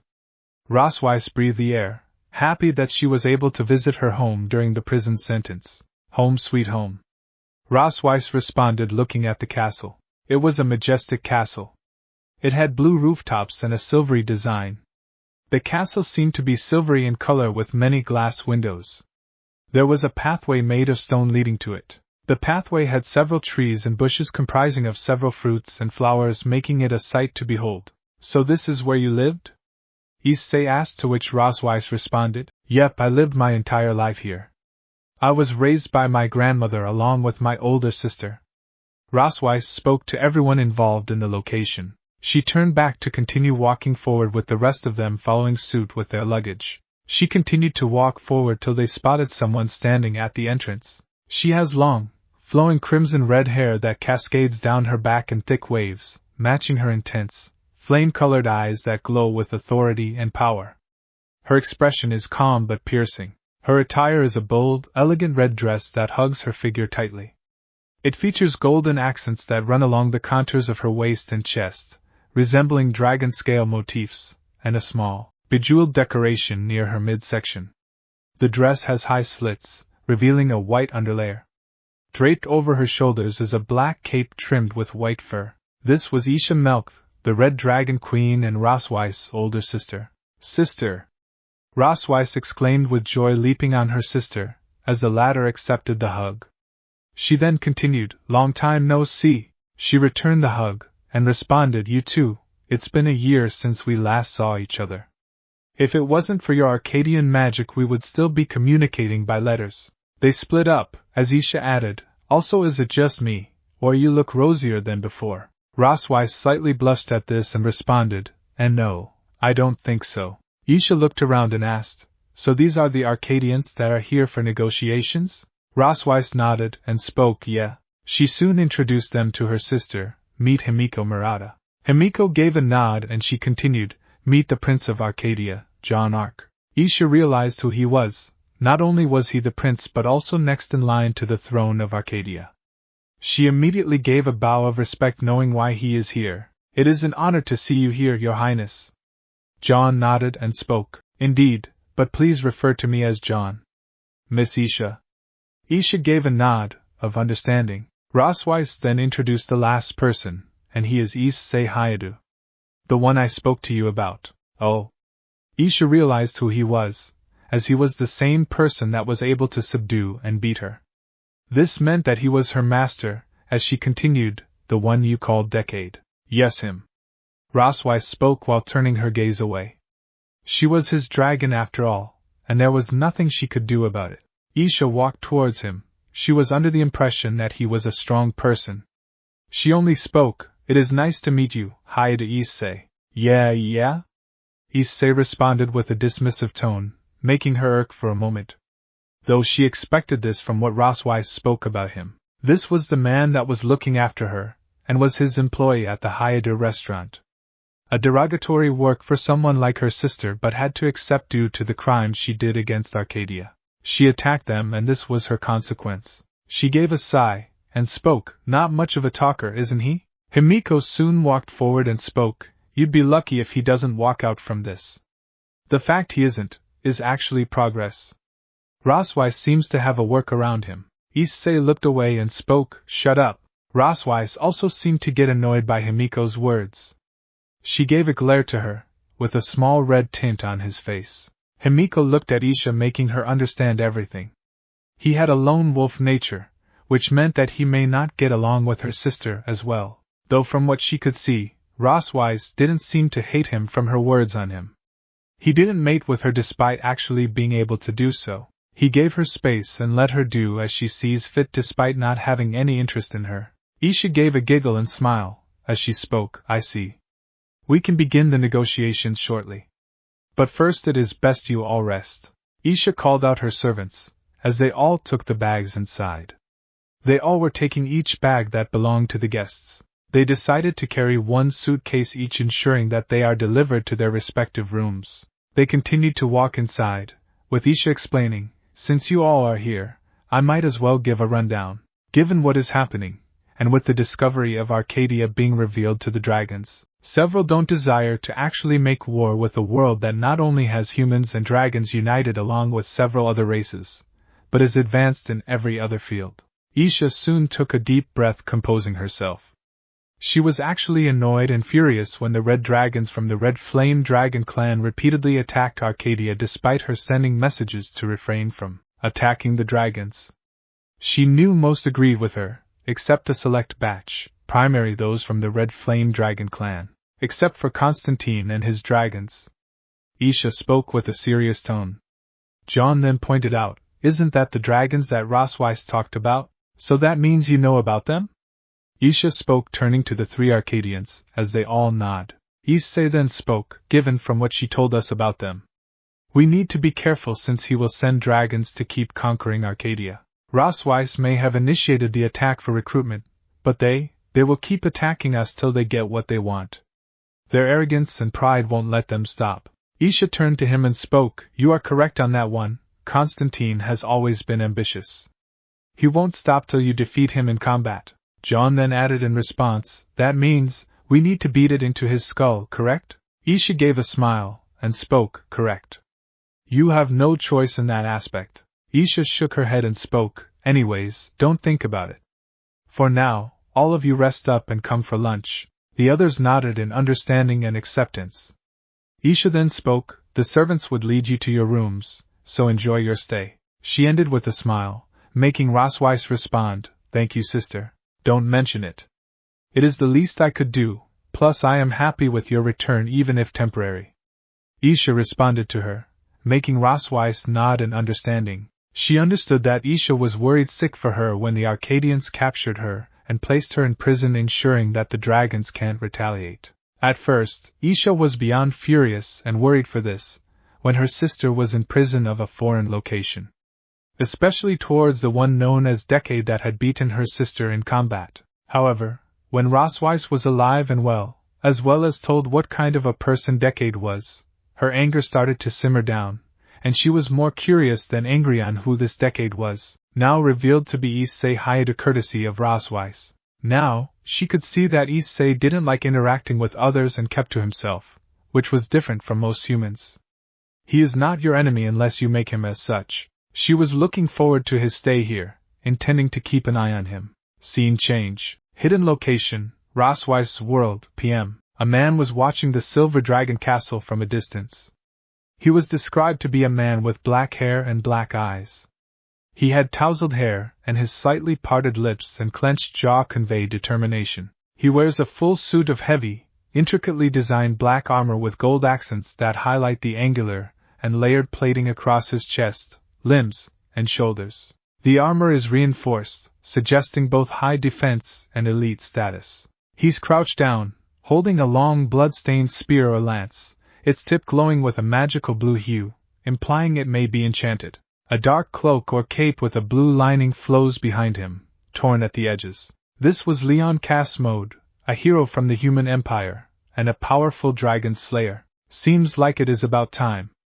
Leon spoke, as he could see Isha from a binoculars, and he continued, "It is time we deal with the Red Dragon Queen." He could see an army approach him, as a commander spoke, "But how are we going to eliminate her?" Leon gave a smile to his comrade and spoke, "With this, Leon shows something making them surprised." They understood one thing. This victory over them would soon be theirs. The dragons will pay for what they did to humans. The something was a powerful ability which Leon gained recently and was worthy to use it. Now prepare the forces, it is time for an invasion. Leon spoke seriously, making the soldier nod in understanding and acceptance. They all knew what they have to do and bring the dragons down, since only then will the war end. Issei was with Jon, the two were in the bar cabinet, away from the girls. They needed some time to discuss. Issei had to do something. His sisters were planning something, and while he didn't care about him that much, he did promise the Empress that he would look after him till the negotiations are complete. As he turned to him, and responded, "Hey Jon, would you swap earpieces with me?" "Why earpieces?" Jon asked suspiciously, to which Issei responded, "Just hand it over to me. I need to check on something." Issei responded, as he continued, "I will return it to you once I am done with it." Jon looked at him for a moment. He was just asking to check earpieces, making him wonder why he would be needing his earpiece specifically. Neither of them have used their earpieces just yet. He wondered what his intention with the earpieces were. However, he resigned, knowing that he didn't seem to have any ill intention with it. "Fine, here." Jon handed his earpiece, and Issei gave his to him. He looked at Issei's earpiece for a moment, and took a sip of his whiskey. He looked at Issei, and responded, "You know, never thought that I would be working with you of all people. Especially with the fact that you aren't the one working for us given what happened with my team." "True," Issei responded, as he continued, "You can blame your mom for pairing us together. She can be real stubborn when it comes to getting what she wants. And add to the fact that you were housing Rosweiss, the one that can help with negotiations against the dragon folk. So you were the first choice she had in mind," Jon pointed out, as he soon sighed. He then continued, "Mom ensured the only ones that were coming with us were the ones you tolerated. That is me, and Himiko. She asked me about your relation with the 1-5 and I told her everything." Issei looked at her, seeing on how stressed he is. He had been through a lot after his departure from his duel. He then spoke, "Seems like she is the only one with a proper understanding of the situation outside of you guys." "True." Jon spoke up, as he continued, "Ever since your departure, the team has been on a downward spiral, given what you did with Lily and Violet. The two have nightmares of you controlling them for your own special needs. Violet detests you, but she is on time out. Himiko warned her that if she did anything based on a grudge, she will be out of the 1-5. Lily doesn't want to deal with you ever again. And before you ask, the others, they all have kept their distance from you. Only the ones that were nice to you don't want to do so." Issei sighed. He then responded with an annoyed expression, "And that is all I wanted. If they don't like me, don't talk to me. Is that too much for them to understand? And they are supposed to be future leaders and warriors of Arcadia." Issei exclaimed the last part. They were all idiots, if they couldn't figure out the solution to their problems was this simple. They are done for, they will only continue to ruin themselves. Jon was surprised. only for him to witness Issei gulping the whole whiskey glass like it was nothing. As he continued, to top it all off, Evergarden had to block my bank account. Entitled piece of shit. She acts nice and kind, but that woman has a grudge, and to those she doesn't like, she behaves like an entitled piece of shit. Issei sighed, to calm himself down, as Jon asked, "Are you okay?" "Why yeah, I am fine. Just remembering her is a pain, to be honest," Issei responded, as Jon shook his head. "Anyways, I had an inkling of what happened in the Combined War." "What happened?" Jon took a sip of whiskey and decided to speak. "It went worse, we lost most of the 1-5.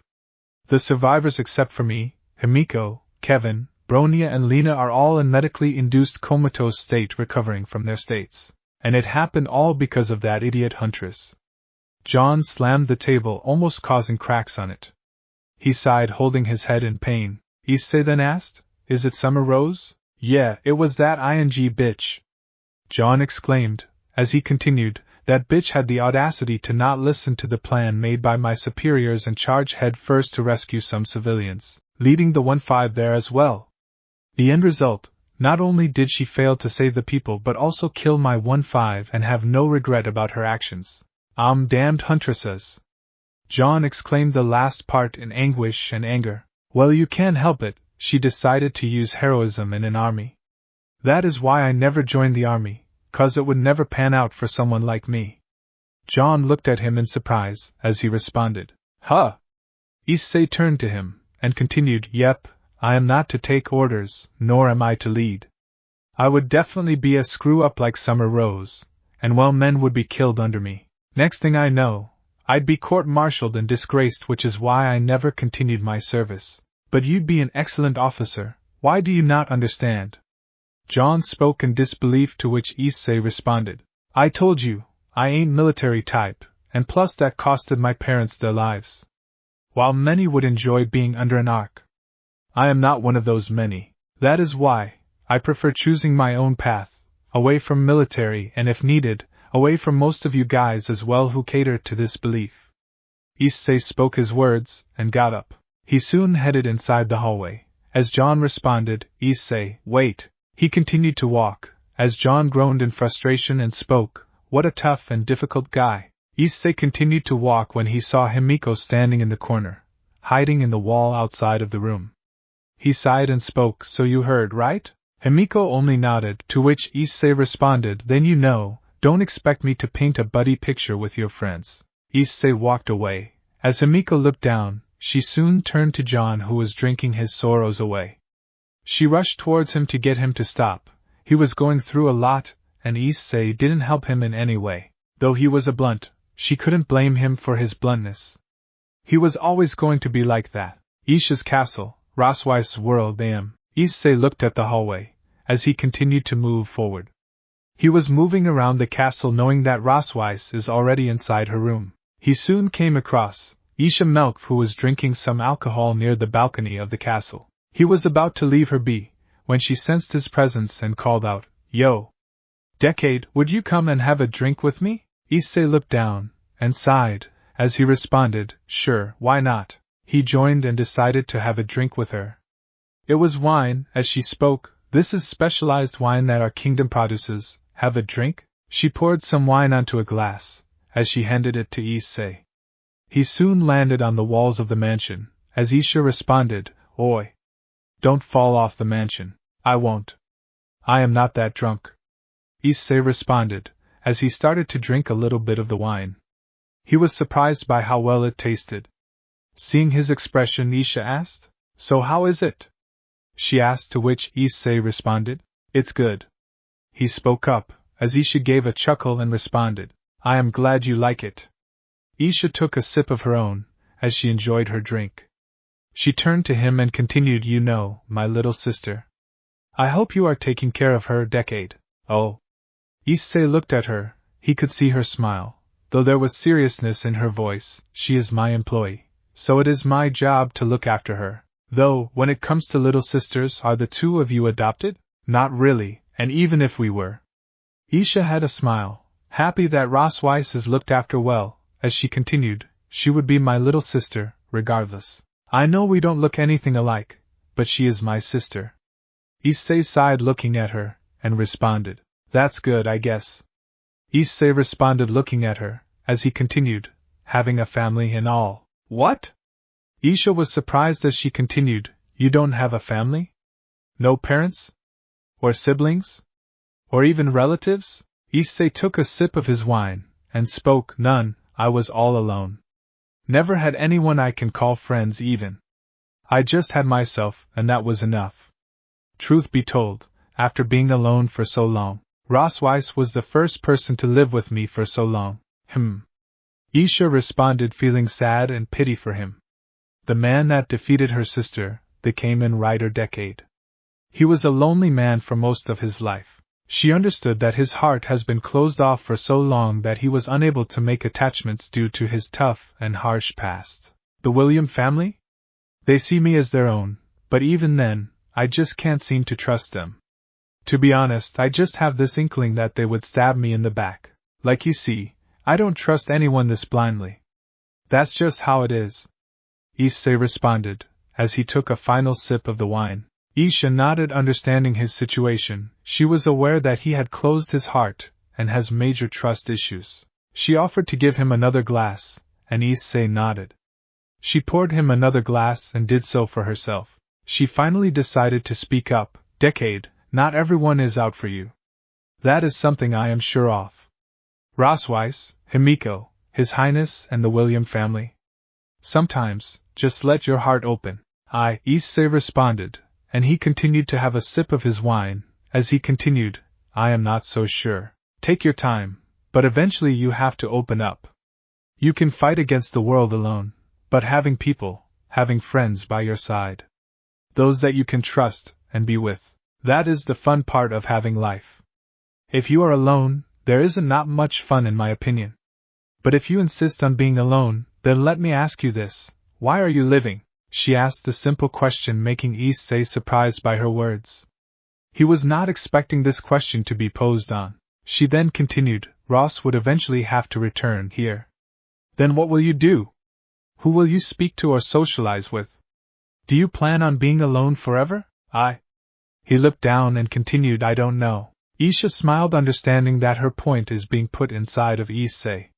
She decided to speak up. You know, they call you a wolf. He looked at her, as she responded, your teammates, I mean. But eventually there will be a time for you to find your own pack. Even us dragons are social creatures, and we eventually do need underlings and other beings to socialize with. Isha explained to him, making him nod in understanding. Isha was the first to actually challenge him in his ideology. She questioned on what he would do without allies and who he was living for. Many only asked him on how he would survive without allies, which he proved them by his skills and fighting. They also claimed that without teamwork and surviving without being under an arc, which was primarily Clover shoving that ideology, he would never make it out or succeed, which he again proved them wrong by doing what he did. Here Isha asked him a simple question, which was who he would even live for. That was the first time he had no answer. He had no one to live for. He truly had no one to live for the rest of his life. Issei was unable to answer when suddenly a tremor was felt across the whole field. Isha was also stunned, as she responded, What the hell? What is going on, Isha? Issei asked, to which Isha responded, I don't know. Soon some dragon maids rushed inside the location, and one of them spoke, My lady, we are under attack. Isha immediately placed the glass down. She then demanded, Who? Who is attacking us? The dragon maids looked at each other, and one of them spoke, Humans. What? They got some nerve. Isha growled in anger, almost releasing her draconic traits. She was beyond furious at this display of violence, especially at the dead of night when many of them are resting or are asleep at the moment. Let's go, Decade. I will alert the others. Isha spoke to Issei, who only groaned and kept his glass down. Guess he won't be able to have any decent sleep for tonight. He and Isha head towards where the attack happens, as Issei wrapped the Neo-Deca driver around his waist. He was joined by Rosweiss and Himiko. The duo were also surprised by the attack that is happening. What the hell? How did it happen? Rosweiss asked with slight anger, seeing her kin struggling to fight against humans, realizing that they must be using dragon-slaying weapons. Humans had attacked us. They took the opportunity that we would be sleeping to attack us. Issei responded, to which the two grumbled at this. This was an obvious tactic to take down the enemy. Where is Jon? Issei asked, to which Himiko speaks. He had too much to drink. He is resting, he will join us shortly. Issei nodded in understanding. He soon turned towards the humans. As he spoke, guess it can't be helped. Issei stepped forward and brought the decade card and exclaimed, Henshin! He inserted it into the driver and closed it. Kamen Ride, Decade. Issei immediately transformed into Kamen Rider Decade. He soon brought out the Rider Booker and changed it into sword mode and slashed two of the knights. As he turned to the soldiers that were protecting the soldier hatchlings, one of them spoke, Decade. Are you okay? The soldiers nodded, as he declared, Take the hatchlings to safety. I will deal with them. The soldiers again nodded, getting the dragon hatchlings out of there. They were using their bodies to protect the hatchlings from the humans. He turned back to the soldiers, with one of them speaking, You traitor, working for these damned dragons, you will pay. The soldiers charged at Issei, as they raised their swords on him.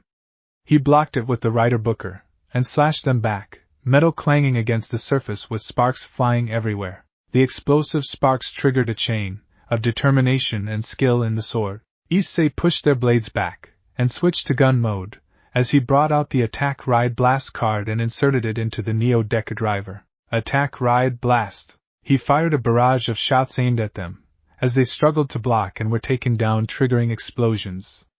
Some knights were taken down just by the blasts. Issei looked at their passed-out bodies and spoke, Traitor, huh? Picking on kids is a new low, but I guess even knights of your standard have that. He soon regrouped with the others who had already had their fair share of holding off the invasion. He then spoke, How is it going? Well, we were able to stop most of the attacks, but most of them called me a traitor for siding with you guys. You weren't kidding about the hatred, Ross. Himiko spoke up, making Rossweiss nod in understanding. She turned to them and spoke, Yeah, it is bad between both our races. So what's our next step? Issei asks, but before they could even respond, a powerful magic blast strikes all of them, as Issei slashes through them with the Ride Booker. Issei was on alert, and so were the others, as a voice soon called out, So this is the Masked Rider Decade I keep hearing about. The trio turned to see it was none other than Leon standing with his standard armor, as he leaped on the ground. He looked at Decade with interest. Issei looked at him and asked, So let me guess, are you one of those knights? Knights?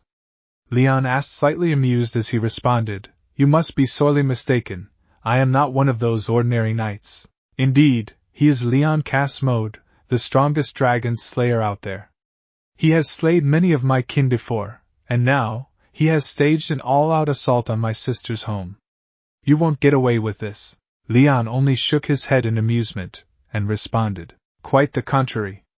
Leon responded, as he continued, I have already slayed several dragons at this point, along with me and my army, just like you have been doing with my humans, incinerating and mercilessly killing several of them. Rossweiss clicked her tongue in frustration, as she glared at Leon with a look of murder for killing so many of her kin. She was ready to take him down, but didn't want to rush against him without any sort of plan. So that gave you the excuse of murdering the dragonkin, is that it?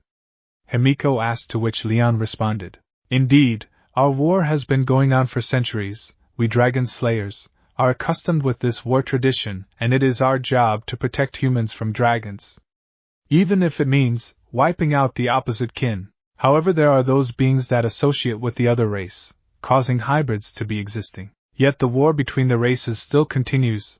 That is why I still will continue to protect humanity from dragons at all costs. Leon responded to her, making Himiko understand the situation. She turned to Rossweiss, who didn't seem to deny the accusation that Leon was handing to them. She turned back to Leon, as Issei finally spoke up, I really don't understand why do this war, but all I know is that innocents get caught up. Guess we got no choice but to fight. Leon looked at him, and laughed for a moment, as he spoke, Nice, Decade gets it, though. Leon loses his smile and speaks, I won't be fighting you as a dragon slayer. What do you mean? Issei asks, to which Leon has a sinister smirk and speaks, Not as a dragon slayer, but as Leon removes a belt, which Issei and Rosweiss pick up looking at it in complete shock, they recognize the belt and who this belt belonged to. Leon then ended the statement, as a Kamen Rider. He wraps the belt around his waist, and raises his hand, as he exclaims while pointing his finger up and thumb open moving it to the side, Hen, Shin. He presses the belt red button, as it glows a bright red causing him to transform into a Kamen Rider. The armor looked akin to a beetle which was red in color, as he got ready to battle against Decade. Kuga, Kuga. Rosweiss muttered in response, recognizing the suit. Himiko looks at her. She looks at her with a look of questioning. Rosweiss turns to her and explains, Issei told me that each rider has a designated number for when it was created and brought into existence. For context, Decade is stated to be number, when it comes to being brought into existence. To be more precise, it is named Heisei number. Heisei? Himiko asks as she continues, you mean, a period when a dynasty ruled over Japan and most Earths? Correct. Rosweiss responded, to which Himiko asks, if Decade is Heisei, then what is Kuga? She asks in response, to which Rosweiss responded, Kuga is Heisei. It was the first rider in the Heisei era. It is given the rider number. And is not a joke, given that the kick of Kuga can easily destroy an entire planet. Rosweiss spoke with slight fear, knowing that if Rosweiss had not ended up in Arcadia, not only would she have lost to Leon but she would have lost to her sister as well. Kuga is not a joke, given on what he is really capable of. Himiko nodded, wondering what is going to happen. She soon heard that Kuga was about to lunge as he made a battle cry towards Issei, lunging at him, as he blocked it with the ride booker in its saber form. He landed a jump kick, as Issei dodged it. He soon decided to land another kick aimed at him which pushed Issei back. Leon soon decided to land a punch aimed at him, as Issei grabbed it. He then demanded, Rosweiss, Himiko, save as many dragons as you can. The two looked uncertain, as he exclaimed, go, let go! Leon demanded, as he tried to land a kick aimed at his helmet, causing him to stagger a bit, but he didn't budge. The two soon nodded and left, as Rosweiss turned back and responded, you better survive, boss! She exclaimed, as she grabbed Himiko and unleashed dragon wings to fly off to deal with them. Himiko was startled but accepted, knowing that now wouldn't be an important fact. Issei soon released him, as Leon angrily growled and responded, why you? He landed a kick aimed at his face, as Issei was sent backwards, causing him to nearly roll to the ground. He soon got up, and responded, cast mode, why are we even fighting? Leon, who was ready to charge for another attack, as he stopped, huh? Why are we even fighting? He asks another question, as he continues, do you have a beef against dragons? Like, did they kill your parents, sister, relative, or anyone? Leon stopped for a moment, as he looked at him and responded, none. So do you do this for glory? Issei asked, to which Leon responded, no, I told you dragons are a threat. They want us all dead, and destroyed. That is why I exist and continue to fight against them. Issei looks at him and responded, as he knew that dragons are not what they think of them to be. They are not. Issei responds, as he continues, both me and Himiko are humans. But we both are still alive. We aren't well grilled barbecue do to begin with. Dragons aren't monsters, they are beings that can feel emotion, feel love and cherishment, have family too. They aren't our enemies, so what is the point of fighting against them? They are not here to get us. So why do we even fight? We should be on the same side. Leon looked down. He was not wrong. He could see it in the current ambush when they prioritized protecting the younglings and children. They didn't care if they died, as long as their children were safe. Think about it, Leon. Dragons aren't your enemies, then why do you fight them? Issei asks the obvious question. Leon gritted his teeth as he exclaimed in annoyance, shut up! These monsters have destroyed my comrades and I won't fall for your words. Leon leaped in the air and landed a mighty kick aimed at Issei, as he responded, wait! Leon didn't listen and landed a kick which formed a small mark. Leon landed on the ground, which caused an explosion moments later. Issei had exploded as he rolled on the ground, damaged from the attack. Now Issei was annoyed, as he responded, fine, if a fight is what you want, a fight is what you'll get. Issei removed the Kamen Ride double card. He opened the Neo Deca driver, and it announced, Kamen Ride, Double. Soon two symbols belonging to the Gaia memory, one green and one black, soon appeared on the side of the belt. Cyclone. Joker. A powerful wind had arrived, pushing Leon slightly back, as he covered his face. He then transformed into Kamen Rider Double to fight against Leon. Now then, Leon, let's count up your sins. Issei lunged at Leon, landing a punch that sent him backwards. He soon commanded the winds, giving him dizziness. He soon unleashed another punch that sent him flying backwards. Leon managed to recover and decided to once again go with a kick, as Issei unleashed more winds aimed at him, making him struggle to recover his kick and lose his balance. Issei soon charged at him, and unleashed a punch, as Leon struggled to block it. He soon landed a kick stomp which he held in response, and unleashed a kick in response, causing him to stagger. He soon brought out the final attack ride card, speaking, "It is the end." Final attack ride, DDD double. Issei started to float up in the air, as he performs a wind-charged flying kick followed by a mid-air spin kick. Cyclone maximum drive. Leon was sent flying. As he rolled off the ground, he was smoking from the damage he was experiencing. Seeing that he has no choice but to change forms, which he did by pressing the blue button, and decided to enter Kuga dragon form. Equipped with the dragon rod, he charged at Issei, who blocked the attacks, as he was now annoyed by how powerful Issei was. He soon struck him with the dragon rod, pushing him backwards. Issei soon ducked when he saw Leon swipe him with the dragon rod, as he soon blocked another strike from Leon when he struck him from the side. He soon leaped around meters in height, and landed a strike aimed at his head to force him out of his form. Issei looked at it, and used wind to force him off his balance, which did hold off Leon for a while, only for him to land, forcing him to dodge. Leon, growing even more annoyed, decided to use Splash Dragon, as he followed it up with an aerial thrust aimed at the torso, which he did by charging his rod for a while and aiming it at the chest, which he knew that it would work. He had a smirk knowing that he managed to defeat Decade. However, soon he heard a voice, "Not bad." He looked at Issei in shock, as he had blocked the dragon rod with his bare hands, as he responded, "You have trained well in combat, even if it is your first time as Kuga. But how? That should have forced you out of the form." Leon responded with surprised tone, to which Issei responded, "Double is no joke. It is made by combining two rider forms, that being Cyclone and Joker. But since you insist on fighting, I got a new form just for you." Issei removed the form ride card, heat metal card, and inserted it into the Neo Deca driver card. Form ride, double heat metal. Soon two symbols arrived on the side, belonging to heat and metal, as one was red and the other was gray in color, similar to the Cyclone and Joker form. Heat metal. The colors of double soon changed to that of double heat metal. Issei was also equipped with his own staff known as the metal shaft. He soon struck him with the metal shaft, pushing him back, as he was also equipped with a staff just like Leon. He soon jabbed him multiple times, as the staff triggered clangs and clashes against one another. Issei decided to overheat using the heat side of his body, and unleashed more heat-based strikes, forcing Leon to back away. He was being outmatched again, as he brought out his next card. This was the final attack ride card again. Final attack ride, DDD double. Issei then spoke, "Let's see if you can take two finishers." Metal maximum drive. Double allows one or both ends of the metal shaft to ignite on fire and delivers a final blow to the opponent.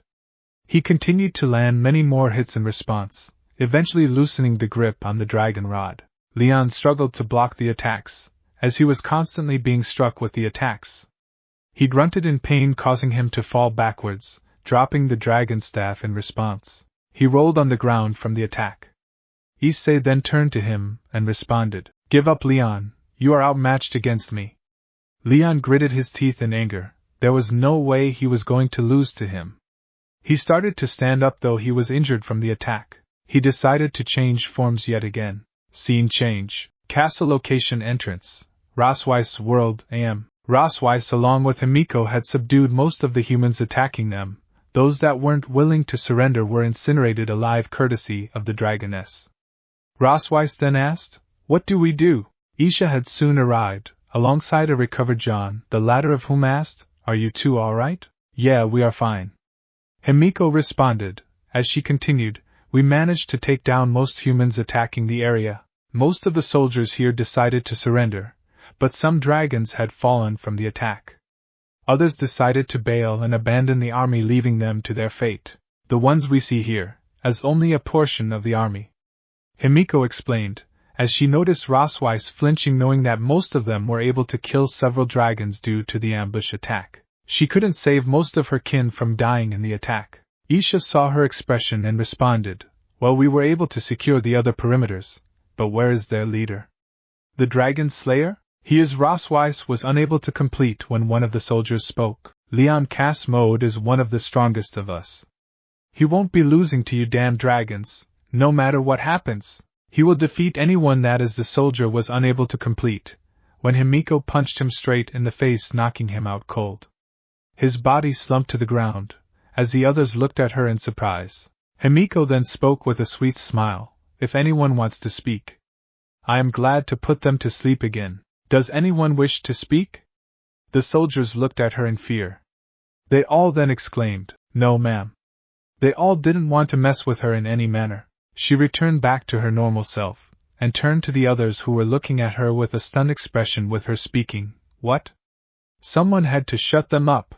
Now then, we need to figure out on the comfy prison cell they would be staying in." Himiko went back to thinking on a way as she decided to discuss with Issei on what cell would be perfect for them, with Issei suggesting her that they had cells for her. In the meantime, Rosweiss whispered to Jon, "Wow, she can really control others, huh?" "Yep."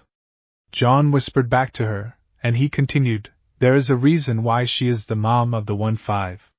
You don't want to get on the bad side for a reason." Rosweiss nodded, as they watched the soldiers being taken away for questioning. She then turned to Jon and responded, "We need to tell your mom and dad about this. I am planning to. With the attack happening, we need to at least let them know about them." Jon responded to her, making her nod in understanding. They were aware that their only option is to stop this attack, and Leon Cast Mode, who was Kamen Rider Kuga, at all costs. Otherwise, not only would their alliance fail, but everything they have been working for would fall apart. Thanks for watching this video. You really enjoy this video. Like, subscribe, and comment down below, and turn on that bell notification. Don't forget to support and follow RageRevan for writing that awesome fanfic, and also make sure to comment on this story, link in the description. See you in the next video. Goodbye.